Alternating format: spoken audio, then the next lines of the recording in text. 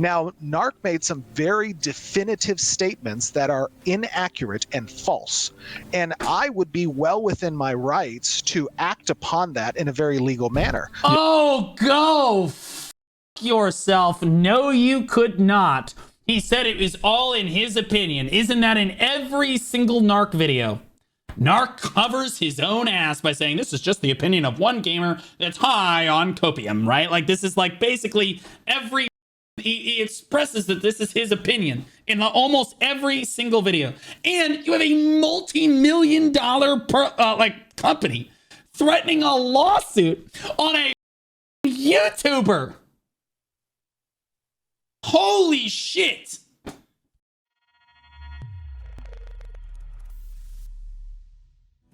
I have been waiting forever to watch this video. At 3 Hour Asmon React, I watched a little bit of Asmon's response to, there was a second video. I thought it was different, but it's actually just this video again. And then it's Stephen J. Sharif. So I haven't even heard that entire thing. We will watch Narc's video, and then we will put on Steven's response to Narc's video via Asmon Gold. Is that fair? Like, TLDR? So Narc, I can't do a TLDR. I don't even know what the this shit's about yet. My understanding is that Narc is leaving Ashes of Creation. This is Ashes of Creation's largest content creator. This would be like if me or Choice said, this is my last video for Black Desert. Note, you're not allowed to use that as thumbnail bait. You're not allowed to use that as clickbait for the first party that we will lose subscribers. That being said, this is kind of the same gravity, but he's been making Ashes of Creation content on YouTube longer than I have been making BDO content on YouTube, to put this in perspective. Okay, this guy has been literally making content for a game that hasn't even been released yet. He makes like 1 or 2 videos every single day for a game that isn't even out yet. Okay, and he's finally said, this will be my last video for Ashes of Creation, or Ashes of Never Being Created, as I like to call it. So I make this video with quite a heavy heart, and it's not one that I thought I'd ever make. It seems my time covering Ashes of Creation has come to an end, and from this point onwards, I will be distancing myself from the alpha, its community, and the developers. I'm sure there... I hate this game. It's because Ashes of Creation sucks.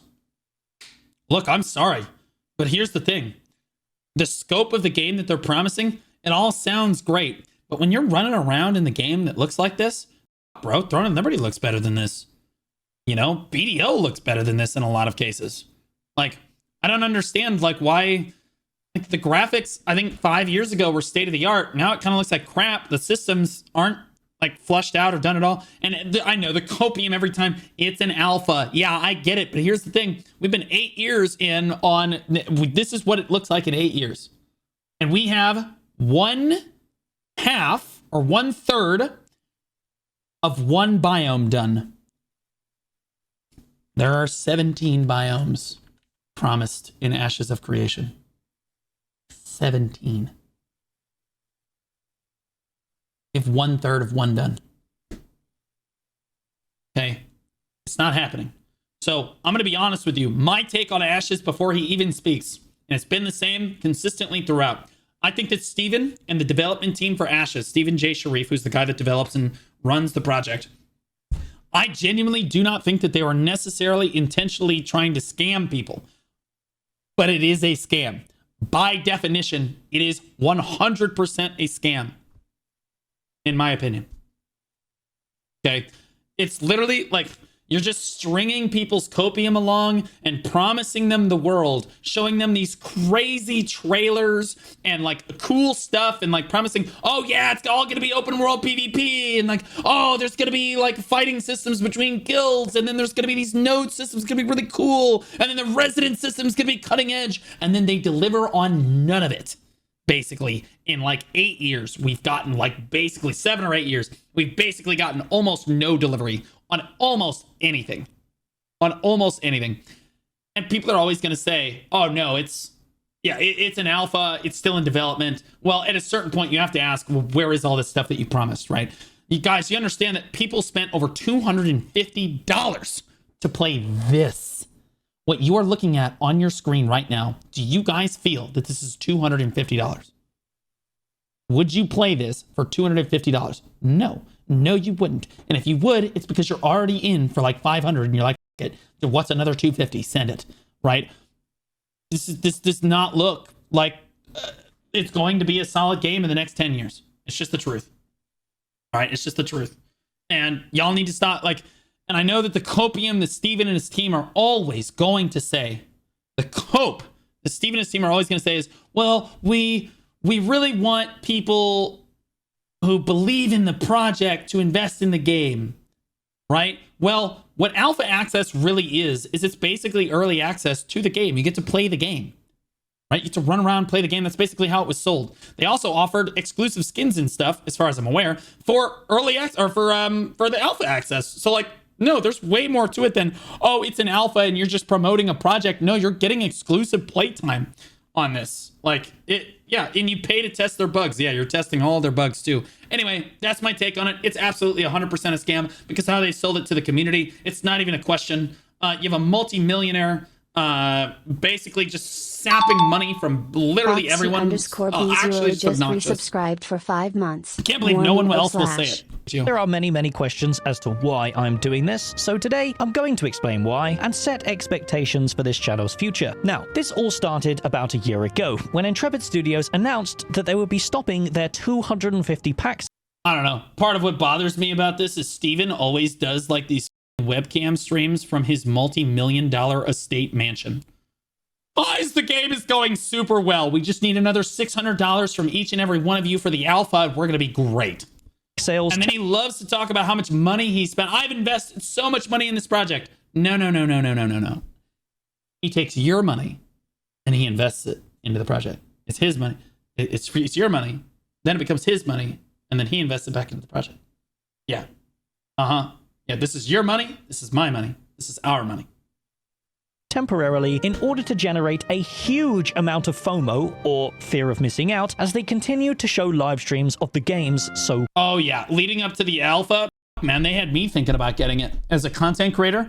I mean, dude, they were like, it's all FOMO. They're all trying to get you, oh, you're not going to be able to participate in the alpha. You're going to miss out on this big opportunity. It's going to be super fun, right? That's the way they sold it. So you can't really tell me that like, oh, you're not missing anything when you don't play the alpha. Called development. I knew back then that miscommunication or straight up lies were being utilized in order to hide the truth. I've seen it before. What's he gonna do next? What's he gonna do? Is he gonna stop selling Alpha 2 keys and then reintroduce Alpha 2 keys again 2 months before the Alpha 2? He's a prophet. Is that what he's going to do next? Holy shit, just like he did with Alpha 1. Do you guys remember that? Lo and behold, just as I knew it would, the pack sales came back not only... Bro, the prices on these were insane. It's like $250 to even get access for like a month or two. It's actually just wild. In the form of a much lower price, but it also came in the form of 3 phases, delivering a very underdeveloped... Steven saves many people from depression, including me, and that's why many people believe in Steven's vision and prophecies for the game and the genre. The fact that you're talking about this man as if he's got prophecies and visions makes it sound like he's Jesus Christ, the Lord and Savior. Like, I'm just going to be honest. Dude, if you're struggling with depression, and I mean this sincerely, you need to find help that isn't a multi-millionaire on the internet that is consistently taking your money to play a video game. You should go to a professional. Give your money to someone that is paid to do that job. Okay? Stop paying him. He doesn't need your money. He's a 55, like he's got hundreds of millions of dollars. He doesn't need that money. Read the name, bro. Oh, I get it. No, I know. He's an Ashes of Creation cultist. But like, sincerely. Alpha release that had been promised to us these last 4 years under the There's no way. Steven saves many people from depression. You said, I got you. And you told him to play Black Desert Online.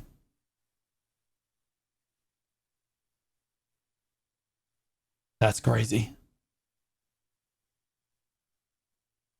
I'll be honest with you. I heavily invested into BDO because I was struggling with depression a long time ago. It pulled me out of depression. It helped me cope with it all. So to be honest, he's not wrong. Price of $250. Leading into this, I had very little interaction with Stephen J. Sharif because I have no interest in actually talking to the man. This is why I didn't do interviews or accept any behind-the-scenes information, because I simply do not care. My priority is making... I think that's bullshit. But I think that his relationship with Stephen J. Sharif is a lot like my relationship with Perlibus. Perlibus watches basically all of my videos, but I'm not a partner. Narc, likewise, is not a partner or associated with the game in any official capacity at all. It doesn't have a referral code or anything that they offered him, whatever. Doesn't have any of that, right? But he kind of gives his own, like, black sheep, unbiased take on the game. That's why people love Narc. I just want to point out, he chose not to be associated with the game. He's the largest content creator in Ashes of Creation. There's a reason. There's a pattern here. Okay, people like the unbiased take. People love that.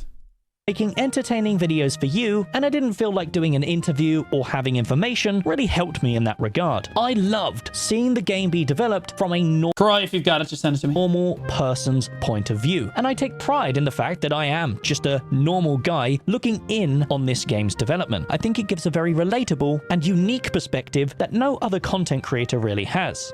I don't think that he's a normal guy, but I think that, like, it's as normal as you can get, right? No normal guy knows as much as he knows about Ashes of Creation, right? He's got a lot of knowledge about the game, right? But he gives kind of like that mid take where you're just like, you're trying to look at it as like a third party, which he's right about. My priority is making entertaining videos in a way that I find funny, poking at the state of the game and how much of a potential scam it could be. This has been a very successful format because it plays on the irony of a project that is charging $250 but has full control over the narrative, despite how ridiculous everything seems, showing amazing showcases that completely blew our minds. That was my problem with it from like the get-go, dude. They're showing like the snails in the desert and shit, and then that one residence where they're hopping in on the bunnies. I was like, whoa, no weighing! Like the whole time I was like, this is gonna be so cool, it's gonna be amazing. I can see how people invested in the project from there, but I'm gonna be honest with you, I haven't seen them deliver on any of that stuff. Like, bro, are there snails in the alpha? Does anyone know? Did anyone buy the alpha in here? Like, are there actual, like, the snails that you can run around on? So there are. Okay, all right, that's good. So they are delivering on some of it, at least, right? What about the residences and stuff? Did they deliver it on the residence stuff? Like, are there seasons? I suppose that the seasons are in.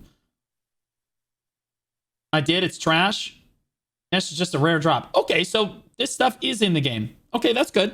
That's good. See, again, I don't know as much as Narc does about the game. But, like, I will say that the things that got me really excited about Ashes were, like, those showcases. You know what I mean? Also, the Caravan showcase, that was really cool, too.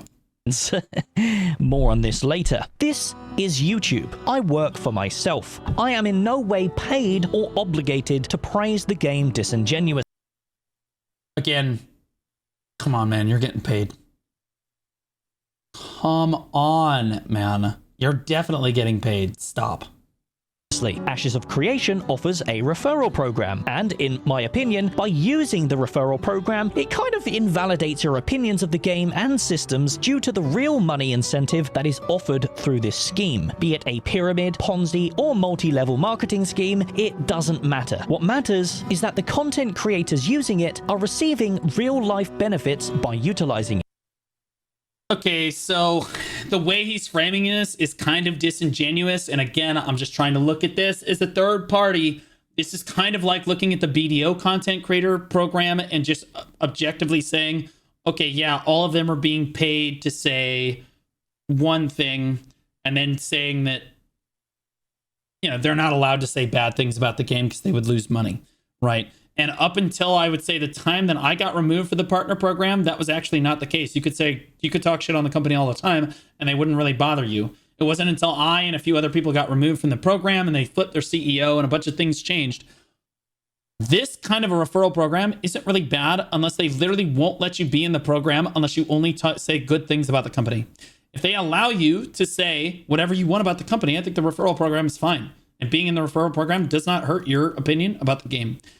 I would have said the same thing about the BDO partner program, but now you'll notice no BDO partners are really allowed to talk very much shit about the game. Ain't no way, right? Like, because like all the people that did, removed, gone. Now it's more of a, yes man program. But like most of those creators don't want to talk shit about the game anyway, right? But yeah, there's also the incentive that you're a content creator. You want people to play the game, right? Which means you should encourage people to play the game, which means having a positive perspective about the game, if you're being paid by the company or you're being paid by your audience, is going to be advantageous for you. They profit off your $250, so of course they are going to bend the truth to incentivize you to buy in, which leads me into the current state of things. Personally, I don't think Phase 1 was in an acceptable state to test the game. It was sold to us as a networking test, yet now that the Phase 2 has launched, no networking strides have been made and their so-called dynamic gridding still isn't implemented despite being told. I think that that's a little unfair. And again, this is someone that thinks that Ashes of Creation is a scam. I think that how could you possibly know as an outsider looking in who doesn't have any personal ties to the company, unless they told you, which means what you said earlier was a lie, that they haven't done any networking, right? Like they could be doing networking. They just haven't said anything about it. Now, Ashes of Creation's dev team is noteworthy for their transparency in what they're doing. So like, normally, if they did do something, they would say that. But to give them the benefit of the doubt here, which I probably shouldn't do, they could absolutely have been working on networking. You have no idea. I also think that releasing it in Phase 1, Phase 2, Phase 3, whatever, the game was in an acceptable state for an alpha because an alpha is like, it's not supposed to be a playable game. It's fine. You're lucky to be able to load in. Told on multiple occasions it's that being said, it shouldn't have been paid alpha. That's a scam. Coming. Initially, we were told it already exists. Right now, dynamic gridding is in place. Right now, what we are doing is we are optimizing, fixing performance around that. And the current goal, which is on target, is that dynamic gridding will be online by the start of Alpha 2. Then we... Yeah, so that didn't happen. Okay, so yeah, he right about that. I don't think that dynamic gridding is in the game yet, as far as I'm aware. And they're in like Phase 2 of Alpha 2 right now. So that was a lie. But I don't really believe anything that comes out of Steven's mouth anymore because, again, as chat just said, he's a god-tier spin doctor. So true. He literally spin any story the way that he needs to spin it he needs people to give him the benefit of the doubt. But you'll find a lot of the times in this guy's arguments, if you take away the benefit of the doubt, it's a scam. If you just look at the facts and you look at like what they're delivering versus what they have delivered versus what they've talked about delivering in the time frame allotted, it's a scam. Found out that it's coming in late Phase 1, then we're told that it's coming at the launch of Phase 2, yet here we are in Phase 2, and all they've done is delete 5 of their servers and claim they've doubled their server workers. They now claim that they have 6K players per server, yet I find it hard. This looks like shit, man. Like, none of this looks good. Like, you could say that this is an alpha. I'm going to be honest with you. I've played alphas. Normally, when you release an alpha, at least the areas that you're playing in are reasonably close to, like, launch protocol. They're just testing for bugs. They're not like, oh, yeah, we're going to upgrade the graphics or the UI is going to get a complete overhaul or all of the, like, the skill effects are all going to completely change. No. All of that stuff is kind of nailed down. You're not giving feedback on that. You're like, hey, my fireball is doing 3 times as much damage as it should, right? Those kind of bugs. That's what you're looking for, right? The quality of the vid is low. Oh, sweetie pumpkin. All right, let's do it. Ashes of Creation Twitch. Who's playing Ashes right now? I need the category. All right, who's playing right now? Let's take a look at it, huh? Top guy. It's random. This is Saab. Yeah, that just looks like shit, man. Like the UI, the HP bars, they don't look good. I'm sorry. I expect better, like, I expect better UI from Guild Wars 2. Like, it's just that simple. Look at the health bars. The skill effects don't look great either. I'm just saying. Like, it just doesn't look very good. Hard to believe that there are even 6,000 players logged in at But like, you remember that they created this as like around the time WoW was having a lot of issues. They literally brainchilded this, and Steven picked up $50 million, by the way, in crowdfunding from the community to do this project. when WoW was having fell on hard times. And they were like, we're going to make WoW, but it's going to be good. That was what they sold it as. Because the whole 1.2 thousand kilometers squared, or 18. This is done. By the way, this is what they've promised. This is what they've done. 7 or 8 years of production. Wrap your head around that. Biomes are supposed to host 8 to 10,000 players. So how can just one biome have 6,000? Unfortunately, the state of the networking makes the combat, arguably Ashes of Creation's main strength, completely unplayable. That's the strength. Okay. Now that's the strength. And thus causes the test to feel tedious and boring. But it's just an alpha, right? I get that, guys. Trust me, I've been covering this game for 4 years. I'm well... The game isn't even close to release. Get a grip. God, I love people like this. God, I love people like this. How much have they scammed you for so far? Of course it's not close to release. That's all you have. Copium one. This is like arguing with someone that believes the earth was created in 7 days, and every time you give them a fact as if it wasn't, they're like, because God. Okay, well, you can't argue with this person. You can't reason someone out of a situation that they didn't reason themselves into. Aware that it is an alpha. The state of the game is not what I'm concerned about. It is the seemingly deceptive communication that's going on between Intrepid and their testers. This lack of communication isn't just shared by me, but it's shared by everyone in my community and the majority of the other content creators, all of which straight up quit making consistent honestly, my kids, my grandkids might be able to play this. Content, which leads me into the main point. Phase 2 is simply an unsuitable testing environment. Stephen Sharif claims Look at the horse, bro. Look at the horse. 2 is simply an Look at the horse going through the thing. unsuitable testing environment. Stephen Sharif claims that this is a true alpha, yet they present the game in a way that is to be played like it's a launched product. We have to grind. And that's the problem, is like they kind of pitched it as like, hey, this is like, guys, this is your first take at like, look at the game. Look what we've worked on. Right? Oh, this is going to be so cool. It's like the teaser. That's what they've tested. And then you play it, and then everyone's like, wait, this is garbage. They're like, no, it's just an alpha. That's why this is a scam. It's because anytime someone criticizes the project, the copium is, it's an alpha. Right? But just give us more money. For 50 hours to even test anything, which doesn't make sense, and is why testers are dropping How many alpha testers did they get? It had to be like thousands, tens of thousands. like flies, because we already did this and tested it all in phase 1. So why did they wipe us and add no additional systems for us to test? God, to me, look at the that, vassal dude. system or level 4 nodes would be one of the main reasons to wipe the servers. Yet 110,000 keys. So let's say that 110,000 keys times 200, we'll say $200 a player, conservatively. 22 million to play test the alpha. Keep in mind, this is on top of the 55 million that they had originally to make the game. Okay. And the cope will be, oh, well, they're a new studio. They had to set up all this shit. That would be fair, but I would expect more even from a new studio. Again, like 7 people made, what was that? The space game? What was that space game that flew around, almost got game of the year? I'm forgetting the name of that game. And they made that game incredible too. No, not Star Citizen. What the fuck? That shit's a scam out of its mind. No Man's Sky. That's the one. No Man's Sky. How many people worked on No Man's Sky? That was a new studio and everything too. They nailed that shit.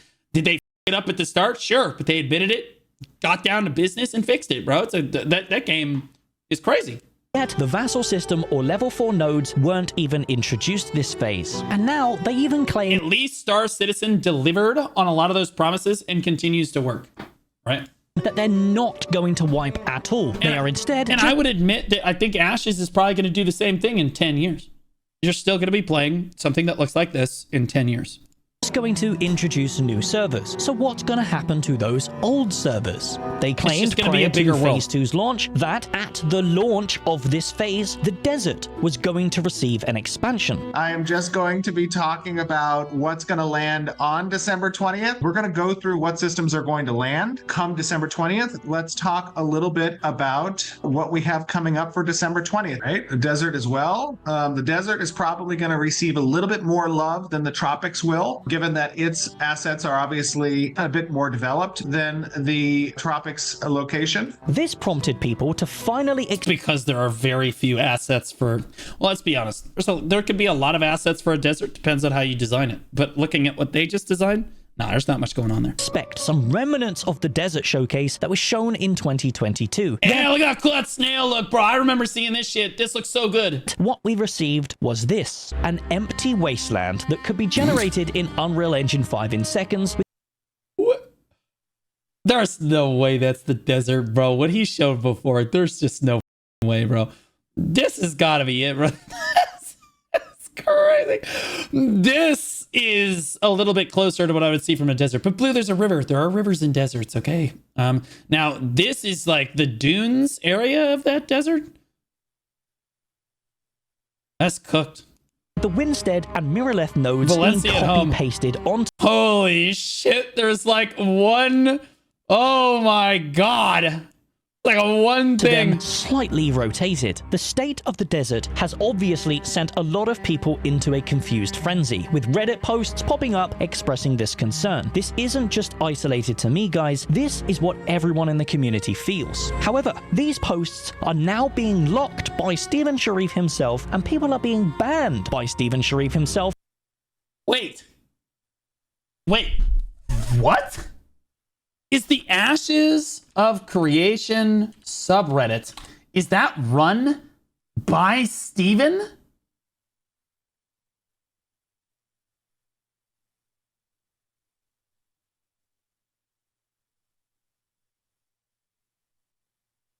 Oh my god.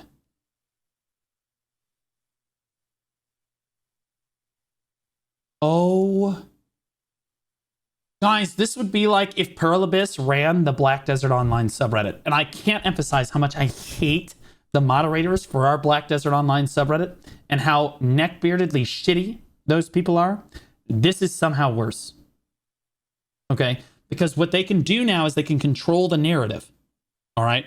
At any point in time, if they don't like your post, they don't like the way you said something, gone, delete it. That means no feedback, no post is allowed to get any sort of traction that the community actually puts forward without Steven's say-so. Now, that's not to say that he's censored everything. There's probably a fair amount of like feedback posts, your opinion of someone who started 3 days ago. Hey, my name is Sprague. It's got a ton of content, blah, blah. Oh, yeah, positive, really positive. Dying at the storage. Hey, this is clearly a bug, right? Yeah, sure, okay. Am I able to build my own homestead? Innocent question, right? The dead horse, it's just a meme, no problem. Again, I don't see any death penalty questions. I don't know, fast travel. I don't see any criticism posts for the most part at all. There's feedback posts, but I don't see any, and I think it discourages. I think it really discourages like negative posts all the time.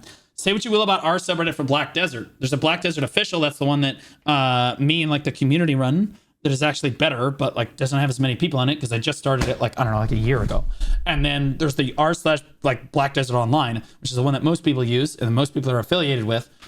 You can actually post negative stuff on there and usually it won't get deleted, right? I don't know, man. I think that this is a huge problem. Huge conflict of interest. To have the company running the subreddit like this is wrong. For simply stating their concerns. There was a when you call out Steven, you get banned. This is why I have a platform for that. Beautifully written post about this, talking about how the project is not the open development that we were promised, and it's Steven's reply to this thread that made me reconsider covering this game. He states that the Desert Showcase in 2022... I love it, bro. He locks it so that no one else can comment, and then comments on the post is crazy. I will have the last say. Thank you.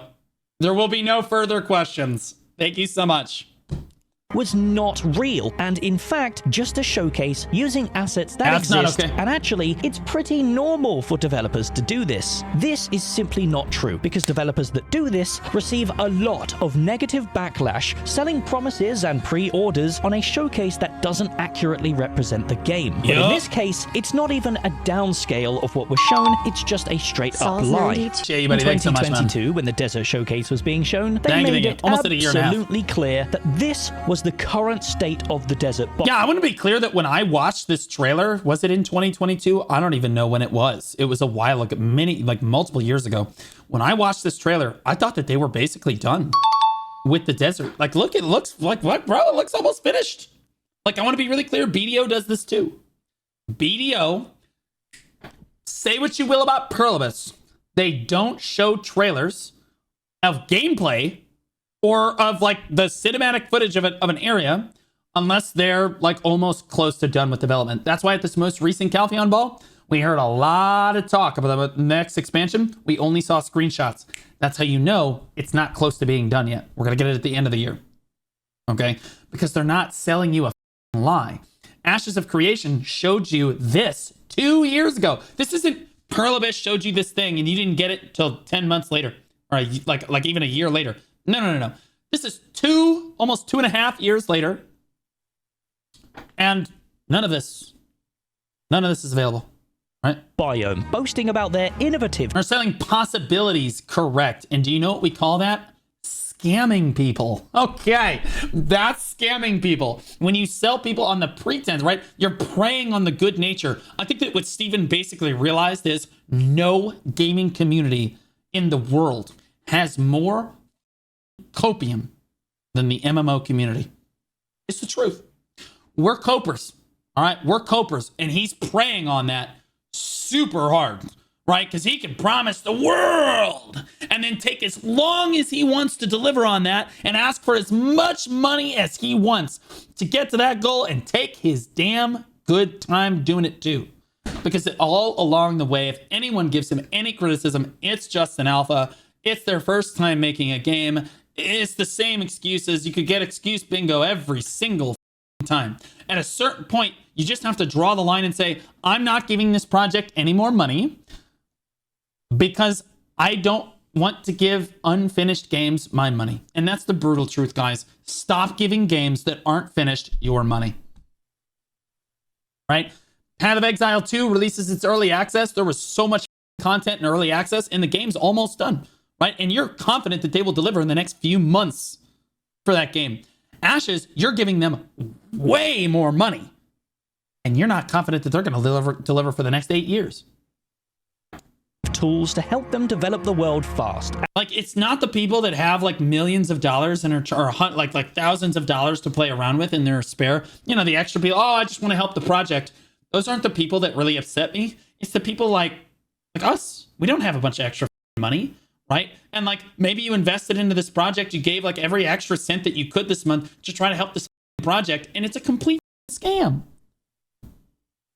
And in no way, shape, or form alluded to this being just a concept. You know, these are some of the foliage that environment's been creating Yo, as look at part that. of what's capable of creating an interesting desert biome. Because many times in the games that probably we've played, the least interesting biome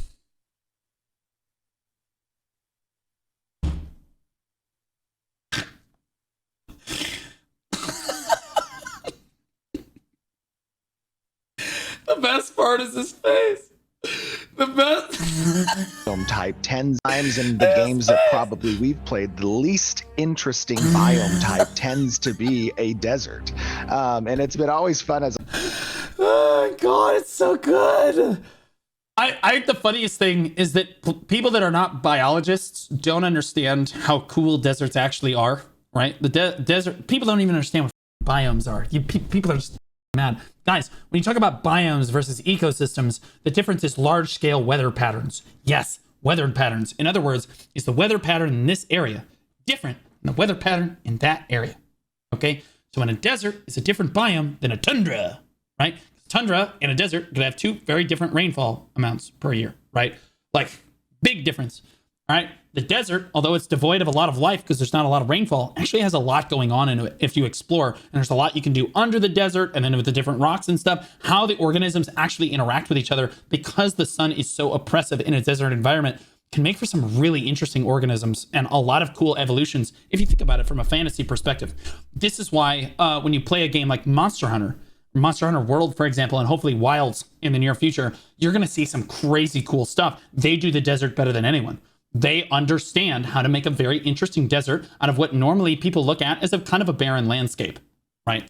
I've experienced in the MMOs I've played is like, you know, what is how do they spruce up a desert? And one of the interesting things you're going to see in Alpha 2 is how the desert also adheres to seasons and has weather and has giant dust storms and clouds within which there are interesting creatures that might not normally be present unless for that particular weather. That's going to be very you can see that in the thing. It's right there. Yeah, it's in the back. Interesting as well. You saw you can't criticize him. It's still an alpha. He's on the edge of the map. Don't worry, that's the cope. He's on the edge of the map. a little bit of the sand tornado capabilities with the dust devil kicking up both in the weather presentation as well as a little bit in the This part was important as I believe it was deliberate to strengthen his claim. Well, I want to be clear. I have not completely sided with Narc in this video, right? But in this particular instance, I think that he is deliberately overselling this. Like, he went to the most barren part of the entire map, obviously, right? Because it helps his argument, right? What Narc is saying is true. They are under-delivering on the desert biome. They're under-delivering in general in the game, basically throughout the game. It's a common theme here. Now, are they under-delivering this much? Probably not. But he does have a point. In Tremors the was fun, yeah. desert reveal, and you also saw some ambient effects that live across the top of those dunes, where you're seeing winds of sand getting blown across in the distance. And you know, here's the key point: graphics don't make a game fun. Systems.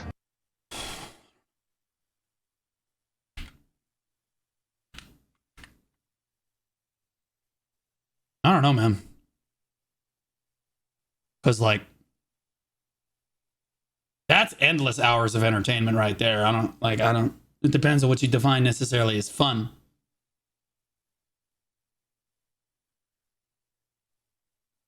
But yeah.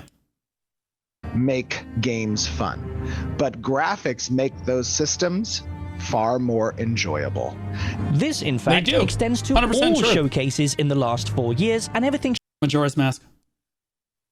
Just saying. shown was not real. The story arcs that showed the world dynamically changing around the Tower of Carfin and Oakenbane Keep, it was not real. The beautiful Wait, really?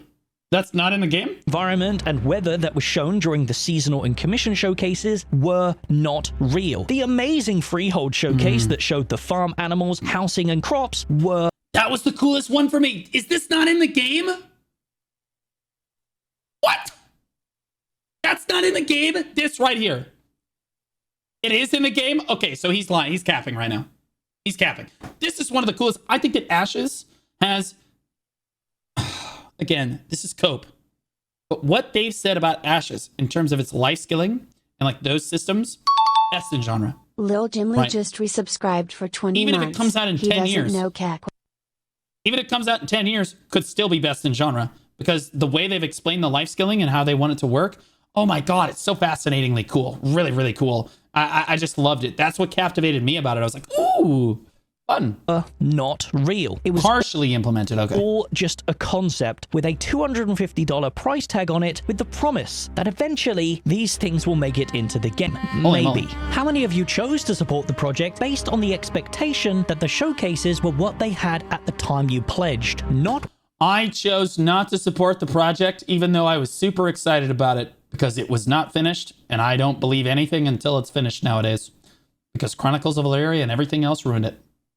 what will come in 6 years? Not a chance. I watched everyone else lose a bunch of money on Star Citizen, lose a bunch of money on Chronicles of Illyria, and every single other Kickstarter project that starts up every video game. And it's just, they all end up being scams. And as good of intentions as Ashes of Creation, or Ashes of Never Being Created, rather, has, it just looks like it's following suit. The difference is they look like they will try to eventually deliver on everything at a glacial pace. That means that the end product of the game, it's going to make it look all outdated, and games will pass it in the meantime, even though it's in production. I think that they sincerely are trying to deliver on everything that they've talked about. It's just really hard because they're a new studio and it takes them fucking forever. But that, again, we don't care about that. We're the consumer. To us, it's a scam.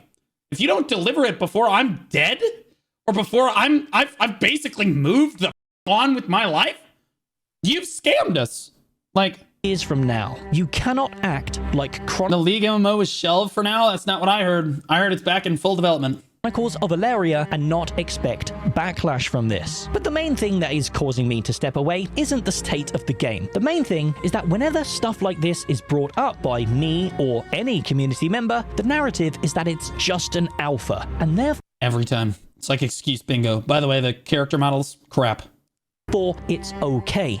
It's not okay. It wasn't okay for all previous Kickstarters to do this, so why is it okay for Ashes of Creation? For Stephen Sharif to sit there on Reddit and call me an uninformed content creator who can't— oh god, yes, dude.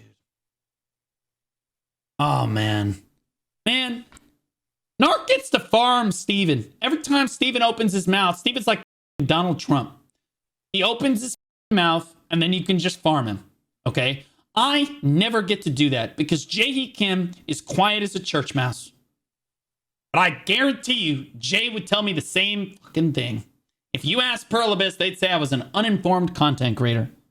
Casts illusions on people's fears and negativities when I've spent the last 4 years of my life doing the opposite is— if you didn't get, if you haven't invested anything, what did you get scammed on? Hope? Oh, no, I want to be clear. If you have not invested any money into this project, you haven't been scammed on anything. We've just been watching. Right? We're farming. We're good. We're the smart ones. It's the people that did invest money on the pretense that this was going to be finished before their grandkids were born. You know what I mean? Like, those are the people getting scammed. Absolutely disconnected. Oh, yeah. To also say that Narc is an uninformed content creator when he pumps out like 2 videos every day for your game, and he has been for the last 2 years, is insane, by the way. From reality. I simply do not accept the bullshit that is Look being how good spewed, this looks. and nor do a very large portion of this community. But for him to also prey on mental health as a way to defame and dismiss these concerns— I will repeat this: for your own mental health, step away. I don't think he's preying on mental health. He's just telling you to stop making content for the game because he's upset with what you have to say about the game. And I'll be honest with you, that's when I double the down, bitch. Well, now I'm not going anywhere because I'm rent-free, pussy. Keep watching the videos, bitch. Narc's stepping away, though, so. whilst locking and banning people who express the same is nothing short of irony. You claim that open development isn't for us, but what I think you mean is that open development isn't for you, Stephen Sharif, because what you're selling is— I think that's kind of unfair. I'm just going to be honest. Like, again, I'm trying to do this as a third party. I agree. Ashes is a scam for the reasons I stated before, in my opinion. That being said, I think that they've been the most open with their development of any production I've ever seen, and that's part of what drags it through the mud. They've been almost too open with their production of the game, and so they release something, and they're like, "What do you guys think?" And then the community gives like 100 different feedback things, and they're like, "Okay, we'll do all these things," and then that takes like 6 months. And they introduce it again. They're like, okay, what do you guys think? And then they're like, oh, here's 100 more things. And then they do it again. And it takes another 6 months. And we're still working on like the left arm of the first character. You can see how this takes forever. You simply can't let the community have stake in literally everything. It means it slows down the development process for the game to a glacially slow pace. And then you end up releasing a game that is outdated before you even have a chance to get off the ground. That's the problem. Is not open development. And people are going to start calling you a scam because if you don't deliver within a reasonable time frame, it is a scam, right? It's funding at any cost, and if anyone questions it, you ban them. So, from the bottom of my heart, I have to apologize to everyone who I convinced to help support this project these last 4 years, because I thought I was being shown the genuine state of the game, not 4 years of Unreal Engine fakery. Now, let's not get this twisted. I mean, look at that, bro. Look at this. I do not think Ashes of Creation is a scam. There is... Oh, Narc, just commit to it. It absolutely. They don't think it's a scam because in their minds, they can take 30 years. Guys, think about it from their perspective. It's not a scam because they can take 30, 40 years to make this project. They can, right? But to you, if they take 30 years to make this project, you could be dead. Okay? Oh, it is a scam, right? Like, double down. Nah, bro, this shit's a scam for sure. Mainly because there's no cap on how long this is going to take. It's always, oh, it's an alpha. We're a new development company. Guys, we're on 1/3 of one biome. We have 16 more to go after this one's finished, and that's just the biomes. We're not talking about the 167 races or whatever that they've promised, that they've only got like 4 of them done for. We're not talking about like all of the other like shit that goes into building an MMO and all the other systems. Crazy. It's just never going to happen. There is a lot of 18, not 17. Sorry, my mistake. Potential here. They've put a ton of work into... Yeah, dude. Hey, guys, I'm starting a new Kickstarter project, guys. I am making an MMO. It's going to be this, but like a little better. Okay. So you guys just front me the $195 million and I will deliver. Eventually. It will get done. Okay, it'll get done. To this game. I had a lot of fun playing Phase 1. However, the fun came from the interactions I had. Now rewind the clock. Guys, look at World of Warcraft. I'm going to make this, but I'm going to make it better. You give me an infinite amount of time with hundreds of millions of dollars, I'm going to make your dream a reality. Get it going. Everybody believes Steven. Why wouldn't they believe me? With players, not the actual game itself. The test itself was actually How quite fucking tedious dog and shit boring. this looks. But if the game continues its development, everything that I've said during those Phase 1 videos still stands. I just can't bring myself to condone the practices that the game is currently engaging in, and I wish the developers at Intrepid the best. For the audience who continue to watch, I advise to take the things that they say from this point onwards with a pinch of salt. What they say isn't what they have or are doing, it is what they intend eventually.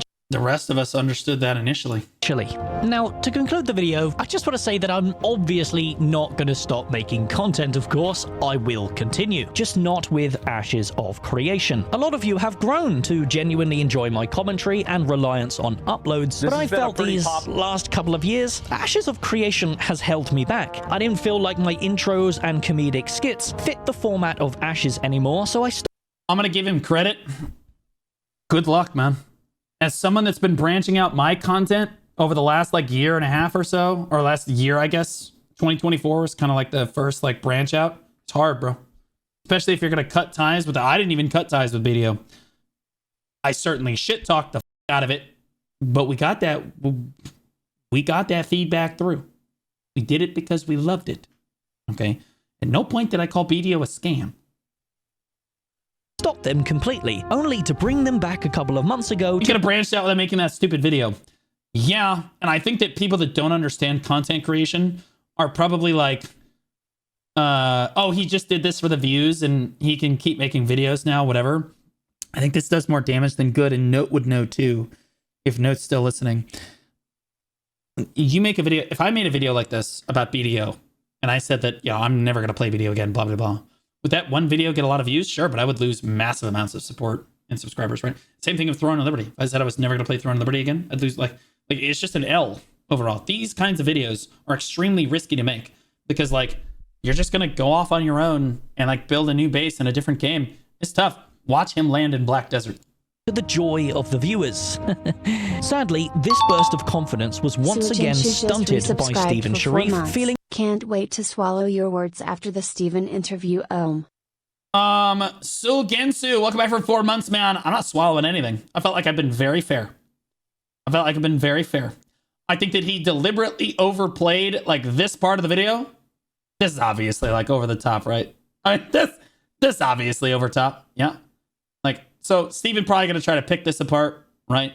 But like, and then like, again, I asked Chad, I was like, is this in the game? It is? Okay, so he's kind of lying here, right? I think I've been pretty fair, right? I think I've been pretty fair throughout the whole video.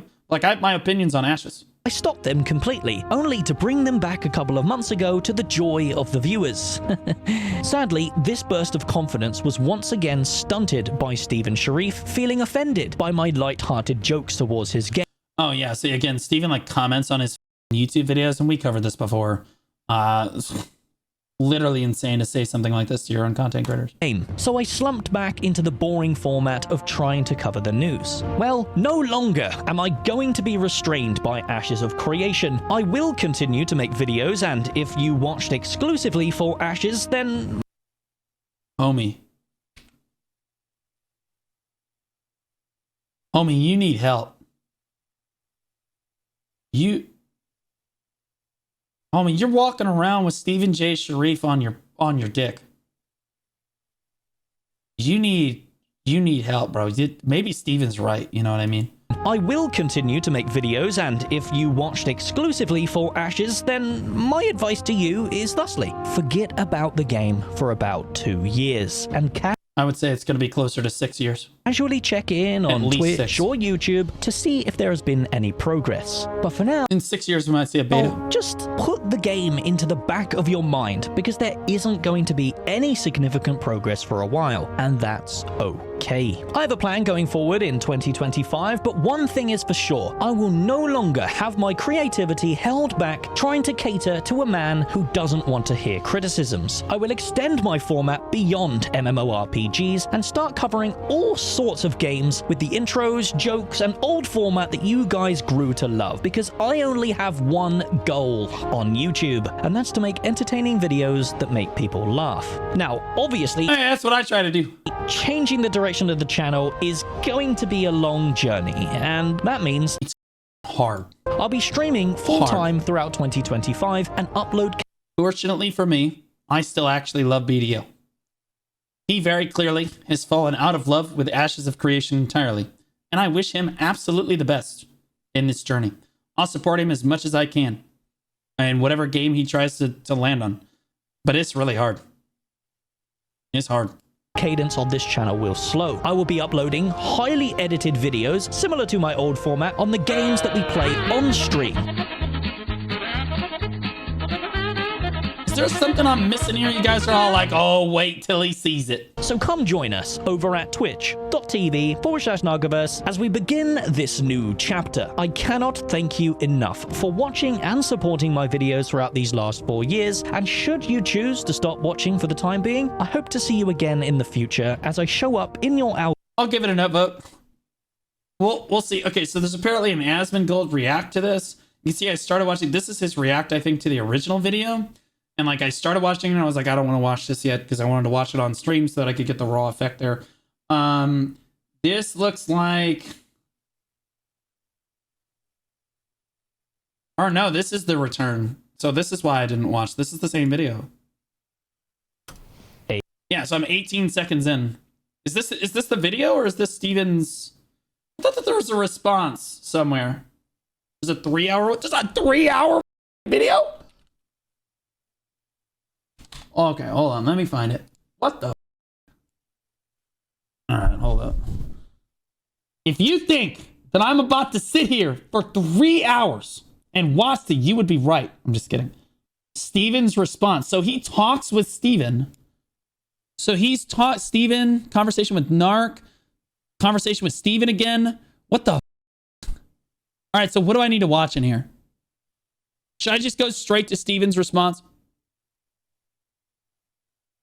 Steven's response. Here we go. I guess it's like a few hours ago, and by I mean the editor's uploaded. If you read the comments in this video, the majority of people in these comments are getting angry. Obviously, like, this is... Of course they are. If you diss on Ashes of Creation, they get really upset. Been a lot of negativity for the game, and so Steven came out and made a response to the video that I made talking about the game. Really? Here we go. I just watched your video reviewing Narcs.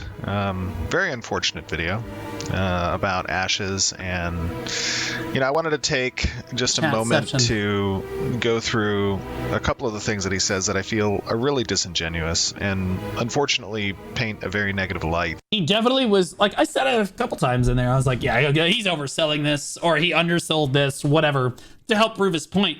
He's speaking the truth a lot. On myself, on the team, on the project. And I think that it's very intentional what he did in his video. Why? And I think it's important to the viewers that they have an opportunity to really inspect and understand what Narc is saying and whether or not it's accurate and true, and whether or not there's... Should I watch this, or should I just go straight to Asmon Gold talking to Steven?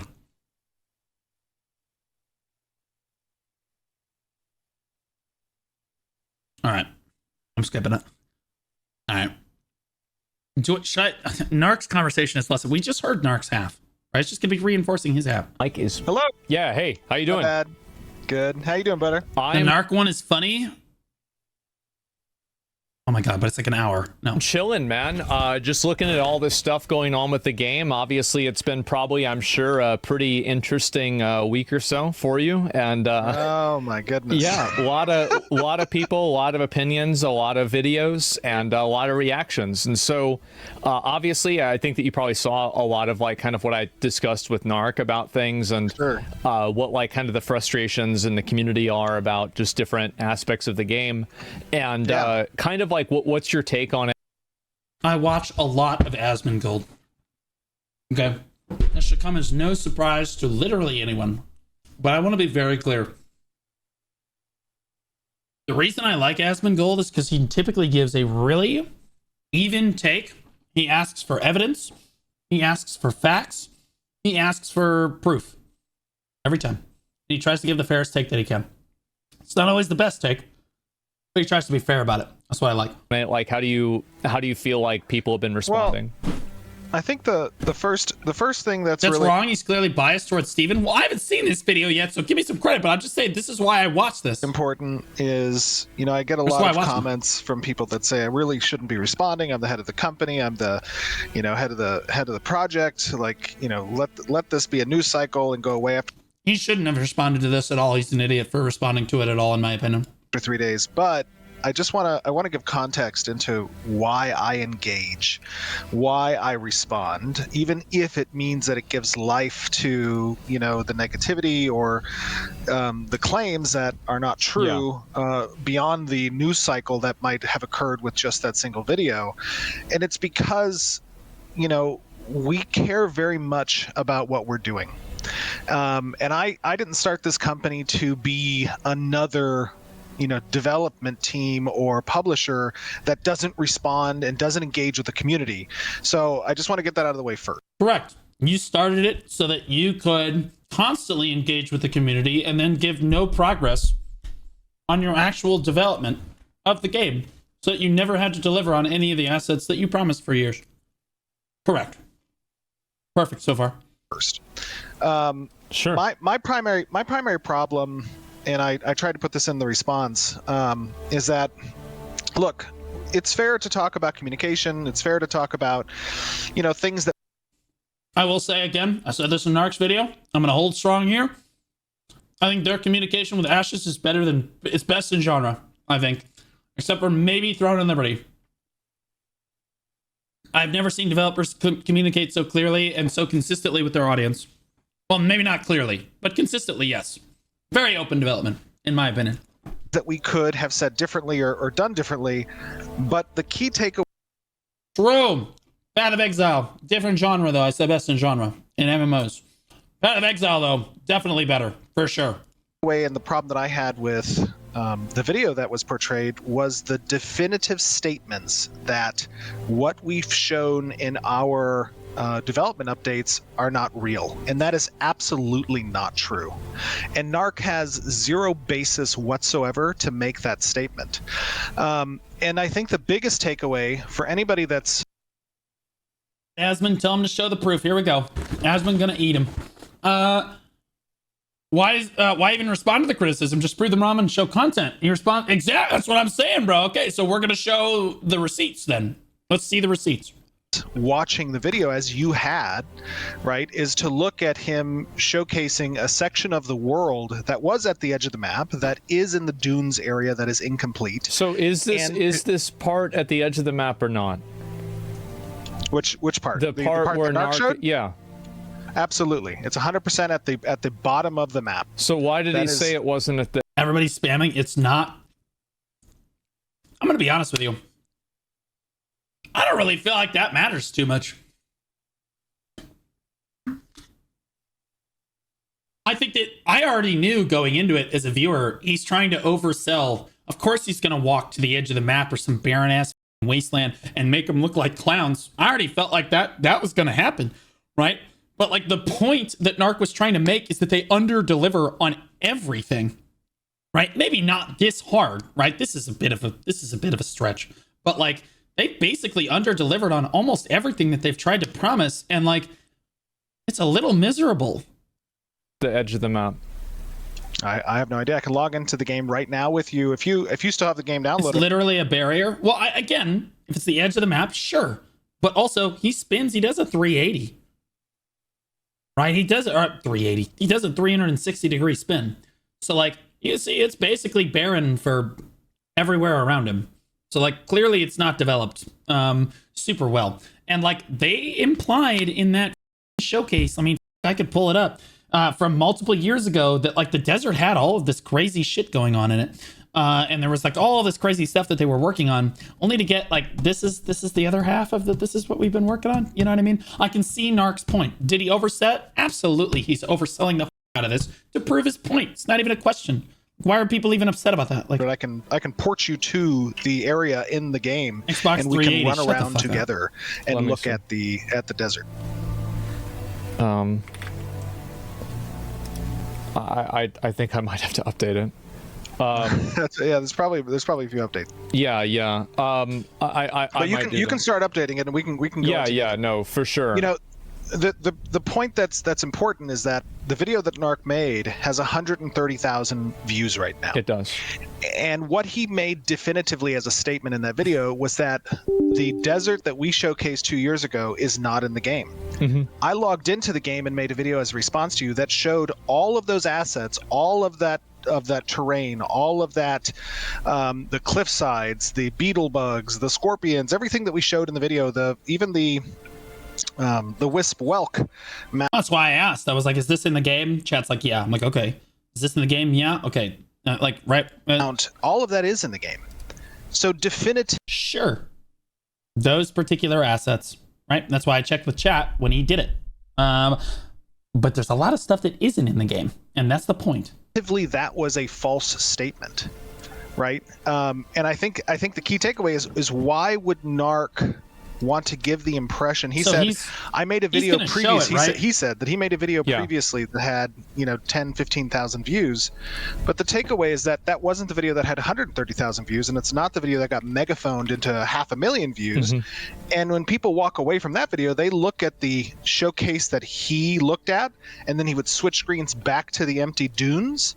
Yeah, see, again, he's absolutely overplaying it, right? That's Narc overplaying it. It's not even a question.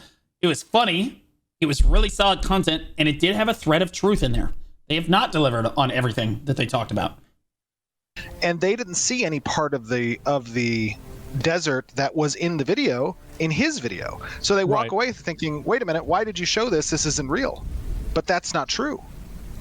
So what Narc said was that basically the part of the desert that was shown, game's finished. Like basically you had promised an expansion to the desert that then didn't happen. The expansion to the desert is going to occur throughout phase 2. Okay. Like phase 2 just started December 20th. We are 15 days in to phase 2. Okay. And during those 15 days, the studio's been on break the entire time. Right, because there's like Christmas and like holidays and everything. Yeah. Lightning was crazy. So there are 5 more months where we have been very clear in all of our development updates that we are going to be continually building the game. Mm-hmm. That is part of what alpha is. We have said that. And that means that territory will expand. It means that the tropics will be expanding, that the Badlands will be. Again, take away the benefit of the doubt from everything that this multi-millionaire says, okay? And look at the facts of the situation. Every single time that you see something that doesn't look up to par in this game, it's always, oh, well, we're going to expand it. We're going to do all this extra stuff. We have the scope for the game is massive. It's an alpha. We're a new development company. All of these, it's like excuse bingo with these people. Like every single time the project meets any sort of criticism, the answer to that criticism is to broaden the scope of the game and make you cope more. It's not to directly address the issue at hand, which is, hey, your UI looks like shit. Hey, the game looks like shit. When is this going to get fixed? Oh, when the game's done, it's just in alpha right now. When the game's done, it's going to look amazing. What, are you going to update the engine again? Maybe, like there's always some ethereal hope response about how it's going to get better in some unallotted amount of time. We have no idea how long it's going to take. It could take 20 years, guys. You would have no idea. Expanding? Yeah, 10 years later, it's an alpha. You can't criticize. This is my point. Like, where's the timeline at here? And this is why they can't technically, I don't think, be sued at all for being a scam, because they didn't put a timeline on any of it. Everyone's just throwing their money at the wall. It's a brilliant scheme. Absolutely brilliant scheme.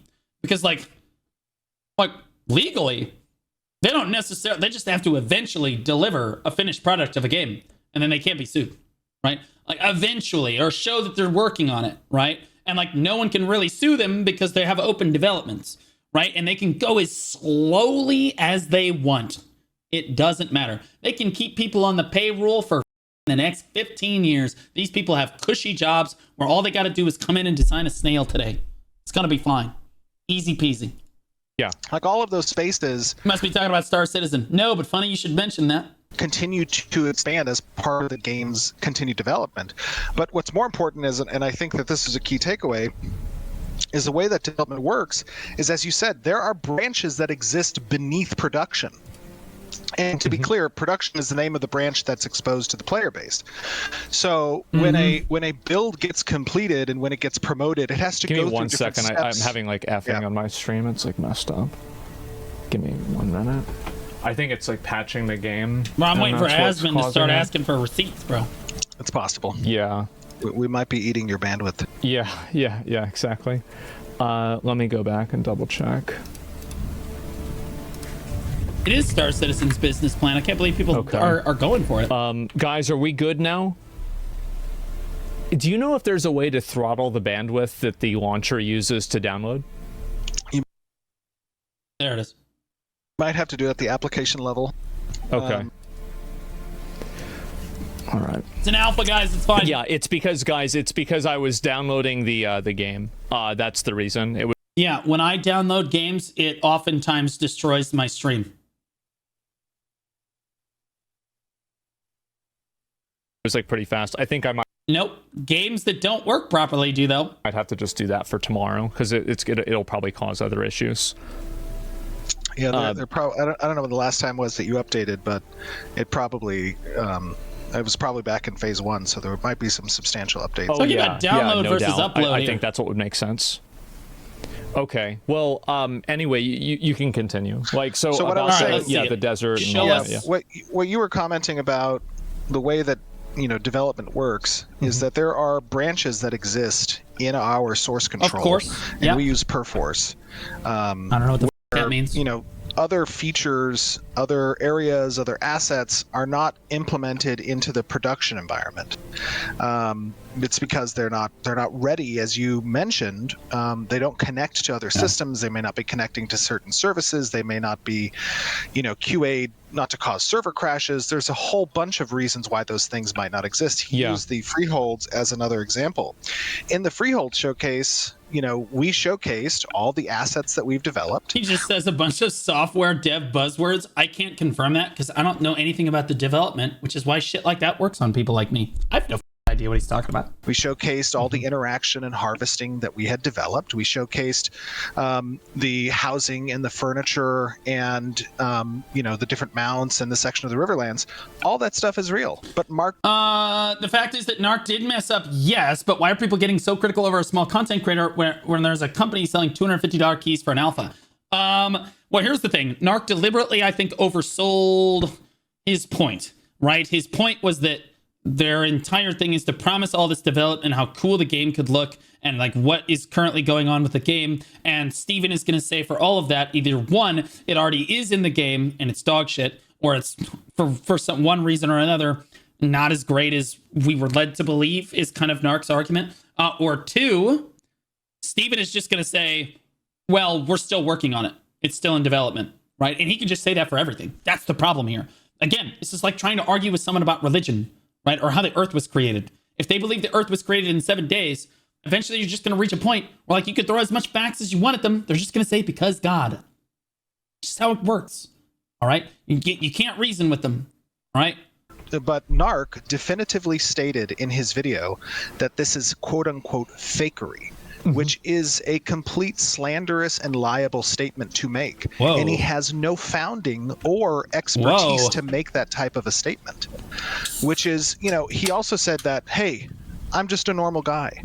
I just want to step away from the game. Well, then by all means, like 100%, I That's what advise Steven that. wants. Like we are not anywhere near complete. Steven doesn't like Narc because Narc actually gives an unbiased take about what the game state is and what's going on with the game. And that hurts his ability to sell copium to everyone. As a development, that is the whole part of this process. And I have said time and time again that like this journey of development is not of interest for everybody. The majority of gamers don't give a shit how...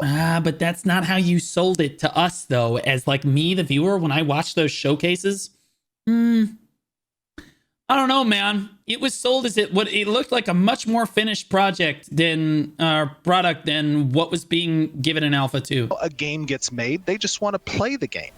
And that makes sense. I understand that. That's totally normal. But we are showing it so that people who do care, which is a minority of gamers, have an opportunity to have a voice in the development of these systems. So what that means is They always said the game is not for everyone. Nope, that's bullshit too. Nope, the game is for everyone in the MMO space. Ask Steven sometime. He's going to say, no, the game's not for everyone. But then you ask him, is it going to be open world PvP? Oh, yeah, there's going to be open world PvP. Well, how are you going to punish people for that? Because I don't like open world PvP. Oh, we're going to have a karma system. Don't worry about it. Okay. Or is there going to be life skills? Oh, yeah, there's going to be tons of life skills. They appeal to every single type of MMO gamer. Okay? Saying that the game is not for everyone is just bullshit. It's bullshit. They're making an MMO whose scope is basically meant to appeal to almost every section of MMO gamers. Okay?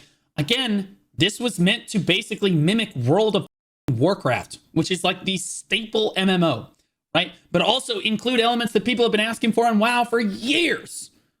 All right? They're trying to hit a massive broad spectrum of people. Do not let him sell it like, oh, the game's not for everyone. If you don't like it, just don't invest. No, because they sell it like the game is basically, oh, it's going to have something for everyone. And appeal to sandbox MMO enjoyers. That's most MMO enjoyers. Like, I would say less and less gamers nowadays, especially in the MMO space, want to have their handheld at every step of the way. Steven states specifically that the development phase is not for everyone. The development phase, sure. But again, when you sell the development phase like this, and it looks like you're close to a finished product, okay?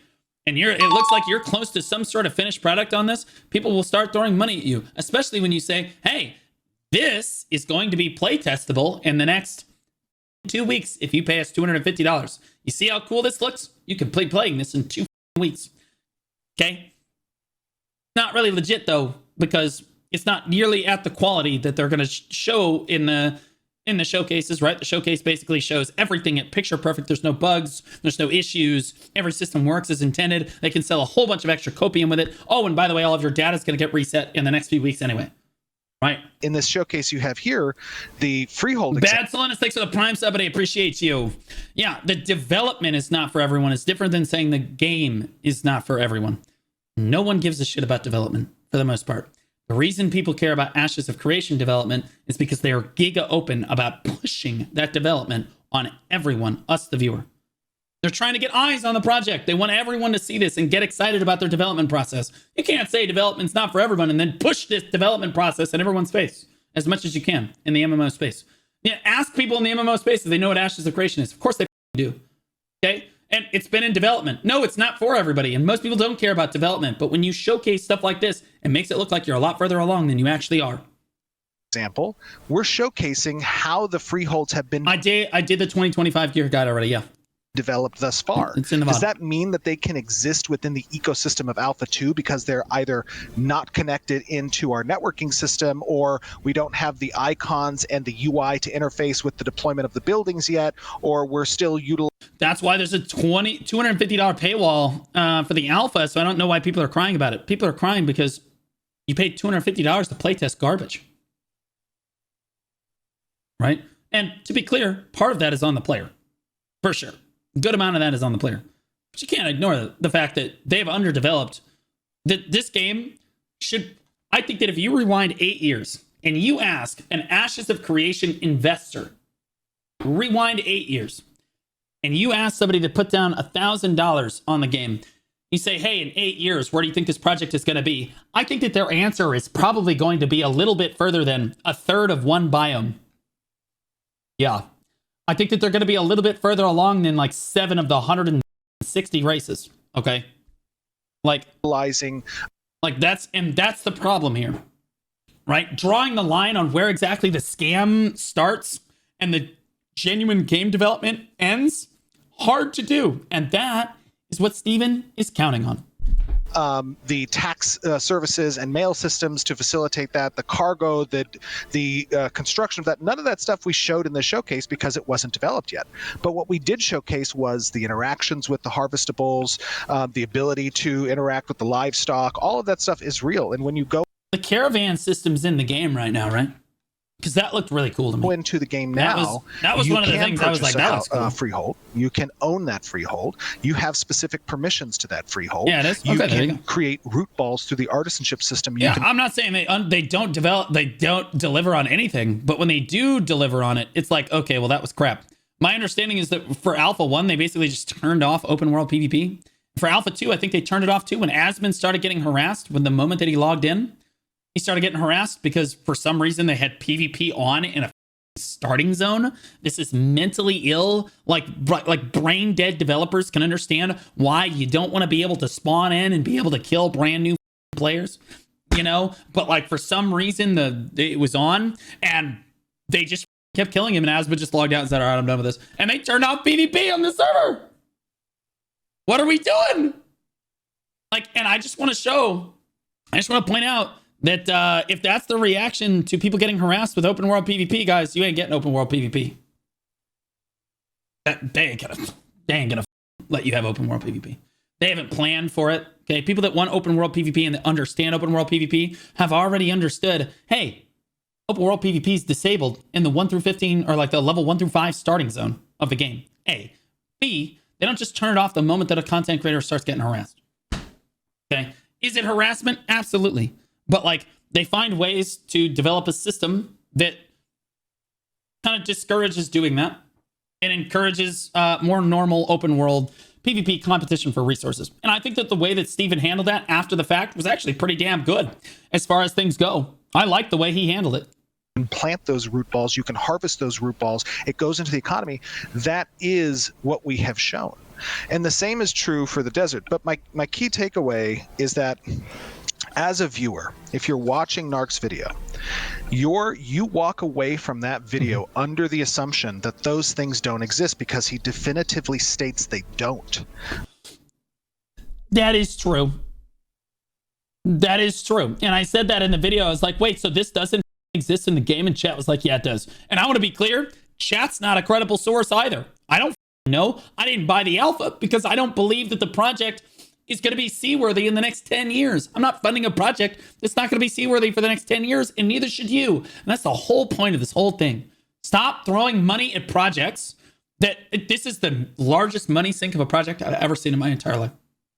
Like, We're like 70 to 80 million dollars deep on this game.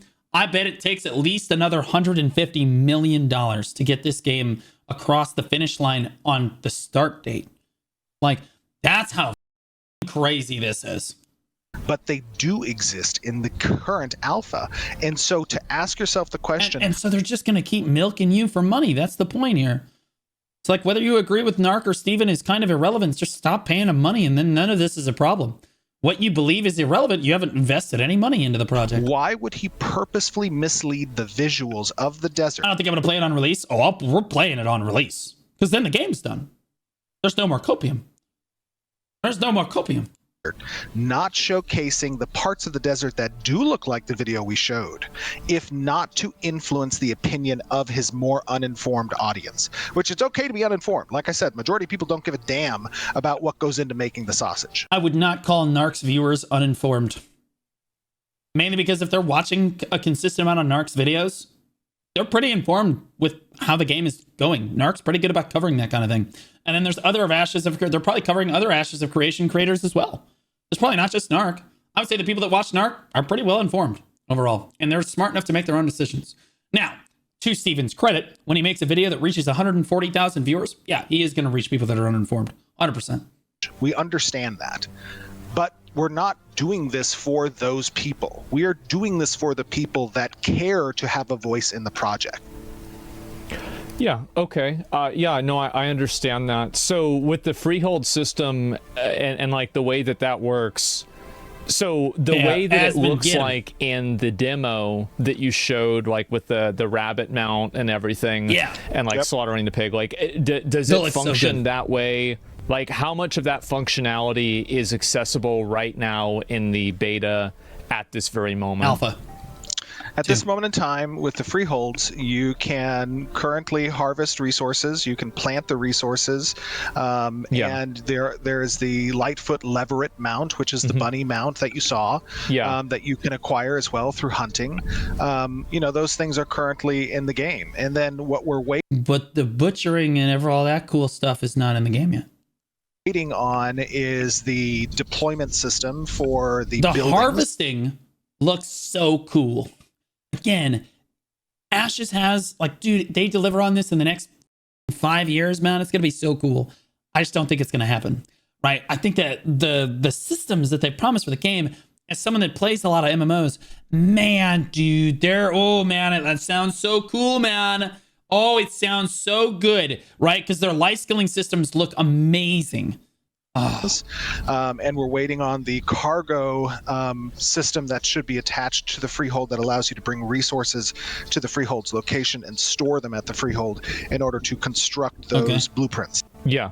All right. So that's still in our development branch. What happens with the alpha accounts? Oh, you completely reset. Everything that you have on the alpha is completely wiped. Do they keep it when the game starts? No, they start all over again. They're going to start all over again in a couple weeks. Every time the alpha new phase rolls out, they have to restart all over again, as far as I'm aware. Which is getting QA tested and some additional code to attach it into the node service, because the freeholds are expected to exist on what's called... Otherwise, it's not alpha, it's early access. Our node service and our zones of influence, because that's how estates are governed. So right now, what we've done to implement the initial freehold system is we've pre-placed certain freeholds throughout the world, so that we can test permissions and we can test the planting and those types of things. And then once we're ready to implement the estates, which means it has to go through our QA branch and then eventually get to staging before it makes it to our Alpha 2 production branch, that is when players will be able to then place freeholds under the estate system. So, okay, but you can't, for example, slaughter the pig or something like that now. For percentage wise, it's probably 20-30% of what was shown that you can do right now in the alpha. There are chickens and there are pigs that you can get if you have a tier 2 upgraded node farming station. Yeah. And then you can place... God, this would be like having play and grind for 50 hours on the global labs to actually get anything tested, bro. I don't even know how people get through this. Those on the freehold currently as you do the trees and the herbs that you can harvest. And so the pig will appear and then you can slaughter it after a period of time. Okay, so you can do that right now inside of the Correct. game in the alpha at this very moment. As long as a node has upgraded to a tier 2 building, yes. Okay. So, all right. I Well, think that's fair. that makes a lot of sense. Yeah, that's and fair. Let's see. Besides that, I feel like there was also the concern about basically the communication for like these different phases and how it works. But actually, you know what? Before I go to that, you were mentioning a development branch. So, What happened to showing where the desert place, where the was that at? Correct. basically. I'm surprised Asmon's not really going in on him more. There is an internal version of the game probably where more of these features are available than the public alpha version of the game. Is this accurate? Well, there are a lot of different branches within our Perforce where we do development, right? We have an engine branch, we have an ICS branch, we have a development branch, we have our QA. Like there's a whole bunch that has these. Basically, there is an internal version of the game probably where more of these features are available than the public alpha version of the game. That's a super leading question for Asmon.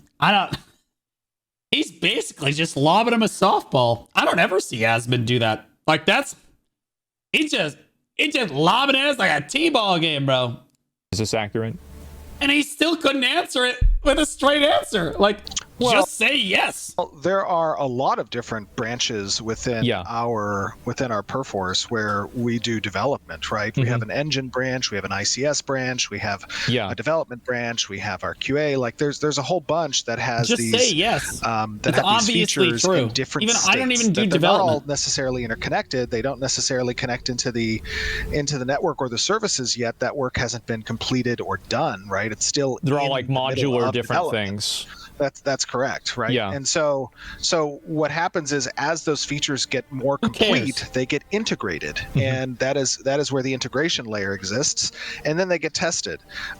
So a great example of this that Narc was talking about is something called our dynamic gridding, which right now our network utilizes a server meshing technology, which is currently in the game. So he says that's not real. It's not going to happen. No, well, he said that it's not currently being worked on. That's what he said. And I said, well, there's no way Narc could possibly know that. Yeah, that's crazy. So if I don't know if, gosh, I wish there was a way for you to log in. Oh, I can actually. He asked this question because in the Narc interview, he asked us the realm exists and it's all BS. Or he says it does not exist and it's BS. You're missing some context. Okay, that's fair. Actually stream and you can watch. I can show you. Let me see if I can do that. Give me 1 second. I'm gonna just spam a bunch so it doesn't show our DMs or anything like that. And let me make sure that that's good. I'm gonna start streaming real quick. And maybe you can just watch me play on a development client on the Alpha 2. Okay. So I can show you, the different server workers. Yeah. All right. Okay, I just started streaming. Okay, well, there you go. Let me make sure that I can look at it. Now we don't have to leak any DMs. We're fine. All right. YouTube. Twitch. Okay. Right. Yeah. Sure. Oh, which channel? Oh, that's a good question. What is my channel? Oh, for sake, where's the? Well, so this is the production environment, which means this is our live Alpha 2. You can see. Okay. So this is the live game. Yeah. This is the live game. Okay. So again, I'm going to go back to Narc's video here. So if part of what Narc is saying is absolutely true.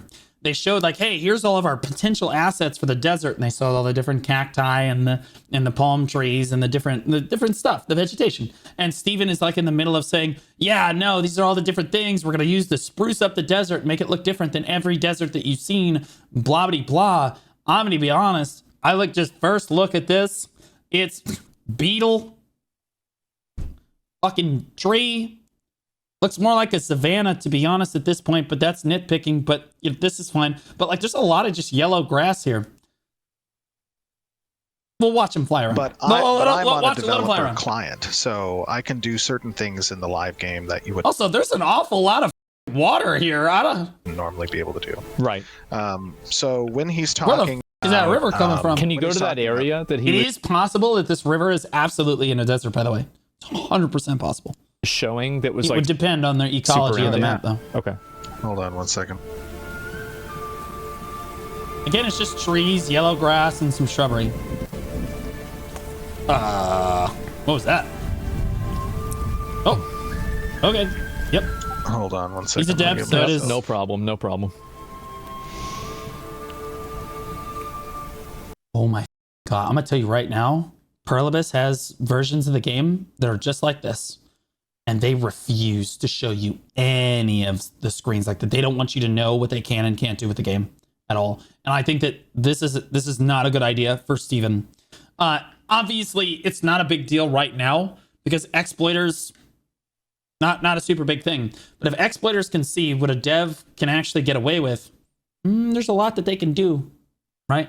It's just like if they know what logs you're tracking, they know how they can exploit the game because you won't be able to detect it, right? That's why Perlibus and a lot of games are very secretive with what logs they're actually keeping on your data because they don't want like the cheaters to know exactly what's being stored or what they're capable of doing in the game. And are these But hey, trees it is what actual it is. assets, or are they just images placed in place of an asset? Well, I think that's part of nomenclature that I think needs to be better understood by people They're pictures. Okay, yeah, so they're who don't develop games, right? Is like when you say, is it an actual asset? Oh, Yeah, yeah, dodged. you're right. That's bad. So, like, can you interact with the trees? So the trees cannot Nope.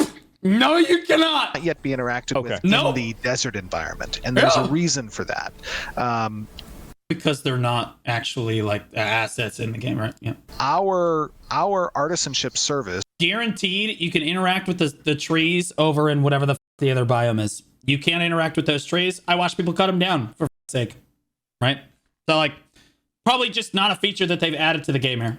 is a On very this side of the map. complicated service. Because they just released the desert. As you may or may not know, we have certain interactables that are mined materials, that are wood, Sure. that are herbalism, whatever. The way that This works looks the is same those we exist saw all throughout 20 the seconds ago, different or 2 areas of minutes the ago. map, and certain types of resources are supposed to spawn in certain areas. And so because of that, each interactable node Sure. that you might see, and let me just show you for a quick I'll just go and show you in 1 second here. Each We're interactable flying. object Dude, better than BDO confirmed. The flying is so cool. is governed by what's called our artisanship service. Really cool mount. And it's a way that you kind of create this dynamic server grid where you pull as many processes off of, This is what I would think a riverbed actually is supposed to look like. create this. Even in a dynamic server desert like this, there's a lot of water right here. There should be a lot of vegetation like this. A lot more green vegetation.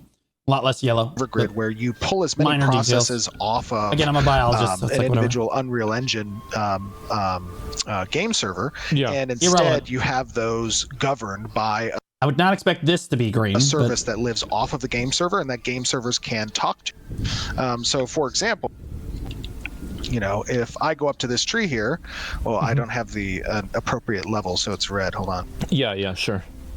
Let me give myself all of the. Yeah, do a little bit of cheating. Yep. I know. Yeah. I'm cheating. Toggle max. So let me go back up to it. So now I can start chopping this tree that I have a certain level. Okay. But this tree Sure. is governed by an not in area the that desert, is right? under our Riverlands artisanship Correct. service. So yeah, because it doesn't look like a desert, right? the trees that are currently in the desert biome can't yet be interacted with because we haven't extended that service into the desert What I said. biome. I see. So there's right? basically and we've let's and say we told players you have and we like told players there's about like a middleman that's like not available, so you can't do the interaction. Is that accurate? that's correct. Okay. That's that's generally correct. So hold on, let me just. Okay, let's Let me go. fly to All the area right, that all Narc's of this talking. is just filler shit. Yeah, Show I us where wanna the see point on the this- map this, is. This that he's part of the talking about. desert here. 1 second.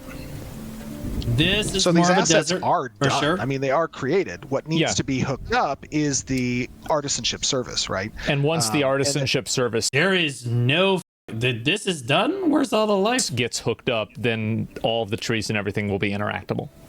Correct. Where's the That's right. NPCs? So as soon as we get to this section here, this I can't even move. Right, yeah. So Like this I am is blocked yep, right here because this area is off of the map. sure.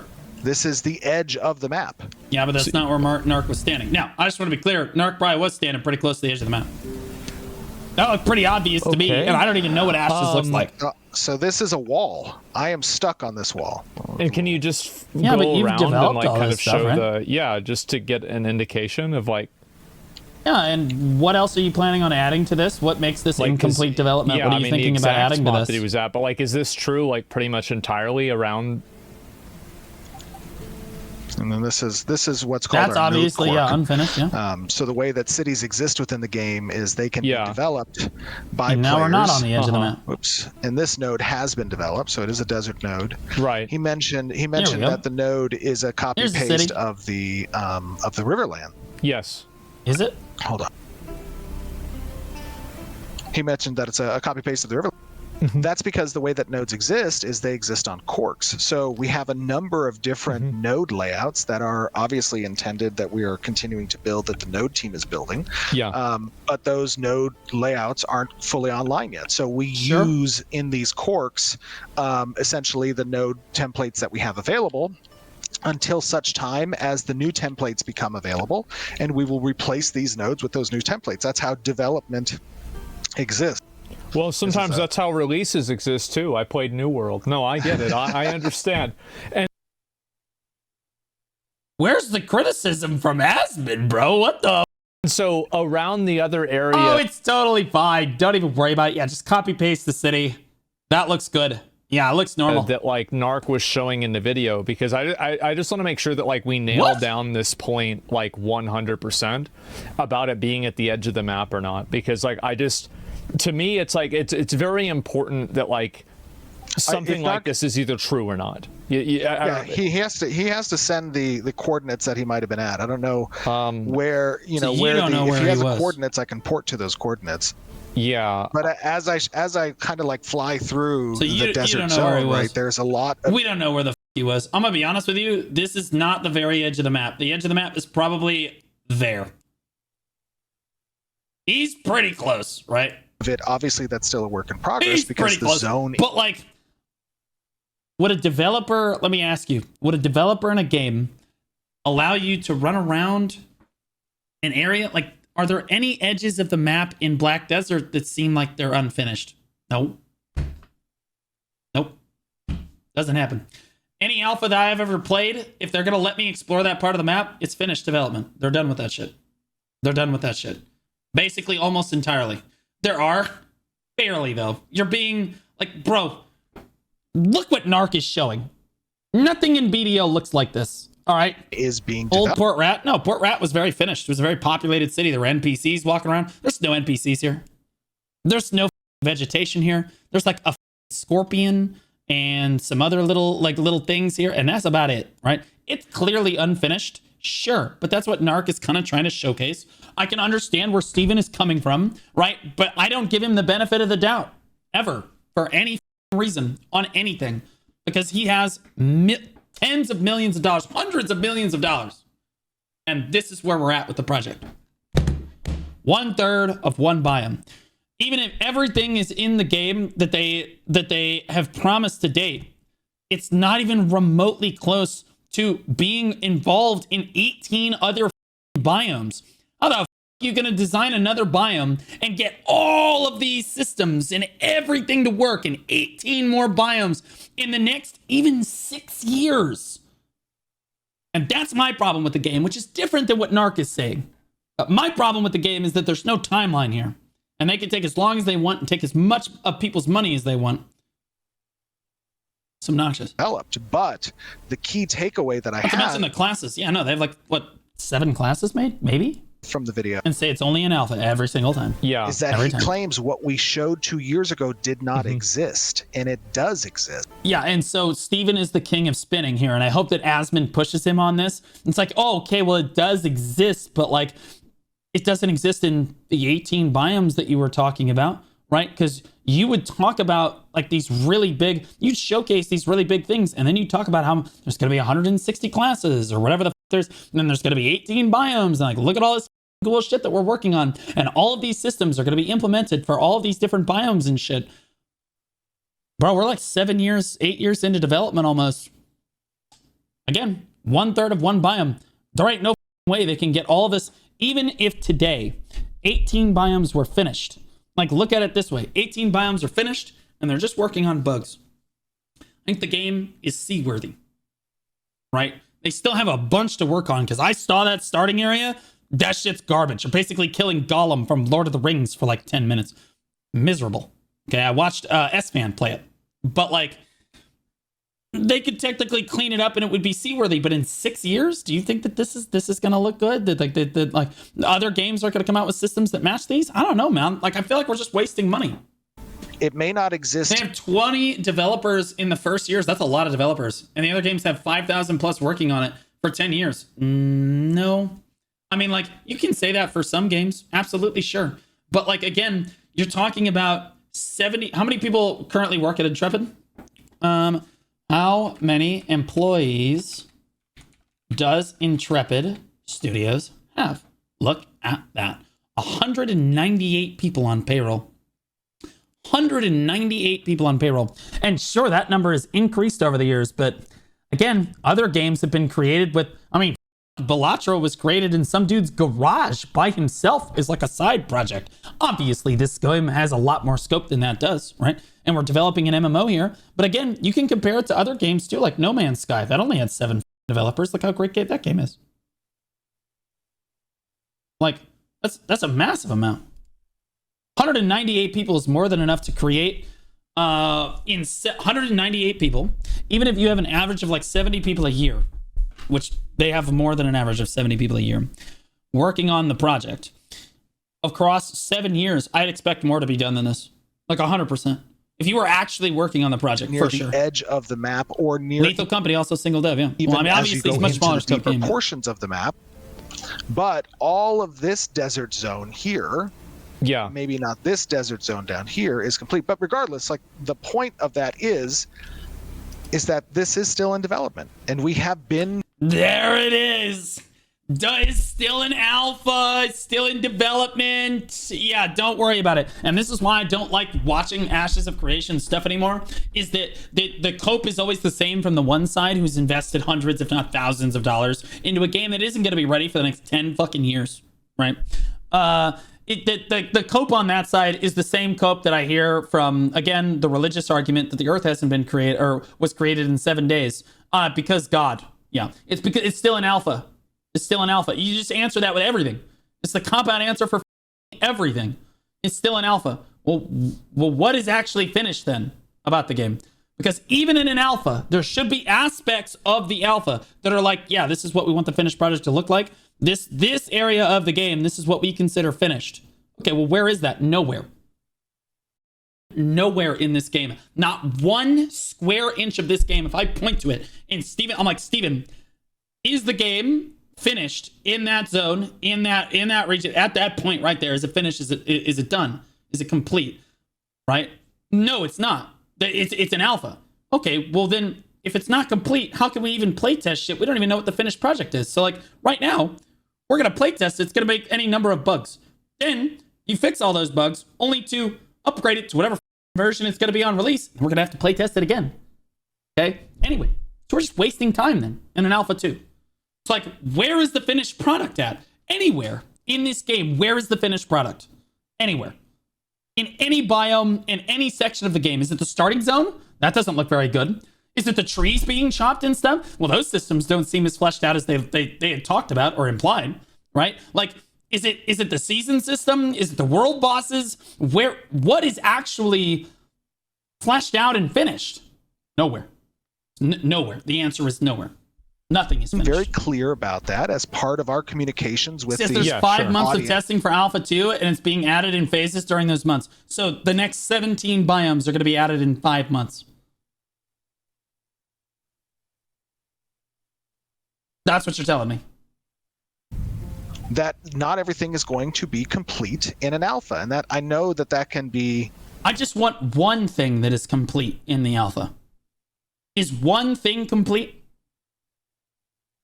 A difficult thing to communicate, to convey, but it is part of our process. It is. This feels like a lot less, guys, because at a certain point in development, you have to look at it objectively, guys.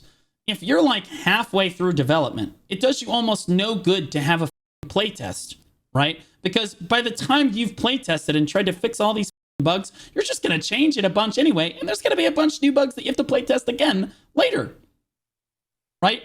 If we really are this early in the alpha, in the development, why are you even opening it up to playtesting? Because you're not really fixing bugs here that actually matter or that could even be in the game in 2 years. What are we talking about? Again, we go back to this. Okay, so it's just money. You just want more money for the project because you could have just asked for that, right? You could have just said, hey, guys, we need another 50 million to make the project float. I'm sorry, it is what it is.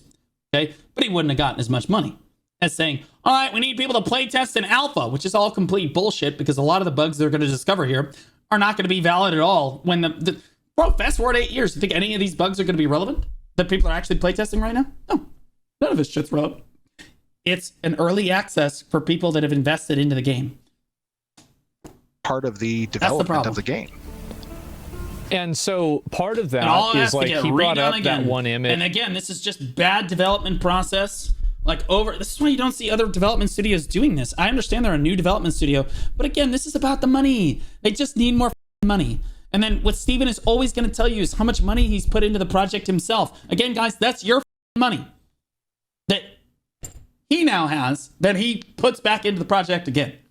Okay? He takes your money. He says, I got paid. And then he puts more money back into the project. Yeah, this is your money. This is my money. Okay? Yeah, I put so much money into it. It just doesn't carry as much weight when you're a hundreds of millionaire. And there was a dungeon, I think, or something like that, where it had like this really big tower. It's weird for people to compare this to MMOs that have been out for years. I wouldn't say that it's fair to necessarily compare it to MMOs that have been out for, well, it actually is. It's 100%. Because theoretically, if a game releases in when did World of Warcraft release? 2004? Okay. World of Warcraft released in 2004. If another game starts its development in 2016, i.e. Ashes of Creation, which I think started in 2016. God, I could be wrong about that too. Who knows at this point? You would expect that the game that was starts development in 2016 and shows its development progress at 2025 looks better than that game that's been out for 20 years. Okay? Not just looks better graphically, has better systems, has better everything. I think it's absolutely fair to compare it. I think it's super fair, right? It's obviously you can't compare there's bugs in the game. That's not a fair comparison. Oh, there's so many bugs in this game. You compare it to BDO, there's no bugs. Well, that's not a fair comparison because it is an alpha, right? But okay, sure, it's not released yet. But if you're comparing the systems, the foundations of the game, absolutely. The graphics of the game too? What are we talking about? I can compare these graphics to Throne and Liberty. Yeah, Throne and Liberty released in 2023 in Korea? Man, those graphics look a lot better than this. It's called an essence geyser. Okay. That being said, if Ashes of Creation dropped with everything that they promised, it would blow the MMO genre. If they somehow deliver on everything within the next 5 years, I'll give them 5 years. Insane. As it is right now, they're on a current development arc of this is going to release at the same time that the Riot Games MMO is going to release. Thereabouts. Which one do you think we're all going to end up playing? The Essence Geyser is a dungeon where certain... Riot MMO got canceled. No, it didn't. It's in full-fledged development right now. They had to go back to the drawing board and restart again. You need to go look up videos. You're out of date. Race that's called the Nagash. Okay. Both probably. I probably would play both too, but then I would gravitate towards one. Probably gonna be the right. Najash are essentially than Josh. The Najash are. I applaud them for taking on such a big project. I do not appreciate that they basically are scamming a lot of the MMO community out of they know they've been playing MMOs for years. So Steven's a smart guy. Guys, you don't end up with hundreds of millions of dollars without understanding things, all right, without being kind of a smart person, unless your daddy gave it to you, right? Now, Steven, he's not a stupid guy, and he's been playing MMOs a long time. So Steven goes to the drawing board. He says, how can I make money off this? What? So every MMO that comes out is hyped until it comes out, and then it completely dies. What if we create an MMO that just never comes out, and we just keep developing it forever and just keep the hype rolling? Every time someone suggests something, we just say, yeah, that's going to be in the game too. And we work on that as slowly as we want. We can even make it open development so that everybody thinks that we're not scamming them. Seems like a pretty good idea. The serpent race. I don't get it. You said houses are missing? I didn't say houses were missing. Snails are missing? I didn't say that. Desert is missing? I didn't say that. You showed us it's not. I don't even play the game, but I'm not sure what you want. You also complain he's overselling it and you want him to undersell it? Are you listening to what I'm saying? I never said any of that. Narc said a lot of this stuff. I didn't say this shit. I even asked, rewind the video, dude. I literally asked. I was like, dude, is this stuff in the game, chat? While we're watching the Narc video, I'm like, yo, is this stuff in the game? Chat's like, yeah. I'm like, okay. Chat, did I not say that during the Narc video? Did I not pause the video and say, is the snail in the game? Is this in the game? Chat said, yes, it is. Yes, I said, okay, so he's lying. I did. You bet your ass I did. Shut the up, loser chatter. Jesus. Which is another development. So the reason why that wasn't, so the reason why that wasn't available to be seen was because the dungeon isn't in the game that exists in? Correct, yeah. Okay. And we didn't show that in the preview either. We just showed the Essence Geyser itself, which is an asset that we created that's the top of the dungeon. And we showed the monsters that go into the dungeon, but those aren't in the game either yet because their dungeon's not in the game. Their animations are... So do you see that? That's kind of a problem, though, if you're showing, guys, look at these super cool dungeon mobs, prelude to the dungeon. Is the dungeon made? No. Is it in the game? No. Is the storyline? No. Complete. You're the mobs, though. Behavior. Some of their behavior trees are complete. Those mobs look so cool. To like, there is a lot of it that's being, worked in progress, and I think that's the biggest, that's the biggest rub. Everything's a work in progress. It is easy. It is easy to look at a development, What's finished? As much as we have communicated, which we have communicated probably, and I'm speaking from a gamer's perspective, more than I have seen any other MMORPG of our size in development. Exactly what I said before. Jesus, you think this shit was pre-washed? I said I think it's kind of best in genre for MMOs. With a following like ours, really good, probably that I've ever seen. Yeah, and I don't know think if they've been really open about the development. RPG in development of our size. That's literally open, really open about the development of the game. I just think that they're almost too open with it because they know that the community will never make up its mind on anything. So they'll start one development path, be like really communicative about that, and the community will be like, no, do this. They'll be like, never mind, okay, we'll do this. Right? It takes them forever to do this. They know how long this shit's gonna take. It's just going to take forever. They can keep it in development forever. Just keep asking for more money. It'll be fine.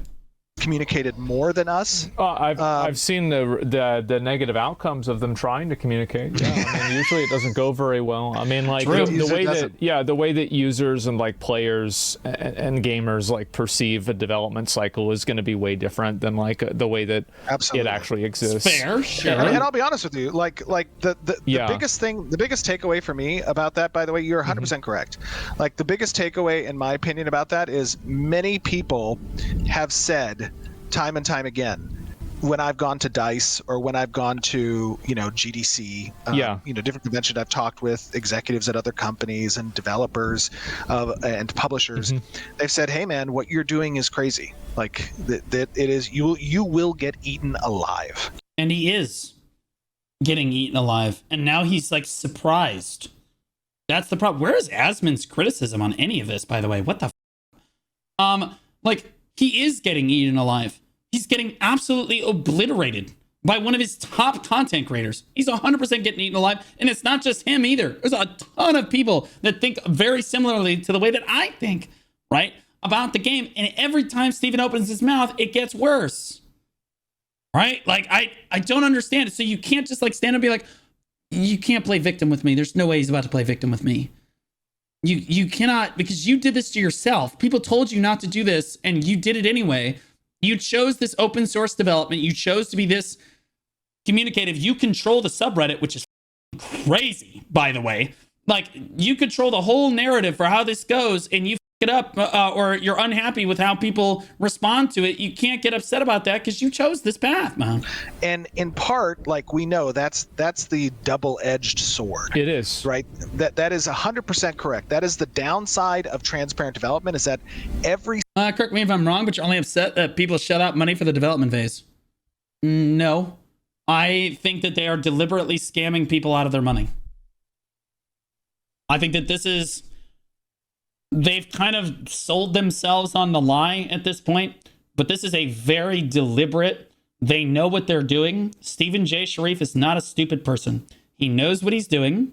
He understands that there's more copium in the MMO player base than any other player base. So he knows that if he develops a game, no matter how shit it looks at any one time, he can just lean on the fact that it's an alpha or it's still in development, right? And then keep promising the world to these people and keep basically promising all the time. And then he knows how little he actually has to deliver on over time and how much room he has to play with on being, oh yeah, it's still in development. Don't worry, we're still working on this super great project. Just give us another $1,000, right?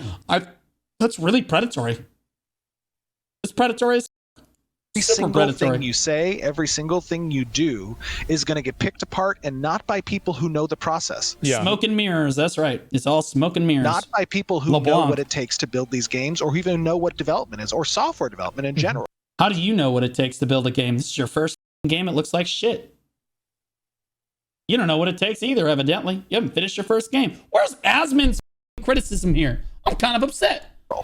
And the best thing that those people can do is they sometimes can sell negativity, because if you look at Narc's videos, and this is not just Narc, by the way, I'm not just trying to pick on Narc. This is something that is true of content creators and influencers in general, right? Is that there is certain types where they want to sell negativity because it sells best. And Narc is a great example, because if you look at his videos where he's praising the game, they have 10,000 views, they have 15,000 views, right? They have something that is not the equivalent. This is, I'm sorry. This is spoken as someone who has very little understanding of content creation and has very little understanding of like what actually garners consistent views over time. Yes, if you make a really negative video about a game, yeah, you're going to get a lot of views on that video, but you'll probably lose subscribers, right? And you gain more hate than you do, you garner more hate than you do loyalty in your viewer base, okay? Making the other videos, making like the nice videos or like the positivity videos, yeah, those are going to garner more support. They're going to garner more subscribers. Ultimately, over time, you will make more money. And every content creator understands this.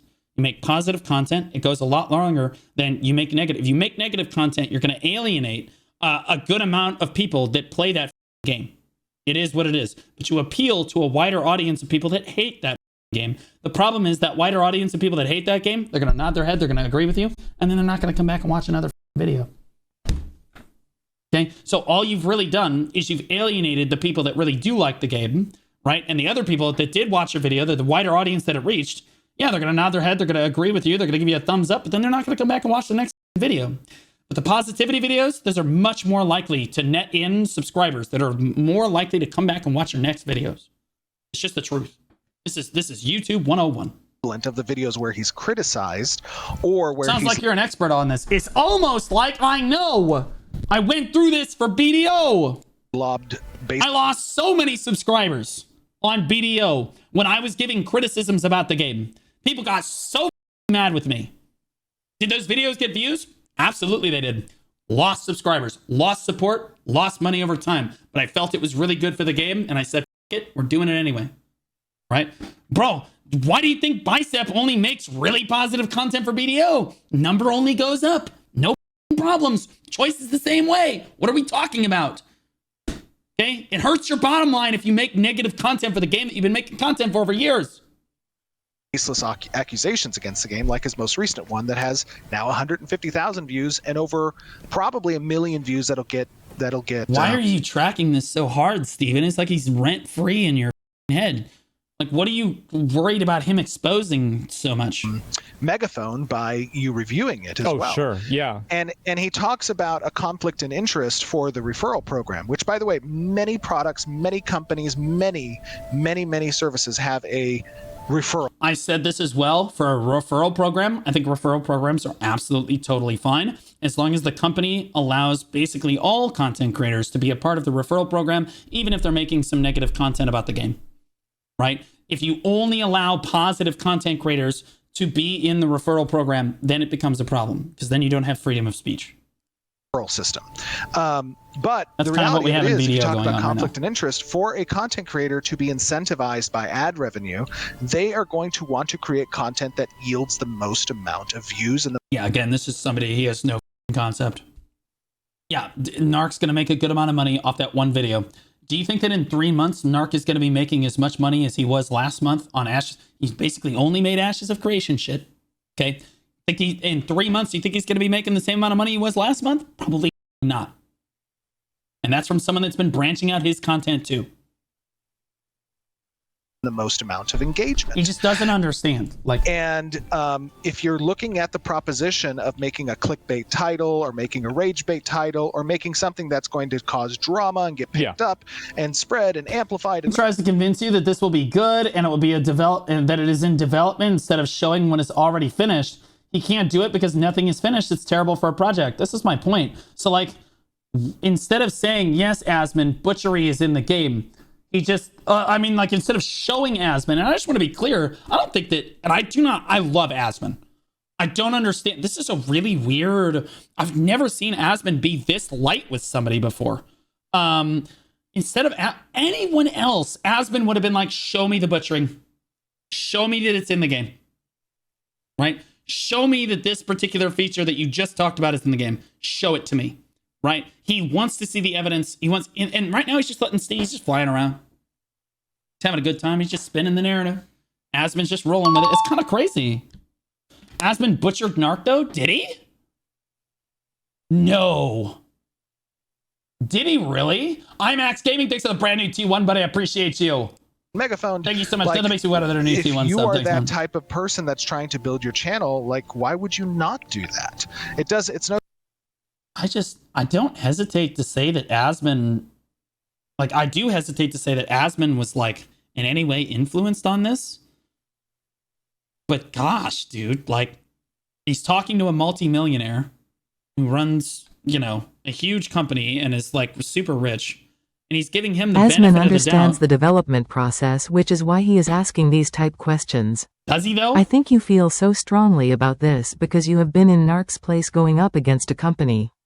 The only difference is that Narc was wrong and deceptive in his stance. Right, I never really said that the BDO was, I wasn't deceptive about it. And that's what I think that a lot of people have problems with. Narc was deceptive. No question. That's not up for debate. I don't give a shit that Steven can't find the exact spot on the map that Narc was standing. Obviously, the standing right on the edge of the world, right? If he's trying to make his point, he's doing it as convincingly as he can be. I understand. That being said, Asmon does understand the development process of a game better than most people, but he understands a lot of concept better than most people, but I've never seen him be this lenient with someone before. I don't know. Do you guys watch a lot of Asmon? I've watched a lot of Asmon. Anytime he brings someone in to interview them, it's evidence this and evidence that and all of this crazy shit, right? Especially for something as big and high profile as this. You just let them go. He just every point he's just oh yeah, and then he asks some sort of leading question that's really easy to answer. No skin off of your back. Baby gloves, yeah. It just seems like the baby gloves are on a little bit. I don't know. Maybe it's just Asmon's he's trying to. You and your honesty deserves a sub. Ty for speaking up for us gamers. Less than 3. Well, I don't know if I don't know. I feel like I just speak in my mind here. I don't know if I'm speaking for anybody but myself here, but I appreciate you, buddy. I really just don't. I don't know, man. I'm not trying to rub Asmon the wrong way here, right? I like Asmon, but also he's definitely got the little kid gloves on for this. There's clearly some sort of relationship between he and Steven that I think he's trying to make sure stays intact, which in fairness, I get it. He wants to be sponsored to play the game. He wants to make money. Steven's a multimillionaire. Like it benefits him to be friends with Steven more than it benefits him to be friends with Narc. Objectively. That being said, I've seen Asmon have some pretty hot takes. He doesn't really care about money all that much. I mean, does he care about making money? Yeah, absolutely. But like, I don't know. I just don't see him take this kind of a stance where he's just like gloves. He's not really throwing punches. He's just asking easy questions and letting Steven talk the whole time. I'd like to see kind of the Narc conversation now to see how forward he was with Narc. Per se, you're not getting kicked out of the game. You can come back after a year and now you have your redemption. Asmon is not a sellout or a social media. I would not go, that's crazy. That's insane. Stop it. Arc all set up and teed off for you, right? It's like, homie didn't even have ads on his channel for like years. Well, it's his second channel. His initial channel did have ads, but like, regardless. Of creation succeeded, a year later. Yeah, I've only done that myself. It's very fair. That's right. That's why I like Asmon. He's a consumer and he's fair. That's why I try to mimic that when I'm doing stuff for my content. That's why I let Nep call me earlier tonight, because I was like, all right, I'm trying to be fair about this. All right, I let him talk. Let him speak his piece. Yes, I'm right. fully. But here's the part that gets missed by a lot of people is that there are actual. Asmon probably has more money than Steven. I doubt that. Steven fronted 55 million. How much is Steven worth? I have no idea. But probably in the hundreds of millions of dollars. Human beings behind the screen that are devoting their 100 hours a week at times to build something where it matters to us very much, the public's reception, the public's perception, and that is why we create these things. And to see. Stop. You can't be like a multimillionaire and try to like garner sympathy from people that make, like, they work at Walmart. Okay. Oh, well, your response, it means a lot to us. And then when you respond in a negative way, it makes us really upset. Stop it. You're wiping your tears with dollar bills. Okay. See someone say something like, they lied to us, it doesn't exist, it's not in the game, when he has no basis for fact there. That is a super He 100% oversold that and deceived people on that. For sure. hurtful, sad. That's why I asked Chat. Well, it's either something that's true or not at the end of the day. Correct. Right? And so, like, if it's in the game, then you can show it in the game. If it's not in the game, then it can't be shown in the game. Correct. Like, and that's why I made that response. Here's the ultimate tell for whether or not Asmon Gold actually believes in Ashes of Creation as a project. Is Asmon invested in this project? Does he have money involved? I don't think he does. I don't know. Does he have any money involved in Ashes of Creation? No. No, convincingly no. I'm going to believe chat. I don't think that he does. But I haven't watched all of his stuff, so I don't know.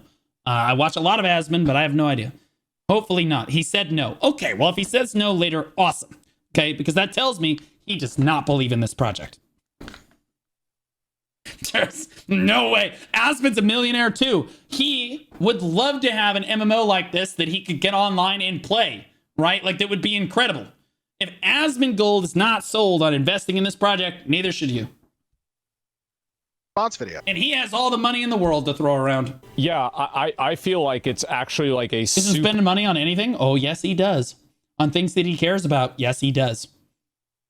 Super simple dynamic. He just doesn't spend money on shit that he doesn't care about, like cleaning his house most of the time, right? And I think that, why like, do you think he has all these businesses? Starforged, OTK. Like, what you think that this guy is just doing nothing with all of his money? You think that it just sits there? I feel like with content, it's not necessarily always. He quit Starforged. He owns the company. He's not involved in the day-to-day. He quit OTK. I'm pretty sure he's still involved with. I think he's still like he still owns Starforged. Pretty sure he still owns Starforged. He just doesn't run any of the day-to-day stuff. He still has shares. There it is. He he did quit because he doesn't want to spend his time working on that shit. Let the other people do that. It's making enough money. Let the other people do that. That's what you do. Step down from leadership, of course. And now he's stepping down from OTK. That was predicted as well. Because now he doesn't have to fucking run it necessarily anymore. The company just makes money for him because he still owns the shares. He's a smart person. He's got Mad Mushroom. True. Mad Mushroom too. something that's negative.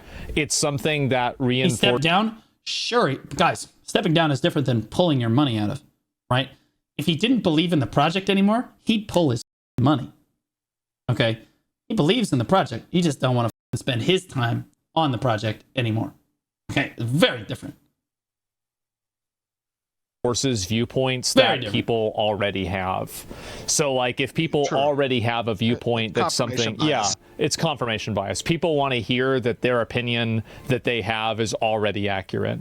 And so for sure. And see, this is my point, is that Asmon understands YouTube super well, and he's talking about confirmation bias here. Yes, like I said before, those negative videos, they reach a wider audience, but those people, he knows those videos are very unlikely to have those people come back and watch your videos again, versus a really positive video that is very much more likely to have that same person come back and like, oh, I liked this guy's video last time. Click on it again, right? Like it's night and day. But I will say one thing to that, Asmon. I will say one thing to that. Yeah. Is while you're saying it's true, it's either in the game or it isn't. The fact of the matter is that I do not sleep on my own blood and vomit. That's insane. No, I have a pretty clean house. I think that Asmon jokes about how unclean his house is, and I mean this sincerely. It's going to get him killed someday. And what he doesn't realize is, again, biologist, okay? He does not realize that how... Do you guys ever see very successful people that have unclean, like really unclean living spaces like Asmongold? It does not happen very often. Most of the time when you see rich people or people with a lot of money, it's really clean. Why is that? It's called natural selection. It's because the people that live in filth, the people that live in like dirt and muck and grime, microorganisms live in that area. Things like black mold is a buzzword that people like to use a lot, right? But there's all kinds of shit that roaches bring in, right? That insects bring in, that raccoons, possums, that he says run around in his house from time to time. They come in, they nest, and you don't even know that they're there. It's all very neutral, okay? By the time you start showing symptoms, you are already dead. It's over. A lot like rabies in that regard. If you're already showing symptoms, you're dead. Okay? Asmon has been living like... When I saw his house interview, I said the same thing. I was like, dude, you can't live like this. There's a reason that other people do not live like this, and it's because you're going to die someday. And the funny thing is, he had a health scare recently. You guys remember this? He had a health scare recently. I told you I watch a good amount of Asmon. And like, it was his blood pressure was really high. And the funny thing is, he's like, damn, I need to stop drinking soda. He'd been drinking a Dr. Pepper the whole goddamn video. Like, that's not even what that's going to kill him as fast as the other shit that's going on behind him.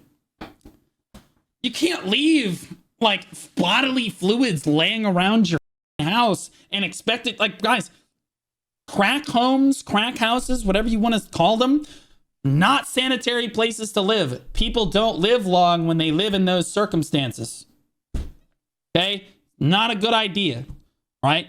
He has a lot of money. All he's got to do is pay a maid. And honestly, he might have to move. Because like at this point, it could be in the ductwork. It could be everywhere. But I guarantee you there's very harmful shit in that house that is working against Asmon. And I want to see him. I'd like to see him live. Because quite frankly, I think he's a great content creator. And I think he gives such great takes on games. And he's very neutral, right? He gives very fair takes on games. I do not want to see him get hurt. And I think that, sincerely, the way that he lives, serious problem. Like, unironically serious issue. 1%. I cannot believe that the people closest to him allow that to happen and will not explain this most basic fact. I understand that most of them probably don't have biology degrees, but like, everyone should understand this basic concept.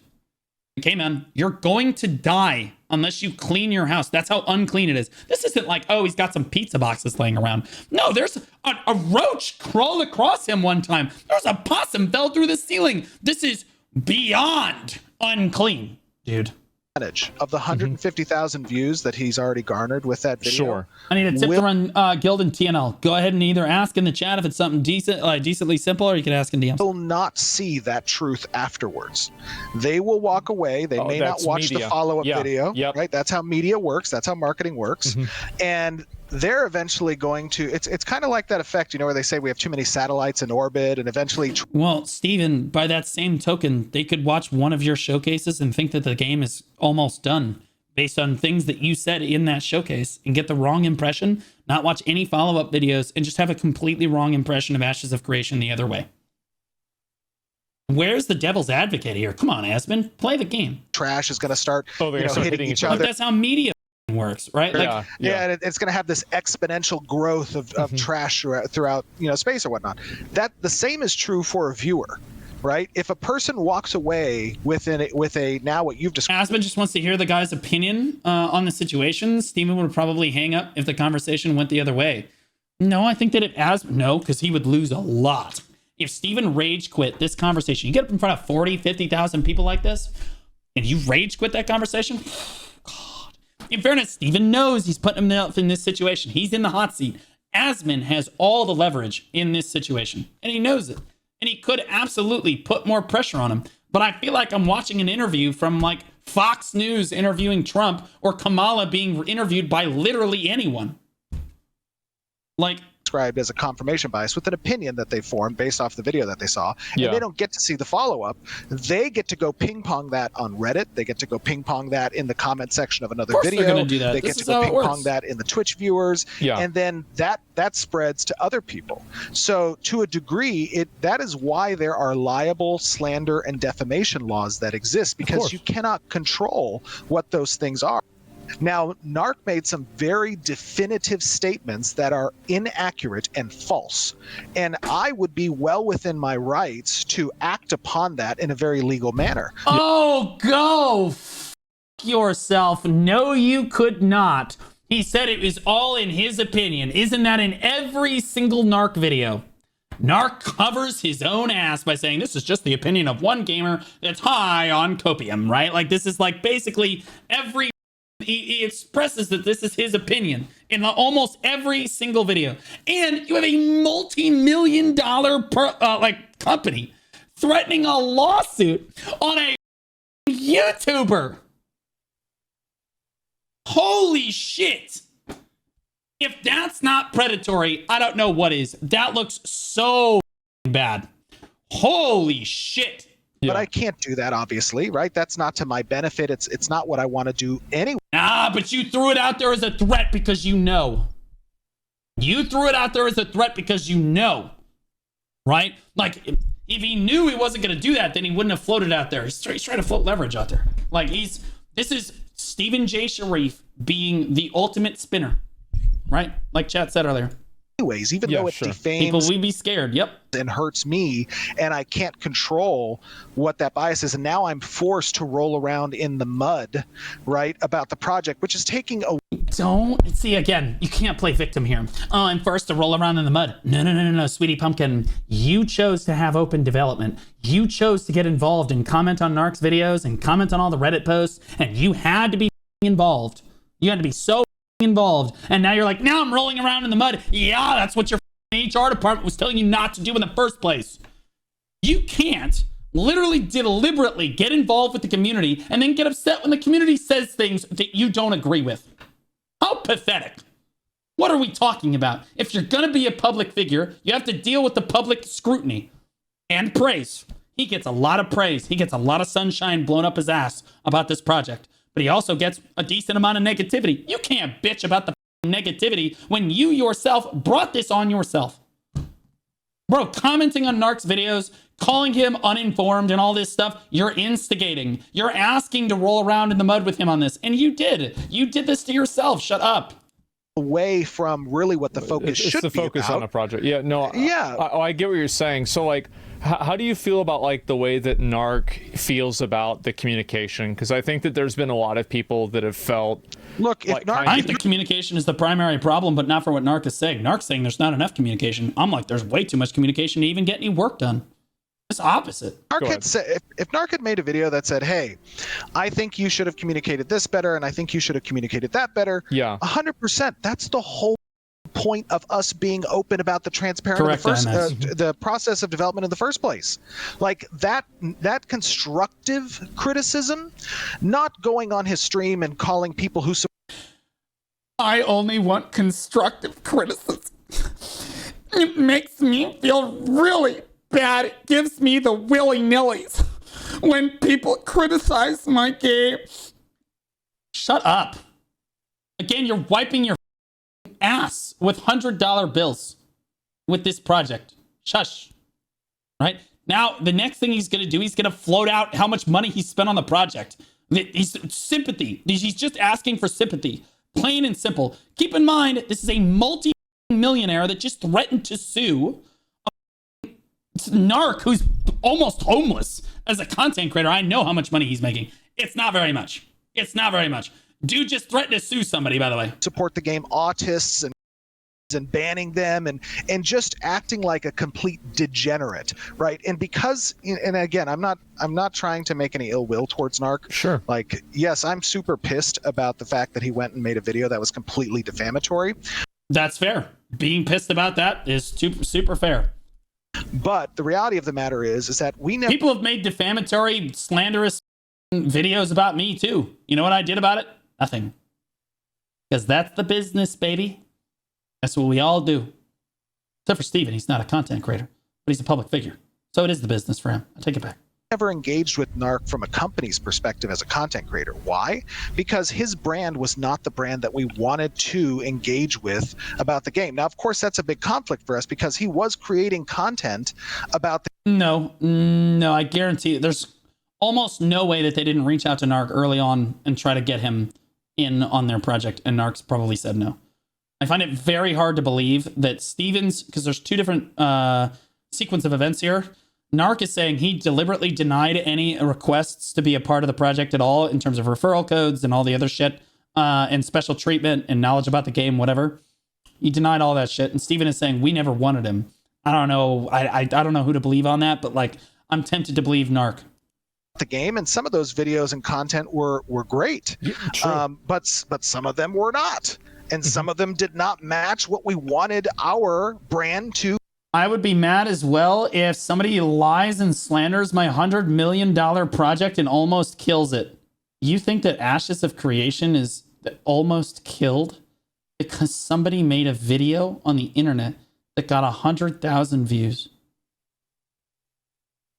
How in the fuck do you think these projects work? Holy shit. No, it didn't kill the project. What are we talking about? They made like $70 million off the alpha. Probably. Earlier, the low estimate I came up with earlier was 22 million. They probably made closer to 50 to 70 just on this alpha. And I got a lot of flack internally from my own marketing and community team when I would even talk and engage with Narc because they're saying, hey, man, like this guy is not a good dude. And I would say, okay, well, yeah. You know, I mean, this is just marketing and PR people are always, 100%. They are so careful. So you were told not to get involved, got involved anyway, and now you're upset that it didn't go the way that you thought it would go.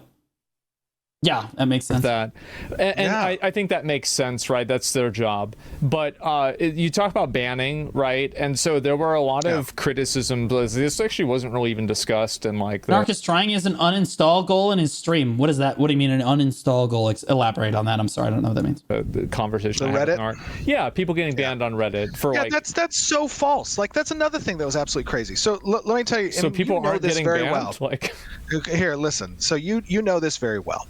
Narc was in his stream. Narc was in a stream for 4 days straight, playing at the beginning of phase 2. Wait, he was running a subathon. He was running a subathon. Sure. Yeah. And in the subathon, you know, it was a total hate fest, right? And he had a pretty solid like 300 viewers. Anybody who was watching can corroborate this. This is true. I think he had more than 300, but yeah. And those viewers were all just kind of, you know, hate baiting each other. Yeah, and they would go on the Reddit and I watched some of that subathon. There was a decent amount of the subathon that was positive too. It wasn't just like a muck fest of hate. There was some criticism, but I'd say it's actually more positive than negative overall. I think it helped sell the game more than it helped like deter people from the game. And I watched a decent amount of it. They would make statements with their Reddit, and they would say... the goal of people uninstalling Ashes of Creation, I believe, and calling out anyone that plays it autistic. Well, I mean, you're always going to have people like that, right? You're always going to have people like that in a community. You have to deal with them, right? There's nothing like wrong with taking that stance on it. It's freedom of speech, right? He can be vehemently against the project. Look, I'm against supporting Ashes of Creation myself, but here's the thing. I'm not going to start it. If you guys want to spend your money on this project, go nuts. Sure. Personally, I don't think this is for me, okay? When it actually comes out, I'm going in. I'll buy it, no question, when it's finished. Around the time my grandkids are being born. Things like, this game is 100% scam, what they're doing is fake, this Guild's isn't still active in TNL? No, I'm in a PVX guild. real, they should be shut down, all these types of things, right? And so over the course of December, there were probably 7 people that got banned, and the only reason that So you did ban people from the subreddit. they got banned is because they violated our respect each other rule. Oh, yeah, the respect each other rule. You know, I've been banned from the r/BDO subreddit for the same reason. Yeah, you didn't respect the moderator. Yeah, okay, buddy. The most vague Reddit rule. Exactly. In other words, we didn't like what they were saying, so we banned them. There was one It's a huge red flag to have the GM and developers and the game itself moderating the community subreddit. Say what you will about Perlibus. They made it very clear to me that they think it's really good. They would never try to run the community subreddit because it's a community run thing. And if Perlibus ran it, it wouldn't be a freedom of speech platform anymore. And it's not for Ashes of Creation. Now that you know this, I don't care what Steven says. It's not freedom of speech. You can't just go on there and say what you want about the game. They're just going to ban you. one thread that got locked. They get a lot of negative posts on Reddit that don't get deleted. Well, it depends on what you call negative, right? What you call negative is probably not what I call negative. That's probably what you call negative is probably what I would call constructive criticism. Constructive criticism is not negative, okay? Or I think that this should be changed about the game. That's not a negative post, okay? But if somebody posts Ashes of Creation is dog shit, is that going to get banned? Probably, right? You'll go on Reddit and check. Well, I went on Reddit and checked a few minutes ago. Out of 10 different... But here's the thing. I'll check right now. Here, we'll try it again. Ashes of Creation subreddit. Boom. Right in. Show me a single overwhelmingly negative post that isn't just constructive criticism. Change the way the level difference between players is working as groups. Constructive criticism, not a negative post. Space program, funny post. Am I to build my own homestead instead of the iteration of the alpha? Okay, again, just a question. Dying at the storage, kind of a bug. Sure, whatever. Wanted to share a particularly pathetic story. Whatever. Meme. I don't want to fast travel, but can we get a taxi system? Yeah, it's just an innocent suggestion. That's not a negative post. That's constructive criticism. I have not seen a single negative post yet. Not one. Bugs that bug me, right? This is as close to negative as you're going to get, and this is just criticism. This is just constructive criticism. Like, hey, these bugs bother me. And it's an alpha, so like, of course, that's got to be allowed. And it's like, yeah, sure. They're sharing it in a constructive way. But if this post was titled, hey, these bugs break the game, and I think the game is terrible because of it, and then they went on in a tirade about the bugs and stuff, that post is probably going to get taken down, is my point. That's not freedom of speech. Different threads that were about Narc. Can you see deleted posts? I cannot. But by his own admission, he just said he banned 7 people. That was the desert because it was one, just right? a hate fist. There See, he also locked. He admits to locking that post. He's like, yeah, it was just a hate fest. That's Reddit, man. I can't tell you a single comment section on a single Reddit post that didn't devolve into a echo chamber hate fest or love fest for one thing or another. There were like 7 desert threads. Okay. You can go on our Reddit and look at the 7 different. And why desert do you threads. think One there of were them- so many desert threads? Because like it feels to me like that's like a really big point of contention. Well, they were with a lot all of people. the majority of them. I'll except, stick with Twitter. Yeah, right. I don't want to say necessarily all. What a better Yeah, platform. The majority of them, in my opinion, were from Narc stream. Honestly, it's because, a little again, better, he was yeah. running a 4-day long stream, and the desert was a big point of topic for him. Whoa! Now I don't know. Wait, what? Huh? There were so many desert threads. Because like it feels to me like that's like a really big point of contention. Well, they were with a lot all of people. the majority of them. I don't want to say necessarily all. Yeah, The majority of them, in my opinion, were from Narc stream because. Let's talk about libelation and slander, ladies and gentlemen. How in the fuck could you possibly know that the people posting on subreddit are unhappy with the game are also the same people in Narc stream going, oh my god, look at me hate posting about the game. Oh my god. No. Just because they're hate posting about the game on your subreddit has absolutely no inclination that they could be a part of Narc's community. Some of them, maybe they are. But a lot of them probably are not. They're just really angry people, and you're attributing them to Narc extremely unfairly. Please tell me Asmon says that. Please tell me. Because again, he was running a 4-day long stream, and the desert was a big point of topic. This is so wrong. Yeah, I see proof. Look at the chat. Look at the chat. Proof. Reddit moment blaming. What the question mark? Like what? Now, I don't know if that was a result of him being upset about having to shave his beard because I don't know what might have exacerbated that aspect. What the hell? Come on, push that him. is what I think caused it. But I have been a mod of that Reddit because it's our official subreddit of the Ashes of proof beard game like the Narc Creation game. It was handed to me because the person who made it back in 2016. This is crazy. He just let that go. Just let it go. That was insane. I've never seen Asmon just roll over like that. Didn't want to be the owner of it anymore. He doesn't care. He cares. It's his content. This is his livelihood. After like 5 months, he said, here, this is your subreddit now. And I said, okay, we'll make it the official subreddit. We'll engage. We'll talk to the community here. We'll make sure to enforce some decorum as well. He should not have taken it. If Perlibus was offered the subreddit by the community, they would deliberately not take it. At least as far as I'm aware, because that's what they told me, right? Because it should be a community-run platform, right? That's how it is. They control their forums, and you can't just go on the forums and absolutely shitpost. Right, they'll turbo you, they'll ban you. So you're saying that like if a person goes and they make a post on Reddit right now that isn't like insulting or like saying it's a scam or everybody's lying, and they have a constructive post about Ashes of Creation on the subreddit, that they're not going to get banned for it, even if it's completely... What a joke of a question. What? What is that question? Like, yeah, so if it's a relatively positive, but could be interpreted as negative, but like could be constructive, it's not going to get banned, right? What? Negative. Any one of your 40,000 viewers right now can go on our subreddit and they can look through the history and see just how many constructive, critical posts there are about Ashes of Creation. Okay. Plenty. That's totally fine. That's not the problem. That a healthy, probably half of that subreddit is reasons why a game design is bad, or reason why a system should be changed, or reason why the communication isn't good. I don't ban people at all. Our Discord is the same way. Like does this interview keep going like this? Is this the same? This is getting me. I'm kind of mad. Yeah, like, I have people constantly that'll ping me with feedback that's like, "Hey man, this is a terrible design. You shouldn't do this. This is a dime or profit that's been taken from this company and audience." Stop. I enjoy your takes. I love watching you. We have a lot of people in the studio that are Asmon Gold fans. I mean, that's why I invited you to the Asmon Bald Guild when you joined Alpha One. I remember that very well. But what I will say is that, like, if you put these points into context, look, I don't know what's going on with Narc. I don't know, why he's come to these conclusions that he has.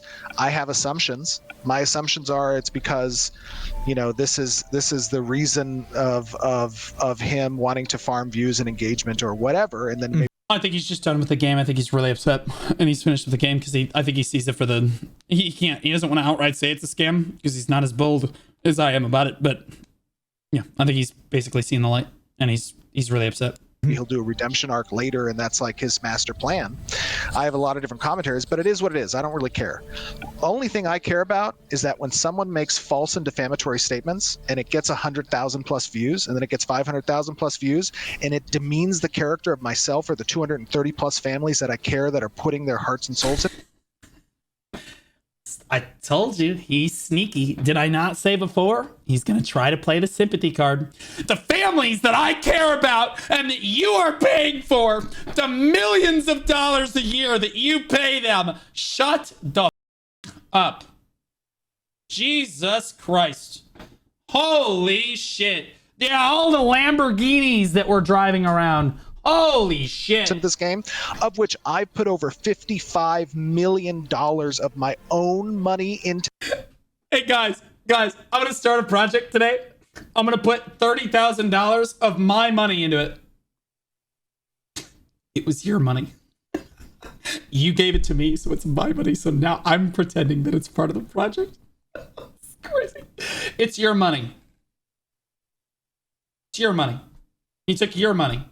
He made it his money. And then he put it back into the project again. Okay. What are we talking about? What you gonna ask for sympathy? I put $55 million into this project. The rest of us are like, you have $55 million? How much money do you have, Steven? What the f-? You know what I mean? Like, you can't garner sympathy from a chat that is working at Walmart or is slaving away at a, I don't know, dead-end job that's like shitty pay where they're going nowhere with their life. You can't appeal to people like that. That's an unfathomable amount of money for them. And you just throw it around on like a for-fun project. Hey, by the way, same guy, okay? 100 multi-millionaire, hundreds of millions there, okay? Threatened to sue Narc earlier. Just saying. To the development of this game, there has never been a dime. 55 million was not from crowdfunding? You know, that's a good question. How much did Ashes of Creation have when it was crowdfunded? How much money did Ashes of Creation make? They only made 8 million from the Kickstarter. Okay, so they made 8 million from the Kickstarter, but no, I remember Steven saying they had over $50 million worth of support in one of the early streams when he was talking about the game. And he said, that's more money than we'll ever need. And then on record, okay, I remember him saying this. He goes, I will front any extra money that the project would cost. I will front the rest. Did he not say that? I could have fucking sworn that almost those exact words came out of his mouth when the project started. He'll front the rest of the project. So where is that now? He said it was fully funded and that he would fund the rest of it. That's right. Time or profit that's been taken from this company in 8 years. When someone says that, it is utter and part. I do remember he said it was fully funded. Yeah, and here we are. And I understand that projects require more money, but that's not what they're saying, though. They're saying they're playtesting an alpha, too. Oh, we don't need the money. We don't need the money. But we're playtesting the alpha, too. It's not about the money.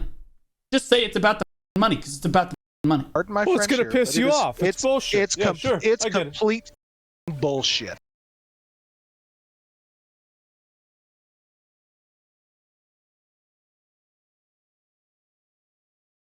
Like, how much money do you think it's going No. to take to make the game? At least another 50 minimum. Hey, everybody. All the money you've spent so far on the game, we're going to need you to spend that again. And then some. And we might, at least, he said at least, that's minimum, another 50 million. At least another 50. You guys ready to spend all that money again? Just to get this project to the finish line? Is it looking like a scam yet? I feel like a few more people are coming to my side of the fence. Like, I mean, at least Yeah, another 50 I would I'll be on the hook yeah, for. Yeah. Minimum. I'll be on the hook for it. Yeah, right. Yeah, for By sure. the way, we've grown to 230 developers. Yeah. That's not 230 developers in the middle of Croatia. Yeah. That's 230 developers in the middle of San Diego, California, which is the Why the f- are you living in the middle? Why would you build a development studio in San Diego? Because it's the most expensive place you can do it. I know. It's because you're paying for it, guys. Why not? It's chat's money. Who cares? What? most expensive part of the United States. Yeah. It's Thank you for admitting that galactically stupid decision. Holy shit. what is it like? And I'll tell you another thing. Go ahead. I'll tell you another thing. I take care of my developers. Yeah. We give 100% health insurance for our. No. You guys take out. I take care of all my employees. I hand them all of your money that you keep shamelessly giving me. We take care of everyone. We pay every employee in full every month. Full insurance and benefits. Oh, are you struggling with healthcare this month? Oh, Well, that's too bad. But if you spend $250, you can get in our alpha. It's gonna be fun. I can't believe he's even saying this. This is like literally spitting in the face of all the people. Do you think that even the people that have invested in Ashes of Creation, do you think that all of them even have healthcare? Do you think that they get paid as much as the devs do to play the game or to do the game? No, these are people that probably work at dead-end jobs that like make like $15 an hour or less. And they're like, damn, if I just spend the $200, I can play this game and it looks really cool, right? And you're taking that money from them. And then you're saying, oh yeah, we're paying all of our employees. We're good. We got plenty of money. We're in the middle of San Diego. We could go somewhere else, but that would be cheaper. And why when you're buying? Okay. Holy shit. Our developers, their spouses, and all of their children as well. Yep. And that's on a game. You're covering health insurance for their entire families? Guys, that's where all your money's going for the project. Jesus Christ. That's not making profit. I love how chat's banned based W. Yeah, these are people that didn't invest money. There's one guy. He's like, wait, that's where my money went? Didn't invest, didn't invest, didn't invest, didn't invest. Found the investor. Right there. That's crazy. Wait, hold up. Why are you doing that? Yeah. Right. So for someone to demean my character, 99% of you guys don't have health insurance in America. That's not true at all. A lot of us do have health insurance in America. And if our arm were sawed off in about the next 10 seconds, we would debate whether or not we should go to the hospital or if it was worth it. If I just heat up the stove real quick, can I cauterize it? Is it going to be fine? Do I really need that arm? Or is it worth the $750,000 medical bill that I'm going to go to the hospital and dig myself into? You know what I mean? Like if I were to fall over and have a heart attack, guys, I mean this sincerely. I have epilepsy and I am fully covered. I have full health insurance that you guys pay for every month. Thanks, guys. Hashtag Steven moment. But like, it's just me though, just to be clear. That being said, if I fall over and have a seizure, I deliberately tell people, do not call the ambulance. I swear to God, if I wake up on an ambulance with a full grand mal seizure, I wake up with a ambulance, you're going to hear about some guy rolling out of an ambulance, barrel rolling out of an ambulance on Highway 55 on the 12 o'clock news. Okay? Because I'm not taking the ambulance to the hospital. You're crazy. It's way too much money. I'm not doing it. All right? It's just not happening. That's the USA healthcare, by the way. The key to healthcare in the United States is to just never go to the hospital, even when you're sick. like this and to drag me through the mud this way is absolutely literally just die. Out of fucking profit. Right. So for someone to demean my character like this and to drag me through the mud this way is absolutely out of character. Did he just say, I pay for all of these families' health insurance, I pay for all of these families' careers and cost of living and all of this shit, and for him to demean my money, and by my money, of course, he means your money, that you pay all of their employees, for him to demean my character this way is unbelievable. Do you see how ridiculous this sounds? This is ridiculous. This is obnoxious. This is absolutely obnoxious. Like he's putting himself on some unreasonable pedestal, right? Where's the criticism? Character and I've edited 2 hours of this react already and he's still going on another hour. Shut up. Wrong. Okay. It is just wrong. No, I understand that. I mean, what do you think about like the 6 years of... No criticism from Asmon at all? Like, come on, dude. Like, we're supposed to just buy into this multi-millionaire and take the sympathy card, right? Oh yeah, Steven's such a great guy. He pays for all these people's health insurance. Okay, well then what's everyone else's money doing then? Oh, it's paying for their health insurance. Oh, so it really is just everyone else paying for... Look, Steven probably did front a little bit of money for this project, okay? But this guy is not being forward about where this money is coming from, where it originated, how he got the money, or anything. He's just saying it's my money. I'm the one that pays my employees. No, the business pays the employees. You're not taking credit for that. The business pays the employees, okay? And in this case, the business is taking money from you guys, the chat, right? You guys are the ones paying the employees. Give credit where credit's due, right? If it's chat's money, say it's chat's money. Stop taking credit. Why is every dollar of this project very conveniently coming from you when you need it to? What the fuck are we talking about? Gunbay, thanks for the raid, buddy. I appreciate you. Of the game being an alpha, because he said he did the. I just, it's crazy that Asmon just let this go. I think I said this at the start of this development. Yeah. I said that we're going to make this game in a way that we feel is right. A lot of games come out and they get worked on in the dark. How long did Throne and Liberty take to develop? 12 years. You mean Lineage? And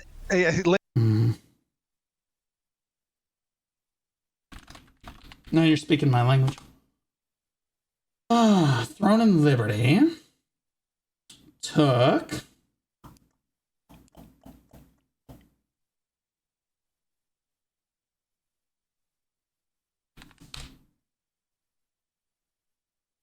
first announced as Lineage Eternal in November of 2011. Right? So it took 12 years, roughly. Okay.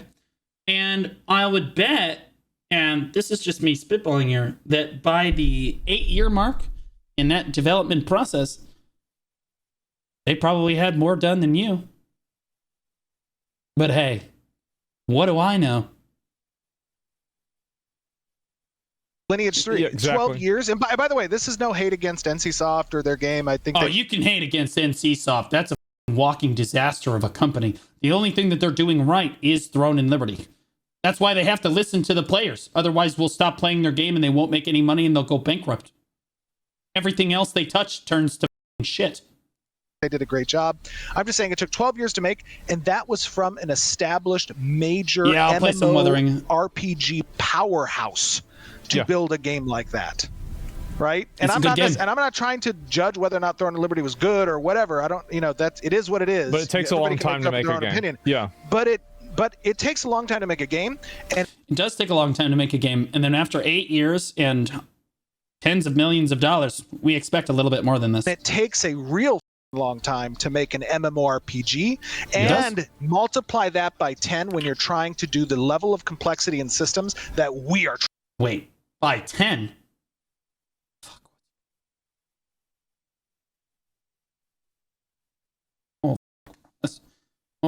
Oh my god, bro. My grandkids aren't even going to be able to play this shit, bro. Jesus, bro. I mean, this is going to be like a dynasty situation. Steven's going to hand this project to his kids, who are going to hand the project to their kids, who are going to hand the project to their kids, and then we will see it launch. Trying to do, which is crazy. And that's the problem. And that is the problem that I have with the game. Narc, yes, he was disingenuous. Yeah, he had other problems with it. This stuff, I completely agree that he oversold it. No question, he was disingenuous. I need to find a wife to start my dynasty. Most of them have penises nowadays. Just stop. Okay. My problem with the game is that you're asking people to dump money into a project that has no even remotely set end date.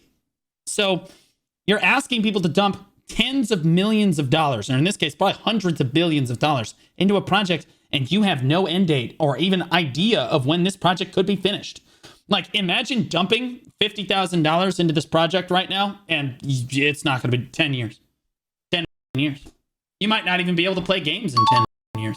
Rice Slayer, thanks for the resub, buddy. Just resubscribed for 3 months. Star Citizen lookalike? Well, Star Citizen took a while, but hold on. How long has Star Citizen been in development? Okay, so it was announced in 2012. And I would say that Star Citizen is a very playable game right now, and they've delivered on what a lot of what they had talked about before. It actually looks kind of fun, to be honest. Kind of a game that people could play now. Ironically, it was a super meme for a really long time, but it started in 2012. It's not 2020. It's like 12, 13 years. Can you honestly tell me, beyond a reasonable doubt, do you think that Ashes of Creation in 4 years is going to deliver on what Star Citizen has delivered on already? You stop Star Citizen right now and you look at where it is and what it's delivered on and what it said it was going to do when it started, right? And now look at Ashes of Creation. Do you think that Ashes of Creation is going to reach that goal line in the next 4 years? No. Star Citizen is going to look like a stand-up, upright game compared to this Ponzi scheme. Okay? No, so do you don't have like a time? Chat, 120 years. Some people are not as great with math, but you know, they're getting close enough to the figure. Fuck it. Frame or anything for how long the alpha is going to last? Do you know if I told you a time frame today and that time frame changed? What would happen? What would happen? I would be you'd be lying again. Yeah, but very conveniently, Steven, just ballpark it. We're willing to give you the benefit of the doubt. Just ballpark it. Give us the long estimate. How long do you think it's going to be? He's not going to give you an answer because he can't. Because if he did, then he would have to deliver on something with a end date. Right now, he's got like a brainchild project he can spend as much time on as he wants. Because as long as people stay happy with him, they'll just keep throwing money at him infinitely. He never has to do anything. He just works on an MMO his whole life. No end date. No hustle in his step, nothing. There's no deadline. Deadlines are good. They're healthy. They keep you working. Yeah. Exactly. I'd be a liar. Yep. Okay. I would be a liar. So you don't want to get a time frame because then you're going to get nailed down for another video about you lying in the future. No, just say 10 years.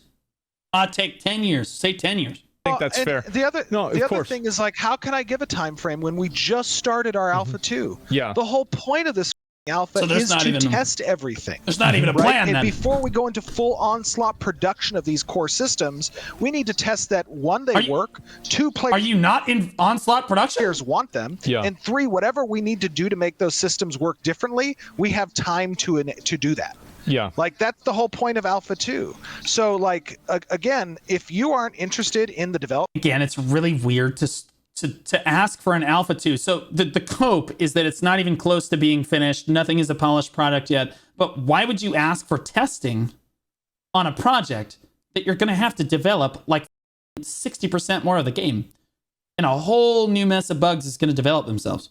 Why would you bother fixing bugs here? Why not just ask for bug fixes at the finish line? Or closer to the finish line? Just doesn't make any sense. Unless, of course, you're trying to scam people. Development process of an MMORPG, my whole recommendation is chill. Don't follow us. Chill. Check in a year, That's in right. 2 years, Yeah, whatever it is. chill. Get it. That's the whole name of the game for Steven. We're chilling. There's no rush. We're not trying to get this out in the next 10 years, 5 years, 2 years, 10 years. That. As far as Steven's concerned, 120 years, we cross that finish line, easy dub. An average update every now and then. But the reason I NVIDIA GeForce 180 is going to be out. No, not the 8080, not the 9080, the 180.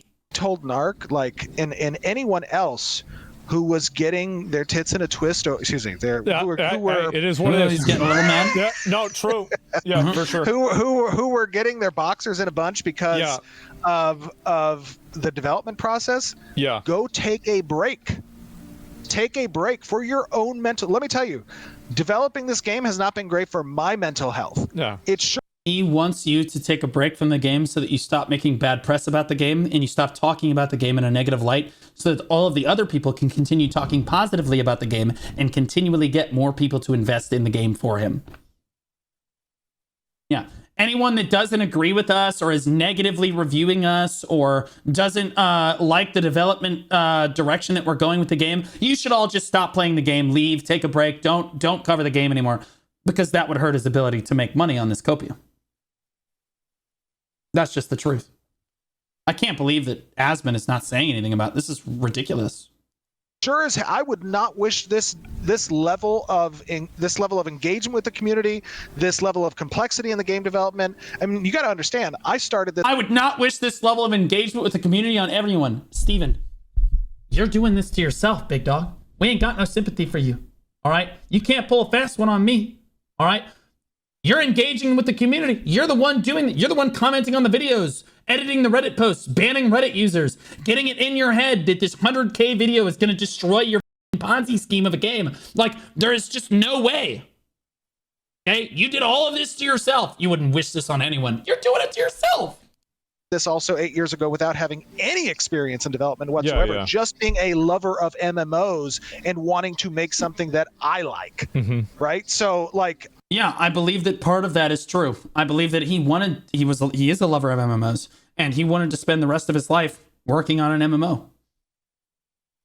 And he will spend the rest of his life working on an MMO because he's created a business environment that allows him to do that. And you got to give him credit. That's exactly what he's doing. I had to run through The testing is to crucible on establish what they will focus on over the next few years so that they don't waste time on systems that the community doesn't want or would enjoy. Alpha 2 is not the game, it is a step in making sure they put the effort in the right place. So let me get this straight. Your argument is that they're going to go for 8 years developing these systems to get the game to this point. Okay, 8 years to get the systems here. So that you can test it and tell them whether or not those systems are seaworthy? So that what? We can go another 8 years and we can try again? No, sweetie pumpkin. This is an open source development or open project, right? Open development project. They already checked with the community 8 years ago. Honestly, every step of the way, they're like, this is what you guys want, right? Yeah. This is what you guys want, right? Yeah. This is what you guys want, right? Yeah. No. This isn't like the community seeing this shit, some of this shit for the first time. No, they made sure that the community wanted this shit years ago. Okay. Now they're just dragging their feet on developing it. It's not what's happening at all here. fire with my head on fire. Yeah, sure. Right? I understand. And my recommendation 8 years, and it's like, hey, is this seaworthy? Guys, you like this? What if the community says no? Steven's like, guess it's back to the drawing board then. You know what? Why don't we remake it in Unreal Engine 6 when that comes out in a few months? is take a break. Yeah. Go take a break for your own mental health. That wasn't Very any dig convenient. on his mental health. It'll just need another, guys. God, we had to go back to the drawing board because that's what you guys wanted. And you guys wanted us to redo these systems we spent all this time on. Turns out it's just not going to work because you guys don't. Yeah, it's not fun for you. It's like we're gonna need another $50 million. Yeah, but we'll go back to the drawing. We'll do it again. Yeah, they'll do it again. They got jobs. I don't personally care about Narc too much to care what his mental health status is.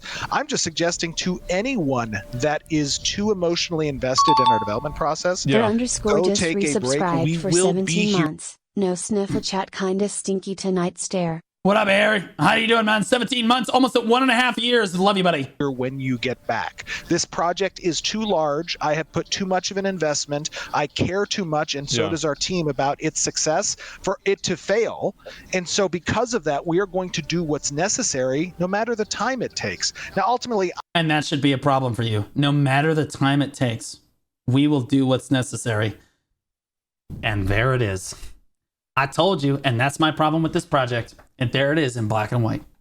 He is totally okay with the project spending another 20 years in development. He's fine with it. He's getting paid. Y'all are suckers. He's just going to suck you dry. There's no sense of urgency. There's no deadline. There's no, oh, we should deliver it in this amount of time, or like this is the general timeline that we're looking at. Nope. It's just, I don't know. It's just an open source project. We're just going to get it right. You know why? Because it sounds good to say that to people, right? People are stupid. And you're like, oh yeah, I don't want them to release. Oh yeah, I don't want them to release bad game. If game not finished, no, keep working. I want good game. We don't want release bad game. Steven, like, you know, want bad game? They're like, no, we don't want bad game. Steven, like, oh, then we keep working long as it takes. And then everyone else, as long as it takes, Captain. I'll spend another $250. Like, it's insane. Yeah, guys. Honestly, you give me $1 billion right now. I'll make sure you get a game. When? I'm going to make sure you get a game. What kind of game? I'm going to make sure you get a game. I don't want to be in a 10, 12, 14-year long development. It's going to be a bunch of eggs that you're going to purchase via cryptocurrency. And every time you hatch one of the eggs, you're going to get a super unique. We had artists spend... We spent like what, like $100 million on artists? Yeah, we spent like $100 million on artists, and they drew up all these crazy designs for us. And every egg is gonna hatch like a brand new NFT, right? You're gonna have all these NFTs. They're gonna be worth a lot of money. So if you have a bunch of, we're gonna call it Crypto Moo. Yeah, it's not a scam. cycle. But another thing to keep in mind is that when people say, hey, it's been 8 years. In other news, we plan a future collaboration with CoffeeZilla. That first year, we were 12 people. Yeah, sure. We were 12 people. We were 25 people the next year. And then we were 40 people the year after that. Wow, crazy we didn't number start up. this development with 500 people on the side. I don't have $700 million that I've collected from crowdsourcing like. But you do have, you do have 50. You do have 50 million. Star Citizen. And yeah, again, sure. it's no heat against Star Citizen. Why would you use Star Citizen as your example? Back that up. That was precious. Do it again. And then we were 40 people the year after that. We didn't start this development with 500 people on the side. I don't have $700 million that I've collected from crowdsourcing like Star Citizen. And yeah. No, but that is the goal. And that's why you use them as your baseline. You're like, oh, that's what peak performance looks like for this game. Why that game in particular? Why would you use that? Why is that the game, Steven, that comes to mind? Interesting. Crazy specific number as well. Fucking true. Again, subconsciously, man. Can you step away from the camera? The light's reflecting off your head. Okay. Again, Sure. It's no heat against Star Citizen. You know, it is what it is. I'm just saying, like, this is a project built to passion. And by the way, Ashes isn't going to be for everybody. We are a PvX game. Probably half the market doesn't want PvP in their game. Yeah, but I said this earlier. He always says this. It's not for everyone. And that's another excuse bingo. That's what we're playing. That's more cope for the people that are super excited about it. Yeah, it's not for everyone. It's totally a good excuse. Another great point, Steven. Steven. W's in chat for Steven. Okay? No. You can't sell something as the life skills in the game are going to be state of the art and best in genre. The PvP in the game is going to be open world, but somehow you're also not going to be forced to do it necessarily. You're also going to have some of the best like caravan, like PvX systems in the game as well. Caravan's kind of a PvP system, but you can have all these great PvX systems. The dungeons in the game are going to be absolutely incredible. There's going to be raids too. There's going to be guilds and stuff that but it's not for everybody. So also home housing. Did I mention the housing? Seasons, world bosses, but it's not for everybody. It's not for everybody. It's not everybody's going to be interested. It's not for everybody. You sold it as a game that is literally the entire MMO community at one point or another looked at Ashes and they were like, damn, that sounds kind of fun. It's impossible to listen to the pitch from this man. Literally just pitch shit into your ears and you not go, well, at least one of those things sounded like a lot of fun. I'm interested. Right? And that's what he's doing. He's just flinging shit against the wall and hoping that it sticks. And then when he does see something that sticks, he's like, okay, they want that. Let's spend 9 years developing that. Sweet, let's do that. Half of the market share of MMORPG players probably do not want our flagging system. But I understand that. And there's space in. That's why you keep taking it away, right? For sure, the flagging system's going to be there when the game is implemented, right? In 10 years, surely. Surely, flagging will be there. But it was removed, though, in Alpha 1, though, right? Because was it working? Yeah. Interesting. In the market share for a game like us, even if half of the people don't like our visuals, don't like our art, don't want our, mechanics. Okay, do we want to gatekeep the other half of the market share that do want that? Yeah. If you don't like it, does it mean it shouldn't be made? Does it mean it's a scam? And let's ask hyperbolic questions that everyone knows the answer Game to. good, you're just bald. Yeah, let's ask hyperbolic question that everybody knows the answer to make it look like we're more intelligent than we are. I mean, how stupid do we think people are here? Does it mean that you should demean? Lidlock TV, welcome back for 4 months, man. Appreciate you. I mean, I'll hand credit to Steven. He's got like the mainstream media approach to shit where it's just like, oh yeah, people they just consume content. Yeah, they don't think about things. The character people are pretty stupid. They can be, yeah, for sure. The people who are putting their blood, lives, sweat, and tears into the project and make false statements that you yourself can be liable for like that, Narc? No. There's another threat. There it is. He's not only threatening Narc with a lawsuit from a multi-million-dollar company, he is also trying to play victim and say it's somehow Narc is the big bad meanie here. So if you want to walk, You took $50 million from the community and have not produced a sufficient game. Narc made a negative video that he probably shouldn't have. Which one do you think was worse? away. If that's truly your intent, then by all means, walk away. Don't drag us through the mud in an effort to get views and misrepresent the game when you do it. Internet was like, mean. come off of it. So we could go back. And again, that's what he's concerned about. That's why he's so upset. Because if the copium from this game dies and people realize there is no end date on this project for any reason, people will stop investing money and then he has to go get a job. That he's got enough money he doesn't get to work on his pet project anymore. All those other people won't have jobs though. Back to this whole desert situation, right? About it being an expansion to the desert.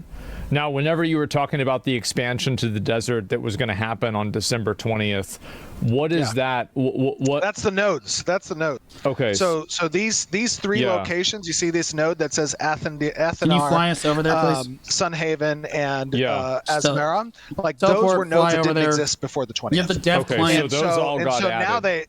Now they have can you go to one of those? Like, cause I bet it's right here, bro. That's where Narc's standing, right in there. You went to one of them, but okay. Hold on. It looks like it. That's where the dunes look like they are. Copy pasted nodes. Well, I'm not going to say that. I think the ashes of creation. And how many people, by the way, are on the server? Like, do you have any idea of like how many people there are? Pretty custom, right? We have over. That looks like AI generated art, but 110,000. I think it's like 112,000 people now that are participating in Alpha 2. 112,000 at $300 to $400 a head. I need to start getting into MMOs. Do you think Steven has a job opening? There's more job security at this place than I think that I have with my current job. And on our record for a server was 7,400, I think, on December 20th. We had 7,400 people. And that's just this alpha, guys. That's what you don't understand. That's just this alpha. It's over $25 million probably on just this. On one realm, which, by the way, for an Unreal Engine 5 game, know of any other UE5 games that have released that have been able to achieve that number. So if anybody else knows that, that's they can. I don't. So he's how many people did he say on the server? Let's hold on. I'm about to eat. And on our record for a server was 7,400, I think, on December 20th. We had 7,400. All right.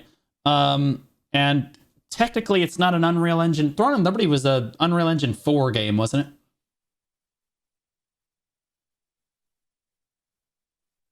Yeah, they had a lot more people than that. A lot more people than that. 7,400 people on. Like, dude, even like the Steam charts, Throne and Liberty, and there were only, I think, 6 servers at launch for Throne and Liberty. I think 6, maybe 6.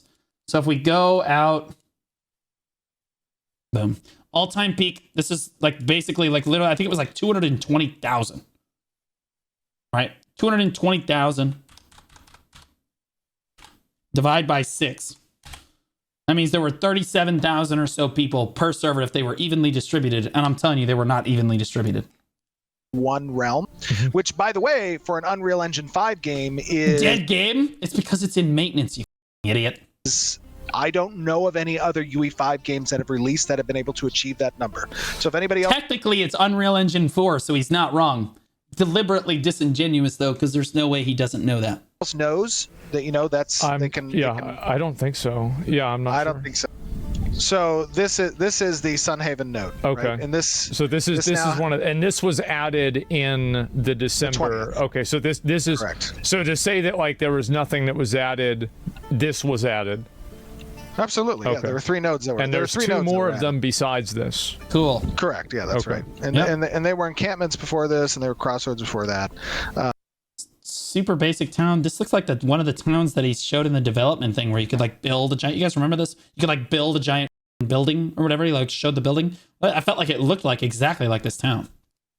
So anybody that played it, they can come and they can see this. There's building sections here that a mayor can construct. Is one of them called Asmon? Because I think that's where a Narc was in the video. Asmon, yeah. Yeah. Can you go to that? Because like Again, it's just about like this thing about it being on the edge of the map. Reminder to, me, to hydrate, brother. I fell asleep and you're still streaming, lol. Yeah, it's because I'm really engaged in I didn't realize what the I was about to do. I had no idea that this went this deep or that I would be watching this long. This is insane. Some kind of like weird fixation.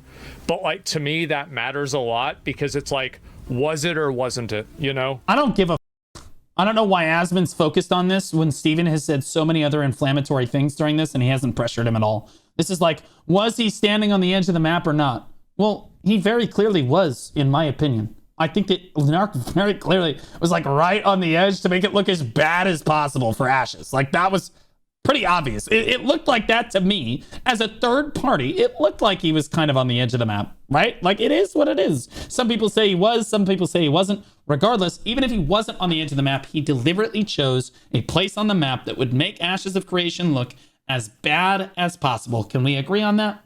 Whether he's near the edge of the map or not is irrelevant. He picked the one spot that he felt would make the game look as bad as possible to make him prove his point. And like what he was saying had a thread of truth through it.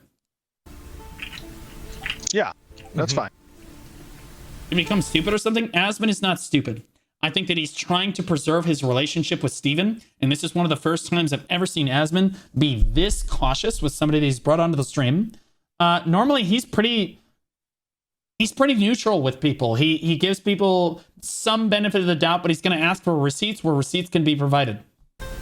Right? The other key takeaway is that like, or he's gonna question them pointedly, right? Like, hey, like what do you mean $50 million? Like, what do you mean you're gonna sue him, right? I think it's a little unfair for you to say you're gonna sue him as a multi-million-dollar company, right? Like pressure him on that, or pressure him on when he says, oh well, Narc's just doing it for views. Like, okay, well, Asmon explained to him from a content creator perspective why this could be very bad for Narc's career. Much worse than just getting one video with some views. That doesn't make any sense. Like for the longevity of your content creator career, it doesn't make sense to make a video like that because you risk not being able to make it anymore. Asmon knows this. Like he didn't pressure him on any of that. Like, whoops. Or on the timeline of the game at all. He's just like, oh yeah, development takes forever. For sure, as long as you need it to. Yeah, no, he's just letting him get away with murder. It's very strange. Yep. Nobody look. You're not supposed to teleport. Yeah, when you don't do things the game's not supposed to let you do, then. There we go. This is Asmon. Let's see, where would the edge be? So already you can see that Asmon is kind of near the edge. Okay. Right? This is Asmon. Well, that's where I said it probably was, is it looks like that on the map. Okay, and so it's at the edge down there probably at the bottom. Down there. Yeah. If I look at his map, it just, like, I don't know. Yeah, because it says Asmoran right there. Oh, you guys can't see it. It's behind the chat. Right there. Right there. I mean, I could... So, Steven, you did know where he was on the map. Isn't that interesting? How in the you gonna tell me Steven watched this whole video, didn't know exactly where Narc was? Do you not play your game? Like, this is the dude edge. This is Asmon, and then this is the edge right here. Okay. You can't go further. So if you just go, okay, so you can't even, and this is the case. He could all send me the around coordinates. The map, was what he said. Right? Like this is like if you go. You can see the map edge is here. Well, yeah, that's the map edge. You can't go further back up than that. Go back up the mountain. Okay, Hold on, so this. If he goes back up the mountain, go back up the mountain. I'm trying to like it won't let me. Okay. He's deliberately trying to like, oh, it won't let me. Oh, no, like stop. That's where if he turns back around. But again, the key point isn't so much whether or not. Look how this looks. This looks terrible. Oh, Steven 1000% knew where he was. Bro is just trying his hardest to fight it with coke and buy more time to rake in more money at this point. Yeah. So, like, I find it very strange that he pretended, oh, unless he sends me the coordinates, I don't know where the fuck he is. That's really weird to me. Look at this way, guys. This is towards the map, right? You're no longer looking at the very edge of the map. You're looking inwards towards where the map is supposed to be developed. I'm seeing, like, some spiny guys. That's it. There's no sand blowing. He was at the edge. That's fine. Look, it's pretty far now. Okay. We're still moving pretty far. 100 meters off of the edge. Boom. There's still basically nothing here, but that's fine. But regardless, the point is he showed side-by-side comparisons of our showcase from 2 years ago, and he said none of... Well, you can understand how this might look bad. Ashes of Creation 2022 trailer. I don't even know what the look for.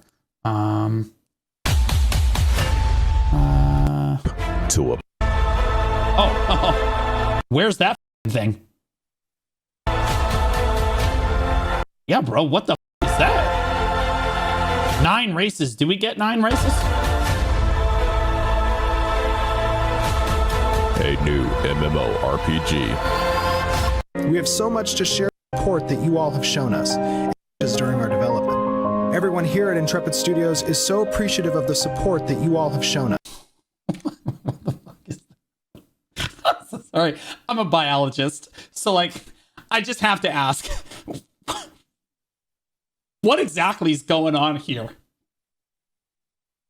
Do you feel that a boat of that size can fit in that marsh of a water pit that you put there? I'm just, okay. All right, I'm just going to let it go. Everyone here at Intrepid Studios is so appreciative of the support that you all have shown us, and it means so much to have you with us along the way. We look forward to building Ashes of Creation into the MMORPG that we can all be. Oh, this is 3 months ago. I need to know, I want to see, from like 2 years ago, I want to see the desert.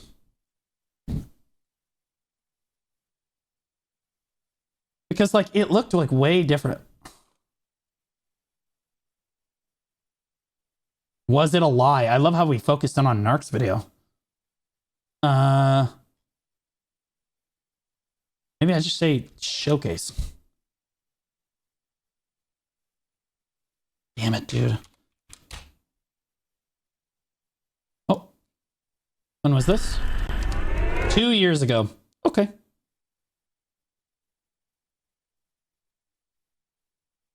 No, there's no desert stuff in here. I don't know. I can't find it. But I'm going to tell you right now that the desert showcase that they showed us looked a lot better than this. With the snail standing up and then like walking around. You could see him walking through the desert. The big scorpion thing with the splitting tail and shit.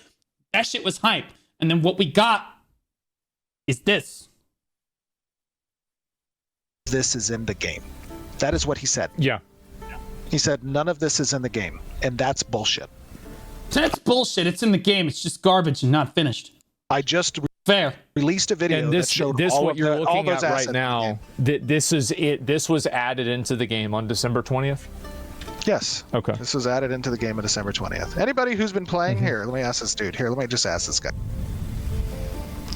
Oh, I'm sure that this guy won't be biased at all.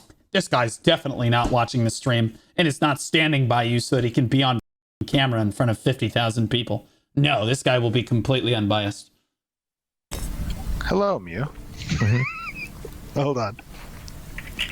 This is crazy. And this is in the live version of the guy literally playing the game currently. What are the chances that he's on Steven's side if he's watching Steven's stream currently and went to where Steven was in the game and is playing the game? Or do you think that he's more of a Narc supporter? What do you think the percentage odds are here? the Alpha 2 that other players... But Asmon's response to this, and this is what I'm talking about. Listen to Asmon's response. This is clearly a bias. This is bias. There's no way. Asmon has to see that this is super biased. Listen to Asmon's take. Hold on. And this is in the live version of the Alpha 2 that other players can regularly see. Yeah, absolutely. Yeah, this is, again, he's trying to reinforce, this is just a random player. Asmon knows that's not a random dude. People come look and stand on Asmon's stream all the time. That's not a random chatter, right? Or I mean, that is a random chatter, but like he's just trying to get visibility. Absolutely. Hold on. Okay. So you're asking how long so I just asked him. He says since Alpha 1. Okay.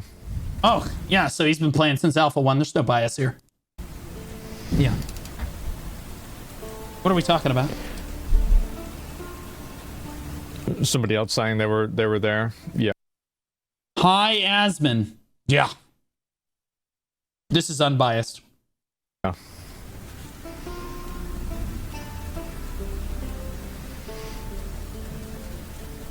What a joke. May I ask a question?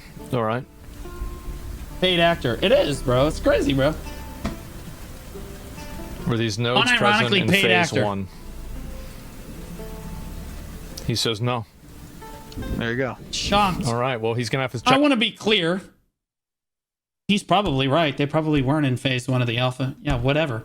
But he asked some snowbally ass question His or some PayPal, right? basic bitch question to somebody that was going to agree with whatever the fuck he said, no matter what. Come on, let's give him a hat. We need to give him a hat. Okay. Literally paid. Actually paying him. Hold on. What? Yeah. Boom. We just gave him a Santa hat. Great. Good for him. Hold on. Let's ask him if he can put the Santa hat on real quick. Look at him dancing. I guess I'm big dog. Wow, so cool. No bias here. And also, like, there's going to be more stuff, I'm sure, added to the desert as time goes on, right? I mean, it's not like it. I mean, what kind of a question is that, Asmon? You know that. Come on, like. Yeah. Well, I love how Asmon asks such a simple question that even the interviewee is like, dude, come on, what are we talking about?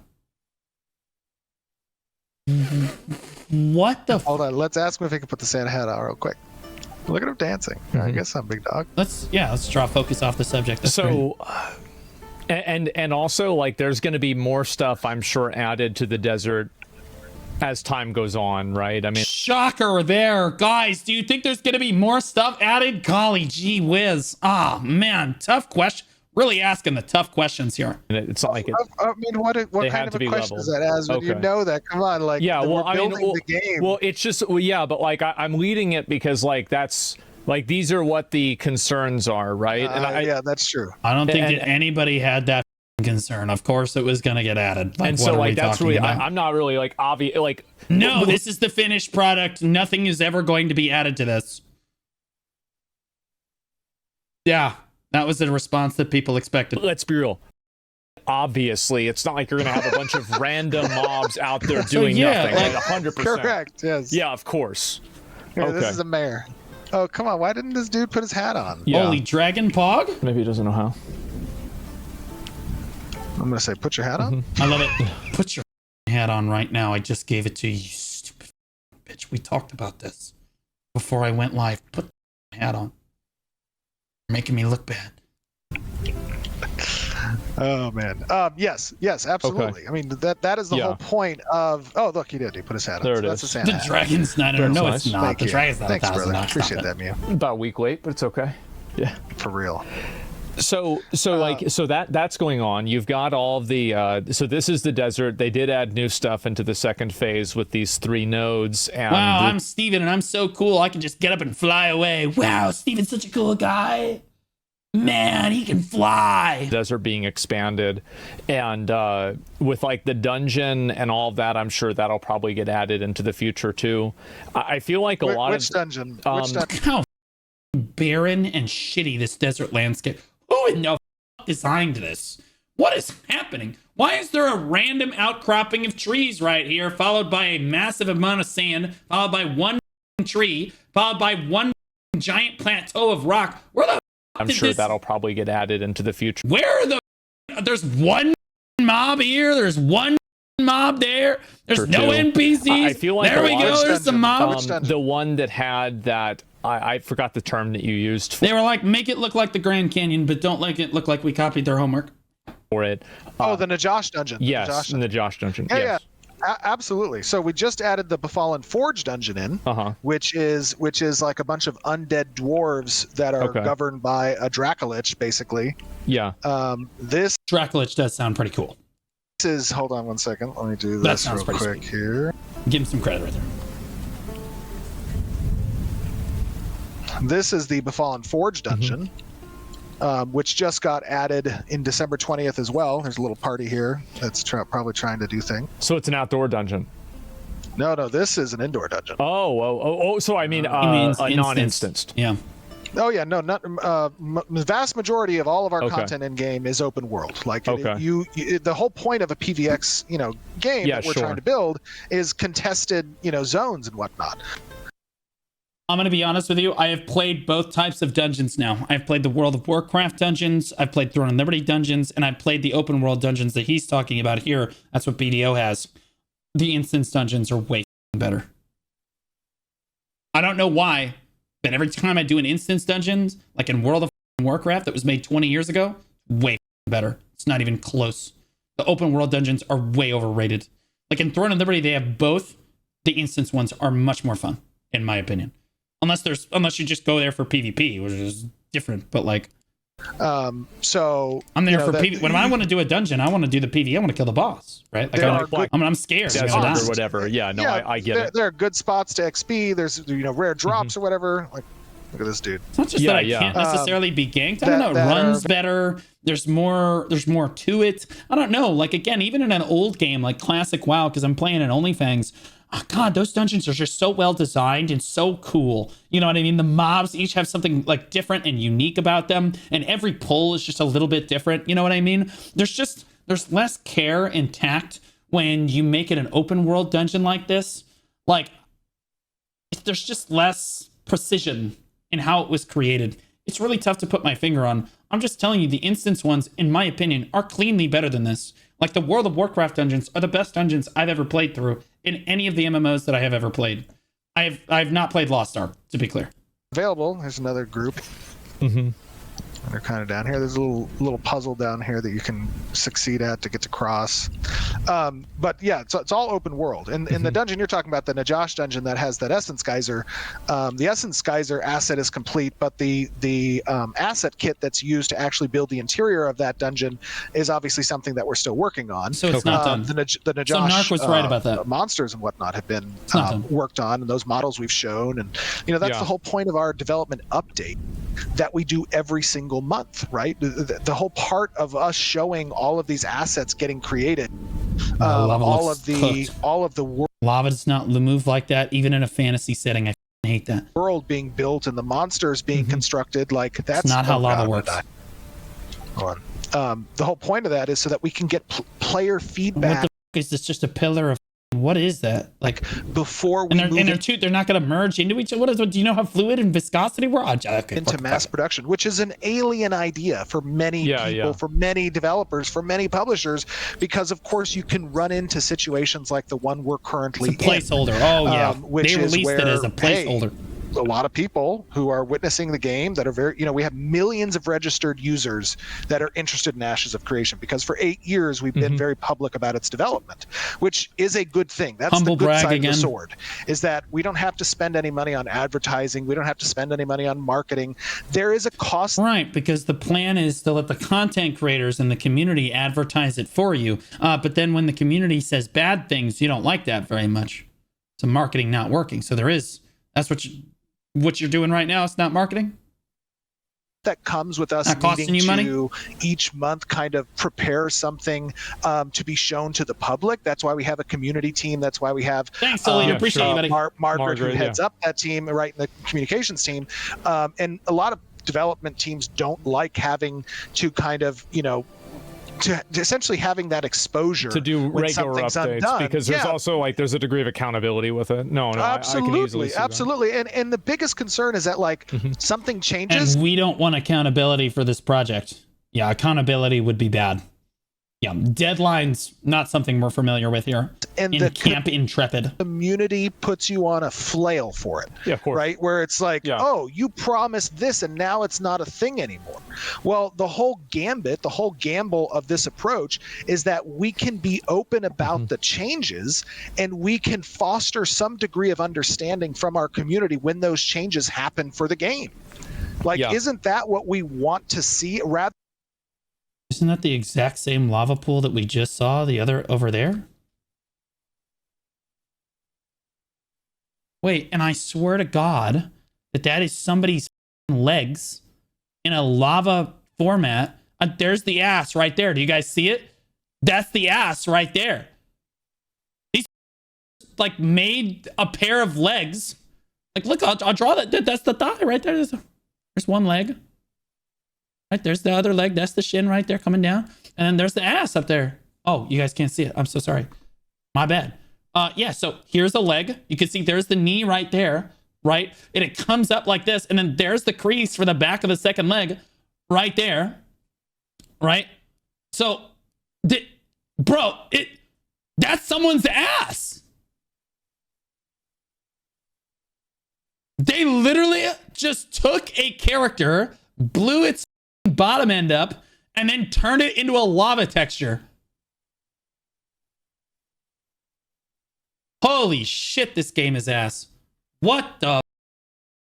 Other than getting something we had no I'm not, bro. I thought I had some optical illusion going on. About on day one, hating it, and then the game fails, and now boom, that game is gone. Yeah. Like they can't go back and they can't fix it, right? Because they've already put $300 million into creating what it was. Yeah. And for them to go back and fix it, it's going to cost another $100 million or another $150 million in order to do it. Right. So, well, Steven, you've backtracked any number like of to that degree, millions. You're mitigating risk on the side of the open development in exchange for the risk of landing something that people didn't ask for or don't want.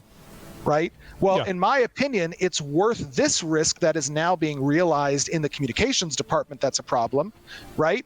And instead, what we're mitigating is the risk that we land on day one without an audience that gives a to play the game.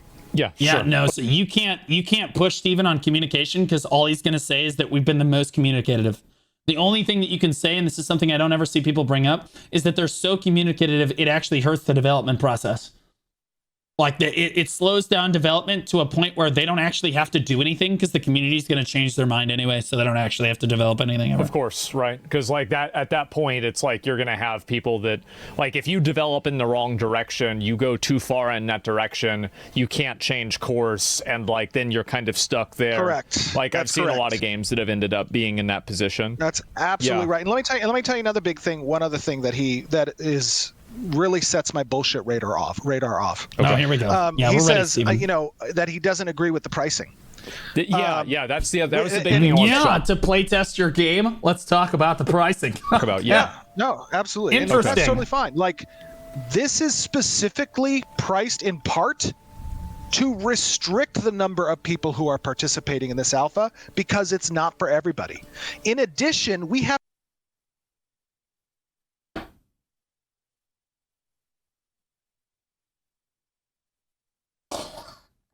dude, like part of me wants to turn it off, but like then he goes and he says something like that, and you're like, how do you not farm that? You know what I mean? Like, what's going on?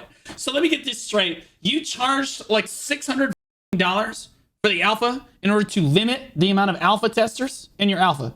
Is that correct? Let's listen to it one more time. People who are 250 conservatively. No, absolutely. And that's totally fine. Like, this is specifically priced in part to restrict the number of people who are participating in this alpha. That's an interesting statement, Steven, because I believe listening to you on the live stream, Jesus Christ, I sound like Narc. I believe listening to you on the live stream before the Alpha 2 went live, because I remember covering it, you said, we need more alpha testers. we need more alpha testers. We're concerned about not having enough alpha testers. Do you guys remember this? I remember this. I remember them up and down the street saying that they didn't have enough testers. They're worried the reason they priced it like this, or there's phases of the alpha, is to keep people coming back, so that because they're worried they're not gonna have enough testers toward the end of the alpha. It was all, we're worried we didn't have enough testers. And now, because absolutely, and that's totally fine. Like, this is specifically priced in part to restrict the number of people who are participating in this alpha. Interesting. Yeah, we want to restrict it, so which is it? Because it's not. Do we want to restrict the number of people in the alpha, or do we need the alpha testers? For everybody. In addition, we have to pay for How do servers people believe this shit? to host at a minimum 1 year's worth of time that our alpha is going to be live. Do servers cost, does anyone know, do servers cost $55 million a year? Huh. Do they cost $25 million a year? Interesting. Servers cost a lot. I suppose in San Diego, California, which has the highest cost of living in the entire world, other than maybe Monaco. Yeah. You put your servers in there? Sure. But also, no, they don't cost $26 million a year. And that $100 goes to pay for that 1 year's worth of what would normally be a subscription. Sure. 1 year's worth of what must normally be a subscription. So how much, what does that come out to? Well, you said, wait, is this, well, a subscription is normally paid to a live service game of which you are providing a service. In this case, we are providing the service to you as playtesters.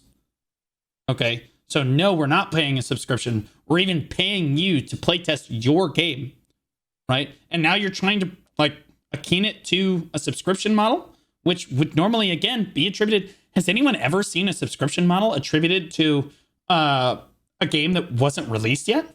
You guys ever paid monthly for a game that has not actually come out yet? No, it's not a thing. Okay, so why are we comparing it to that? Oh, that's right, because this is the game. And then on top of that, we're giving 1 month per, how much is WoW per month? Like $15 a month. Subscription with it, and we're also giving access to all the betas. So I get it. People don't want to pay that money. That's fine. We literally tell people, do not buy the alpha. This is not a game. This is not for you. That is not, no, what? Excuse me? That's not what they said. They said, we need alpha testers. They said, buy the alpha. We need alpha testers. Now you're saying, don't buy the alpha? Oh, yeah. Oh, no, reel back. We don't need them. You will lose nothing by not participating in our alpha. Completely disingenuous statement. Didn't they literally have didn't they have specific mounts that were going to be released that you could play in the alpha if you paid extra money? Wasn't that a thing? Right? You also miss out on a tremendous amount of playtime for a game that you're watching development on, right? You absolutely miss out. Everybody else, all your friends and everyone got to play the alpha because they weren't a broke boy, right? Oh, because they got to play Ashes of never being created. Reverse psychology. That's exactly what he's doing. I'm just trying to paint light on it here. The game will launch and you cannot pay a box price for it. We don't even have a box price, which is in my opinion. Yeah, because we don't know how much to charge for it. It's not even close to being ready yet. Box price? That would mean that we have a release date. Stop it. Release date. Opinion, the best monetization model. Well, that's the biggest injection. Yeah, of course.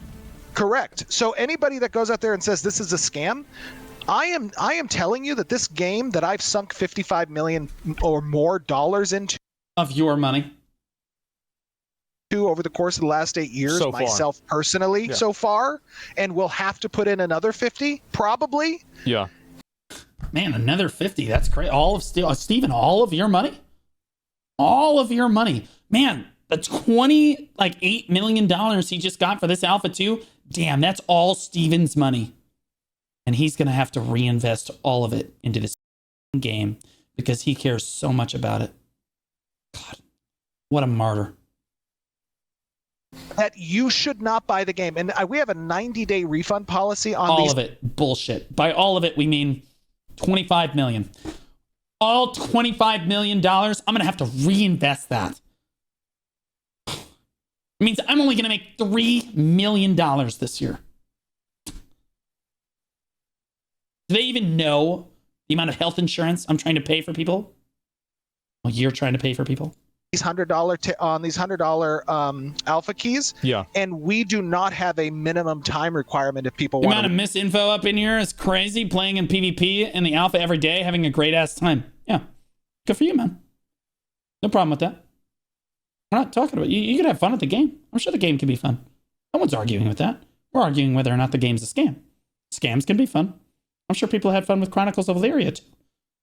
Concord had a whole Discord call full of people that were having fun with the game before they shut the servers down. Refund. If you want a refund and you go in and you play this and you play our alpha and you test our alpha and you test it for 10 hours, 15 hours, we are granting those refunds because we don't want people to be upset about that. So it is total bullshit that what the statements that the way he represented outrageous. How they dare give a refund. We grant refunds. It can't be a scam. Yeah. For sure. That makes sense. Us and the game in his video. And again, I don't want to pick on Narc. Okay, dude. Sure. Go play another game. Go enjoy your content creator career. Yeah. Go play Dark Souls. That's what he wants. That is, it's all. This is your life, what he wants. brother. You go do you. Please go play a different game so that you stop shitting on my project, so that more people will invest money into the project, and I can just keep doing this the rest of my life. But you left. You lit a match and you threw it behind you, and you said, "You, Steven, you Ashes, and you developers." Base. And that's up. Well, It's up is taking all this money from these people and only delivering this piss poor Alpha 2 experience. there it is. Well, I feel like there's a lot of development teams that feel that way, and just from like my own personal opinion, Nice hoodie. I Yeah, $500 hoodie. wish that more development teams would communicate honestly rather than, you know, go through like 8 layers of PR bullshit, because it's like you don't really know what somebody's thinking. You're not having an honest conversation. It's a bunch of fakery. Weird flex? No, honestly, I think that that's a really relevant detail. I spent $500 on this hoodie. You know why? Because it's Path of Exile 2. That project's not a scam. I'll pay $500 for developers that are as good as GGG. Worth it. Worth it. They deserve it. They worked hard. They're delivering a finished product. For sure. No, I The pre-order bundle? Yep. That's what I bought. They even sponsored me to play the game. Units. do really appreciate you coming on and talking about it and everything. Like, I really do. And they gave me a key, and I said, nah, I'm going to spend the extra money. This game is incredible. And, you know, I'm sure it puts you in a weird position, especially with like the people in your team, etc. But I don't want to be in this position. Yeah, like, this is not why this is not why I've devoted 8 years of my life to building this game. I don't want to be here talking about drama. No, Global, I haven't seen that. That sounds crazy. You don't like drama. I don't like drama. The community probably loves the drama, but I bet he does love drama. You know how I know he loves drama? It's because he's choosing to be in a public figure role. You don't choose to be the PR guy if you don't like drama. Come on. That's like saying content like Blue, you don't like drama. Newsflash. Drama queen. Caught. It is what it is. Asmon's a drama queen too. So Steven. I do not. I'm sure it's entertaining, but it's not why we're doing what we're doing. I get it. I get it's entertaining. I get that it sells. And I know that it's some level of exposure, but I just want to make a great game. Mm-hmm. All of the Ashes of Creation content creators organized a PvP event on Alpha. Amazing. And they've been saying Alpha just don't take it seriously, yet they organize the PvP events on Alpha. No, I think that that's fine. I think that if people want to have fun with it, they're more than happy to do so. But we're having a discussion about whether or not they're scamming people on like a broader scale. Is the game exist? Absolutely. Steven is more than just a drama queen. He's a known fraud that made his money from multi-level marketing. People can research his past beyond Ashes. It's pretty well documented. I don't know anything about that. So I just have to assume that it's not true. Without any evidence, I just have to assume that it's not true because I don't just believe stuff. But I will say that you make a game, some people will have fun with it. Sure. Absolutely.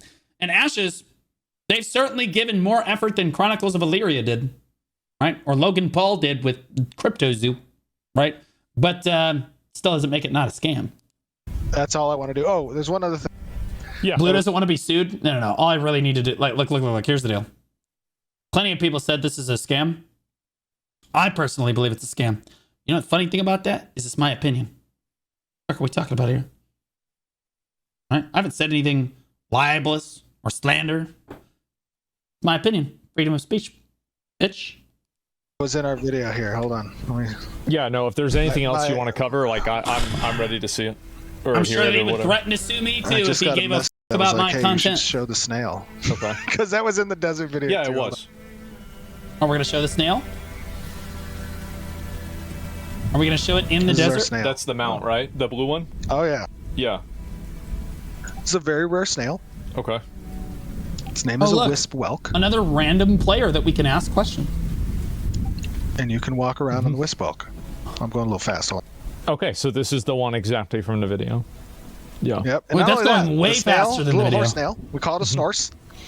Right? It still has some textures. that need to be added. It's missing some maps. It's a badass snail, in unfortunately fairness. got stomped when we did a master material update on the saddle. Narc but had the you snail. Well, I just want to be clear. I don't think that at any point in the video that we just watched, Narc said that the snail wasn't in the game. you can take the snail, This is all completely irrelevant. and you can press period here, and it'll turn into a little snail. Oh shit, okay. He alluded to other things not being in the game that they had talked about, which, again, some of which is true, but a decent amount of which is not true. Like and then, special. And then you can just, oh shit, no. He said everything in the vid fucking wasn't in the game, so yeah. Well, I didn't hear the earlier conversation with Narc. snail. God damn it. Oh wow, so it has like 2 different movement types. Yeah, so Yeah, I want that's to true. choose the slower of the 2 movement types, for sure. Movement types. Outside of that guy attacking you. Yeah. Yeah, that's sad. Okay. Well, yeah. That. No, that's cool. There's one other thing, by the way. Pirate Software Thor. He's been playing the game a lot. I know that he's a big proponent of. Okay. I just want to say this. I love Pirate Software, and the reason is he was a StarCraft 2 developer. It was my favorite game for years. I was Diamond and Wings of Liberty. I played the out of that game. And then I stopped playing in Heart of the Swarm because Zerg was busted, and I'm Legend now. Or I'm a Master League, I'm sorry. Master League now. In Legacy of the Void. I love StarCraft 2. It's such a great game. If Blizzard had given a about it, or balanced it at all, or given a about the community and its management at all, holy that game could have been huge. But sadly, Blizzard does what Blizzard does. They just let the community manage everything with the game. They don't support it at all, and eventually the game dies all on its own. Tragedy. Of it. We definitely have a lot of systems that are mirrored off of the way that Love Eve's StarCraft economy and like. Anyway, the way that Thor talks, I really do. Like, Thor is a very logical person, a very reasonable person. And I know he's been playing a lot of Ashes of Never Being Created lately, and I'm sure that he likes the game a lot. But, like, again, tough to convince me on this now that I've heard Steven talk. Like Zero Sec Space and stuff have been architected. We have a lawless zone. We have a we have a territory in the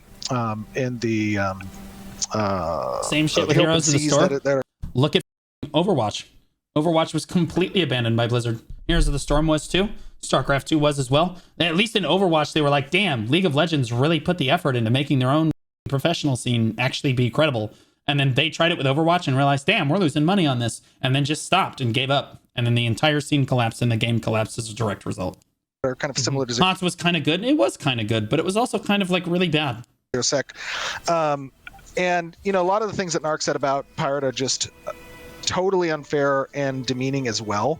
And I think that it's important. The biggest takeaway that I have when it comes to these I'll let types him of talk for a couple more minutes. I kind of want to hear what he said to Narc. That we're all part of the same ecosystem and genre of player groups. Yeah. We have all been, I went on your show back in 2020 when I was driving to Vegas.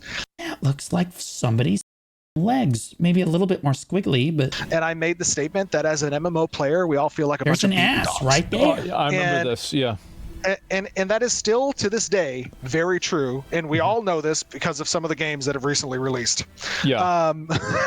But what I will say is that there is some level of camaraderie that should be had within our community as MMORPG gamers. Okay, yeah, this is irrelevant. Nobody cares. What did he do? Okay, so was Asmon this light with Narc? Yo, what's up, man? Yo, Asmon, hello. How you doing? Yeah, I'm good. Yeah, well, yeah, I was having fun. I was playing Dark Souls, and then suddenly I wasn't playing Dark Souls. Which Dark Souls were you playing? It's in one. I've never played Dark Souls before in my entire life. Oh my god. It's the first. Well, you know, I played Elden Ring. I was on Tree Sentinel for 9 hours straight. By the end of it, I was saying, Tree Sentinel, I've come to bargain. Every time I ran in. And he was eating good. But I got through it. I beat the whole game. Killed Tree Sentinel once. I didn't beat the game. You know what? But it was fun as though. Hey, I two-shot Smaug and that guy. I two-shot him. I'm gonna be honest. That is impressive. Smaug and Ornstein. Yeah, in Orlando, that is Ornstein, impressive. yeah. Okay, good. Yeah. It was pretty good. Yeah, I was surprised. So you're liking the game? Molding. Yeah, the game's actually insane, and I'm really looking forward to. Obviously, I'm going to make a video about it and stuff like that because of this whole situation. You know, my goal is to distance myself. Dispense with the pleasantries. Okay. Is smack bang right in the middle of the desert. There is a node directly in front of me. This little crop of land is a node, right? Yeah. Ignore the crop of land. I don't care about the crop of land because that's just a node. Mm-hmm. The point is, all around it. Yeah, that's not where Steven was. So there's a road right there. It doesn't look like it's necessarily. It could be the edge of the map. Maybe that's the edge of the map over there. Possibly. It's just emptiness everywhere. There is no desert. This isn't a desert expansion. This is just sand. This looks like you shit. can see. So I think that's there are random organisms just walking around. I can tell you right now, the Monster Hunter developers are looking at this. Okay, they're rolling over in their graves. The Monster Hunter Worlds developers. That's a good point you're bringing up, and you're saying that the desert expansion doesn't exist, but the desert does exist. The desert exists in the fact that they have just created a land mass with nothing in it. Yeah. There is no content in this desert. There is nothing to test. Define content in this desert. But your video implied that the things that were advertised in the demo from 2 years ago were not present in the alpha. Is that correct? Yep. Is that true? Yep. And I would say, yeah, I'd stand by that. That's okay, true. So what These things do not exist. So if I look at it and I see the things that were shown in alpha in like this demo from 2 years ago, and then I look at the video that Steven's showing right now of the desert, I feel like these two things are pretty congruent. Like, I don't. I felt like the advertised video looked way better than this, but I expect that from game trailers. Okay. That being said, I think that Asmon is being much more fair with Narc. This is the normal Asmon gold that we are all used to right here. Being fair, giving Narc a fair shake, but also criticizing him a little bit on the side, right? Like he's like, yeah, okay, that's fair, but also, to Steven's credit, blah, blah, blah. But like, fuck, we just listened to an hour-and-a-half interview with Steven. He didn't question a single thing that Steven said. So what things would you say that exist from both those trailer from 2 years ago and and what Steven's showing? What would you say exists, quote unquote exists? Is it the trees? Well, yeah, the developed landscape that they showed in the trailer. Oh yeah, landscape. And also, and you're contrasting that because you making the comparison in your video that the comparison is actually the comparison was pretty funny. It's this empty desert. Because that's what you're comparing. It looks pretty empty to me. But if you look at the video itself and you see inside of the game, it does. They're looking at two different parts of the game. It does seem like this is two very different parts of the same desert. That's this is a river and shit. Like. It's more vegetation. I agree that the rocks exist. The rocks exist and the trees exist. But do you see how if you do that and then you show this image of a completely unfinished area, disingenuous for sure. It's going to give people the impression that the entire desert is also unfinished. Absolutely. That's what I love about Asmon is when he interviews people like this, he's being fair. This is a fair criticism of Narc's video. Narc very clearly over-exaggerated how underdeveloped Ashes actually looked in the desert. Not even a question, and he's calling him on it. I think that that's fair. I do not feel that he was fair with Steven at all in the same way. I think that there is a level of bias there that I have never seen in an Asmon video. Well, you've got to use the context that you got to acknowledge the context that I've already made a 20-minute video showing off this section of the desert that Steven's currently showing off. So that I've already done this. Okay, that's fine. So what you're saying is that inside of this video, though, that context doesn't exist. Because if there's a previous video where you've explained it, so then you can see why people would be confused, right? Yeah, I would assume that I don't reach a very wide audience, right? My audience. It's not true. His audience is actually really big. He reaches tens of thousands of viewers with every video. It's been the same 10,000 people for 3 years covering this game. Yeah. So when I make videos, I always assume that people have seen the previous videos. Mm-hmm. So it's that's underselling his audience a little bit. I reference the things that I said in the last video because it's always a continuation of. This is underselling his videos a bit, right? Videos. No, we just watched this one. 23. He said 10K, 23K, 14K, 12K, 8.2. That's lower than 10K. 15, 8.6, 18. He knows that he's getting more views than this. His community's big. When I'm covering the video game. So anyone who's interested in Ashes of Creation, I've already seen that previous Desert Expansion video because... Yes, but Narc knows this too. This video was going to reach a much larger audience than his. There is no way Narc of all people makes... If I made a video about Black Desert Online and said, guys, I'm quitting Black Desert Online forever, it's on Asmon Gold's reacting to it the next day. Guaranteed. I do the same thing. You know why? Because it's going to reach a way wider audience because that's news, right? But if I say, guys, big patch for Black Desert Online, whatever, that will just hit like the normal audience and some new people that are interested in the game.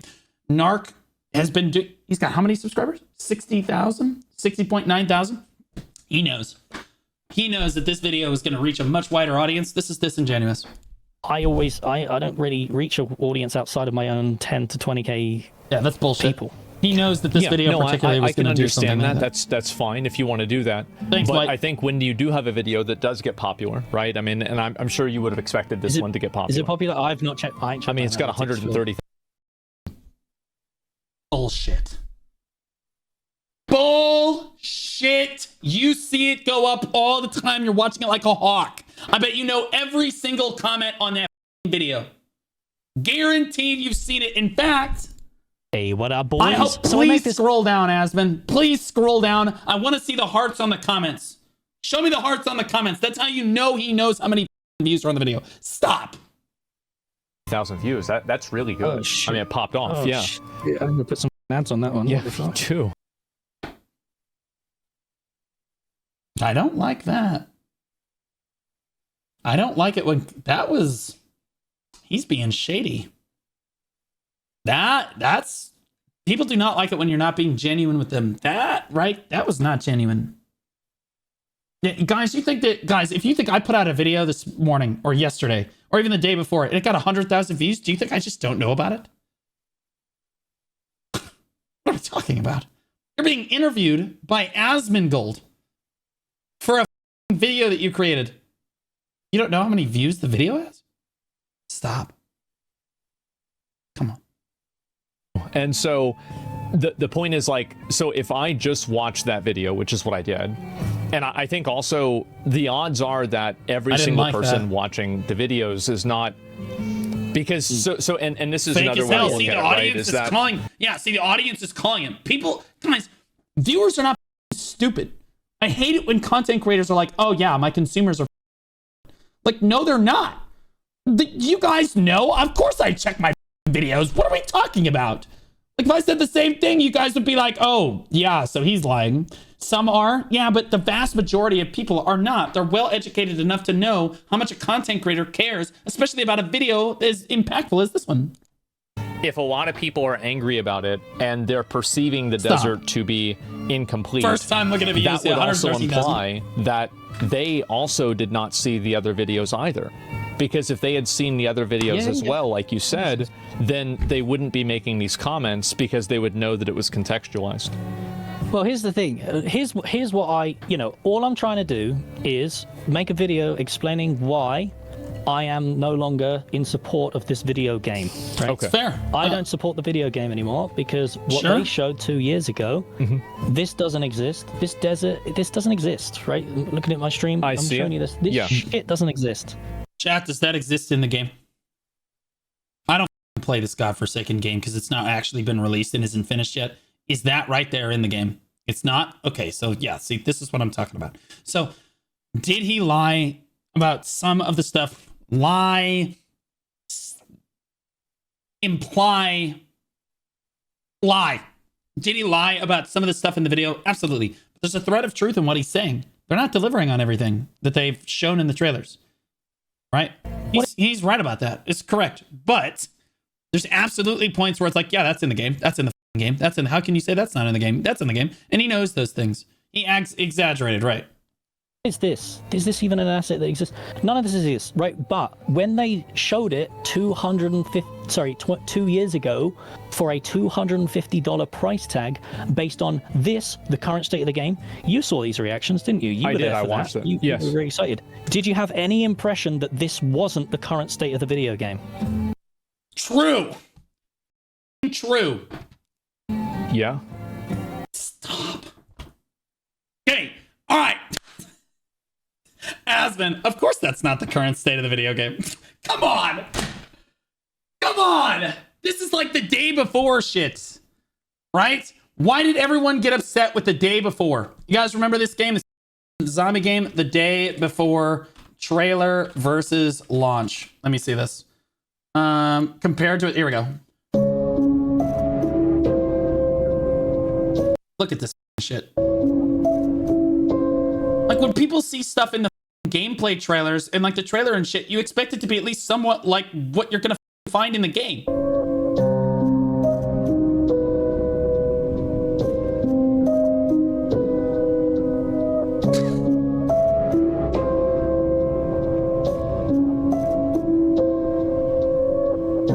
Oh, this didn't do the best job of showing it. But my point is, the day before looked nothing like it did in the trailer. It looked complete trailer versus reality. Is this a good one? Reality? Hold on, where's the trailer? Trailer. Okay, here we go. Yeah, look at this trailer. Look at this shit. You're like, oh, this is met. We're in here. We're in here right now. Oh god, that zombie's eating that. Right? It's crazy. It's spooky. The lighting is on point, right? Reality.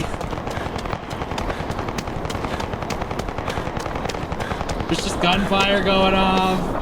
There's nothing going on. There's no lighting. There's nothing for miles. No zombies. Nothing to interact with. Dog shit. Actual trash. And this is what Narc is trying to get at. Is that like, this is the kind of like, maybe it's not this severe, but like there's things that they're clearly alluding to that people are kind of expecting from a gameplay trailer that you would expect to also be in the game when you see a show a big asset like this. You expect that to kind of be in the game, or at least to explain like, where the hell is that, you know? Yeah, Thor has a good interview in this video. Oh god, do we have to watch Thor too? Look, I love Thor, but this and thought, well, this is the, you know, this is what they got, right? This is what they're showing us. Yes and no. So like I've gone through a lot of betas and demos for games before, and I know that like, for example, like there are many games that have cut content or they don't fully show the game whenever it's ready. And I think also there are cases where like big components of a game are. Asmon is correct about this, but like, I don't know, on this scale, there's a lot of stuff that potentially was missing from like these gameplay trailers that wasn't actually delivered to the actual game. And then when you did get the actual game, you're like, this is it? What the right? Are not like, being under-delivered assets that like maybe looked a lot cooler when they showed them, but then when you got them in reality, it just didn't seem finished. Added in. And so like it's an alpha, I get it. Yeah, it's alpha in the future. Right. So I think if a game is in an alpha state, like every single image that you see inside, I think this is what your impression is, right? Is that every single image that you saw on these previews, you expected to be in the alpha. Not necessarily, but the vast majority. This saying, yeah, you know, this is the desert. There's many. If you watch that, if you go back and just watch that whole live stream, there is no context in that live stream that what they showed, this whole thing is just a concept. What is this? Okay, and then you go like this.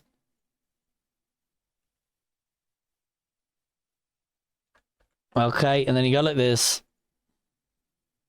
And then what you do is you go boom, you go boom, you turn it like that, you line it up.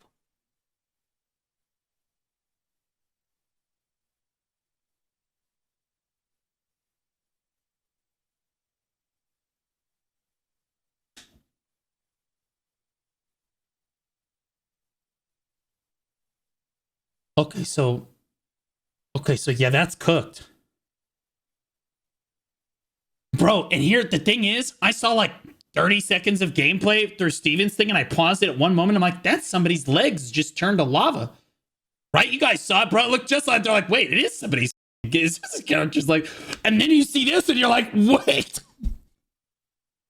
Wait. What? You line it like that. Turn it. Boom. Go boom. Oh my God. Look at the stone structure, and the stone structure is so damning. And then the river running there is crazy. Boom. That's so crazy. Turn it. Oh my God. You line it up. The roads line up, for fuck's sake. It's shameless. Then you go. Yeah, we call this Decade 2. That's crazy. Okay? And that's super lazy development. That's a scam, bro. That's crazy. And that's what I'm saying. He's going in on Narc kind of hard. And was Narc disingenuous? Sure. But a lot of what he's saying is not necessarily wrong. With regards to, like, we're overselling assets to try to overhype the game that we don't actually have ready yet, so that you will throw money at us, right? Like, that point, he's right about that. And then when you do get to the game, it's just like just rotate it 30 degrees, you know, superimpose, change the textures, image of the town. That's insane. This is just the assets. Don't worry, it's a new town, though. The desert's released. Okay, so this right here is a complete lie. Right? Because that asset doesn't exist. You can't go anywhere near this. Right? Like these crystals and stuff. Like this spot in the game, not in the game. Made it look like that this is the current state of the desert. It's not the current state of the desert. The desert probably didn't even exist at this point. And that is this is a fair statement that he's making right here. Because the desert doesn't exist. The snail does exist. That is true, chat. We saw that before. Now, there is no desert. Well, Steven says that it's in the game. It just doesn't show it. Yeah, again, I don't believe anything without receipts. Is though, right? Because like if you look at the image that he said explicitly that wasn't in the game. He showed, and if you look at it, you can see that there is a desert that's very expanded on. I think that you bring up a good point that like this image and this specific case with like this tower is not there. Oh no, not just that specific. I would say everything in this trailer. Everything in this trailer is. Is this in the game? I'm just gonna ask Chad, is that scorpion in the game, the one that splits the tail and stuff? Really big? It is? Okay, good. Doesn't exist. So that's disingenuous, right? Narc is wrong. Not everything in the trailer is not in the game. There's some stuff that is in the game, like the snail.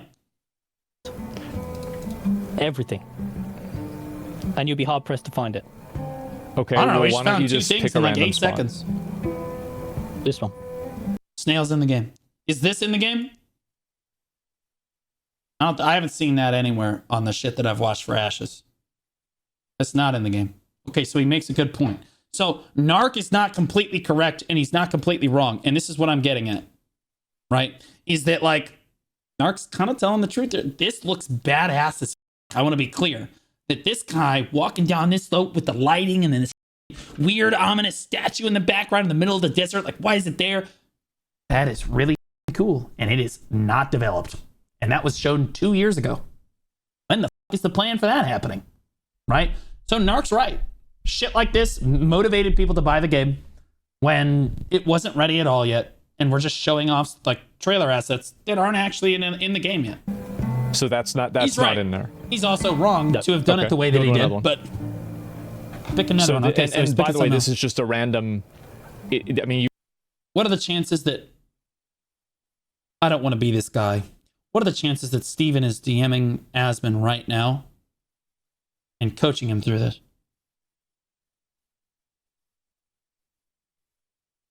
I mean, I don't want to be that guy. Like, what are the chances that Steven is like, no, tell him to go to another spot in the video? 0? I don't know. He said they had a lot of DMs before. You realize that's literally one. I don't know about coaching, not Asmon. That's fair. But I'm just saying, based on what I saw elsewhere in the interview, Asmon kind of pulling a lot of punches for Steven. Which means they had a lot of DMs before this even happened. Which means Steven's probably DMing him right now. Maybe not coaching him through the video. But asset that's placed on a mountain, right? Yeah. But they sold the game based on this is the current state of the desert. We've got these dunes. We've got this, what do you call this, like a Badlands area. None of it's actually there. These trees, when they sold the desert expansion, they said that we could cut the trees down. You can't actually cut the trees down. The trees don't exist. That'll get added. They are, they're not real assets. They're assets in the fact that they're there, like you can see them, but you can't interact with them. There is no interaction with anything in the desert. The mobs are just randomly placed, seemingly. Can you interact with the mobs in the desert yet? There's no points of interest. Kill the mobs? So the Riverlands is full of these points of interest. There's about 18 or so, 18, 20 points. You can? Okay, so that's a lie. Of interest. Yeah, they're pretty... But the mobs are placed like really shitty, so that part is telling the truth. The mobs are placed in really shitty random locations. However, you can interact with them. So again, half and half here.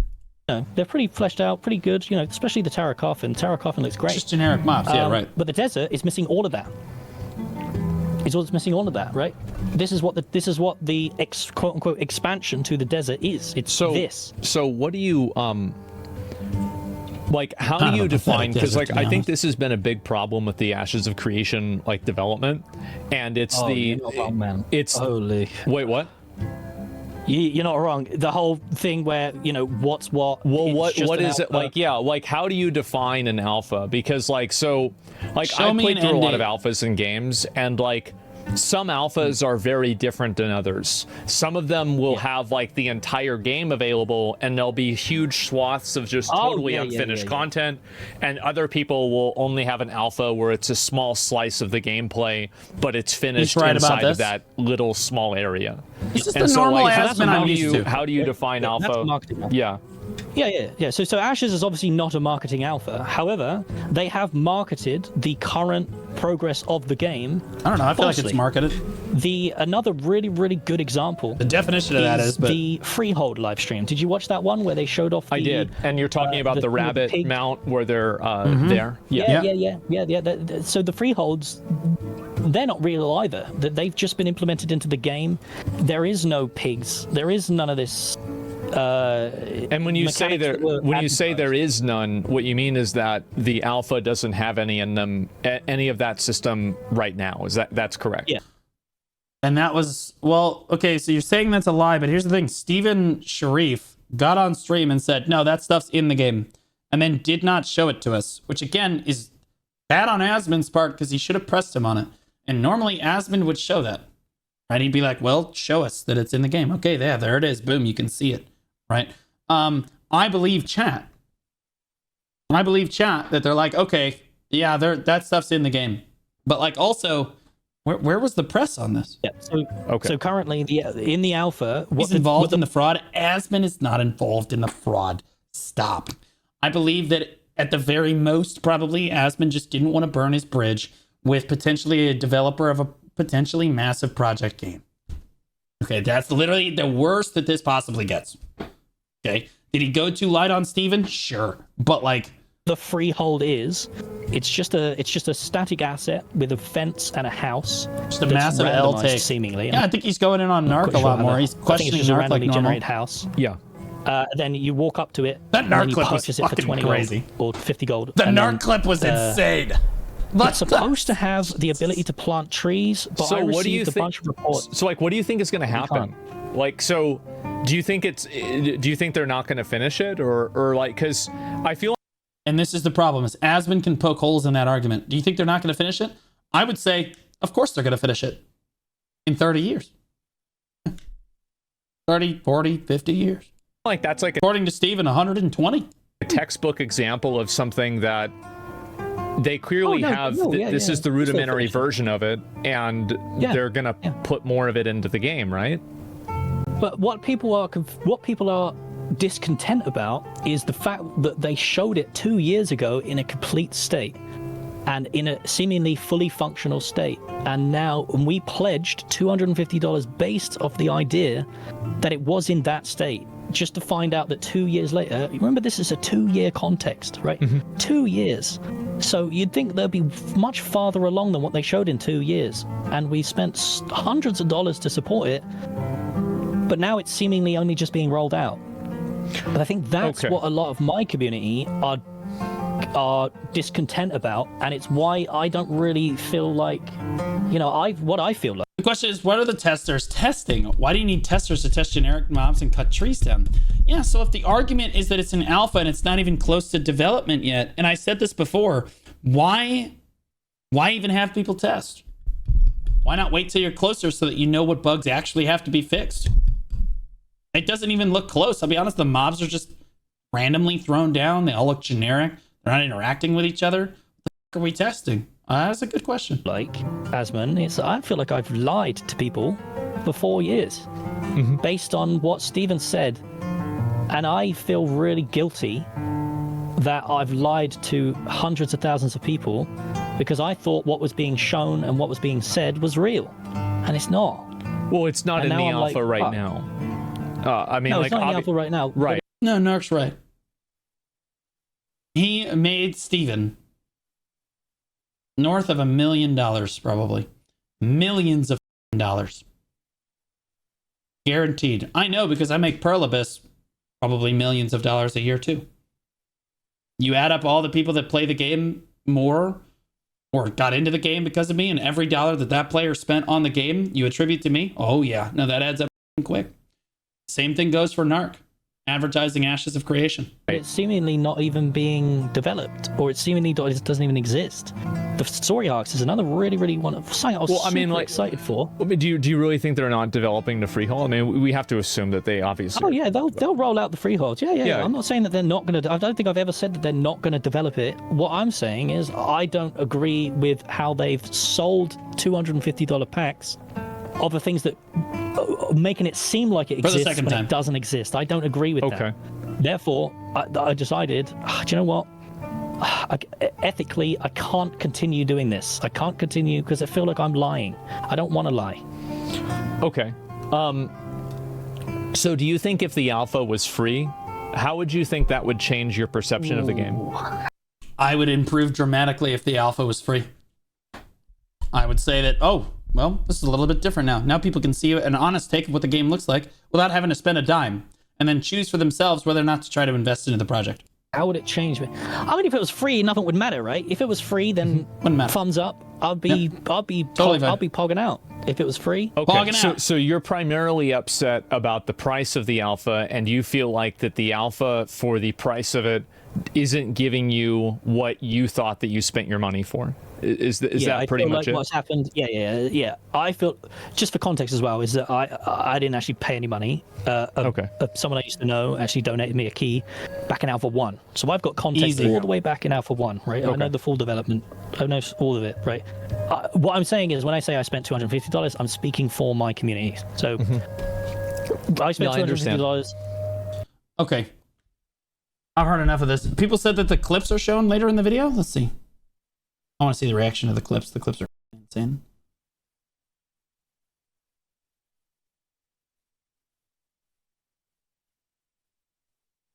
I don't see the clip.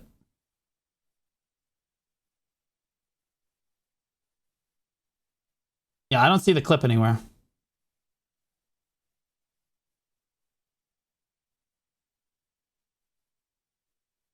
No one should pay for an alpha if it's free. Yeah, I'm just going to say this, guys. I saw this at the end here.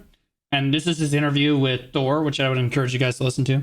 This looks like an AI-generated dogshit level skill tree. I think that the art on the skill tree looks like crap. The skill tree looks like it's designed really weird. And it looks really basic. And the art looks like it's AI-generated. I don't know. I expect better. $50 million. 2005 WoW skill tree. My talent tree in World of Warcraft looks better than this. Not even joking. Looks better than this. Like, Jesus. Here's the Asmon video, which is again him. This was a journey. That was a ride. Jesus Christ. Holy shit. Comments? If you think I'm not going to lay here and watch this for 3 hours and 40 minutes, then you would be correct. That's me, dude. We did not technically watch it for the full hour or 3 hours. I've not seen this much fighting over a desert since Bush was in office. That's crazy. Okay, the comments are kind of going big. The comments are crazy, guys. Oh, God. There's a TLDR.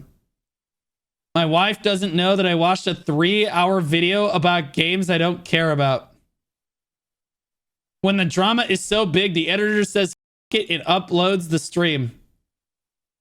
I'm about to watch a 3-hour game I know zero about. Jesus Christ.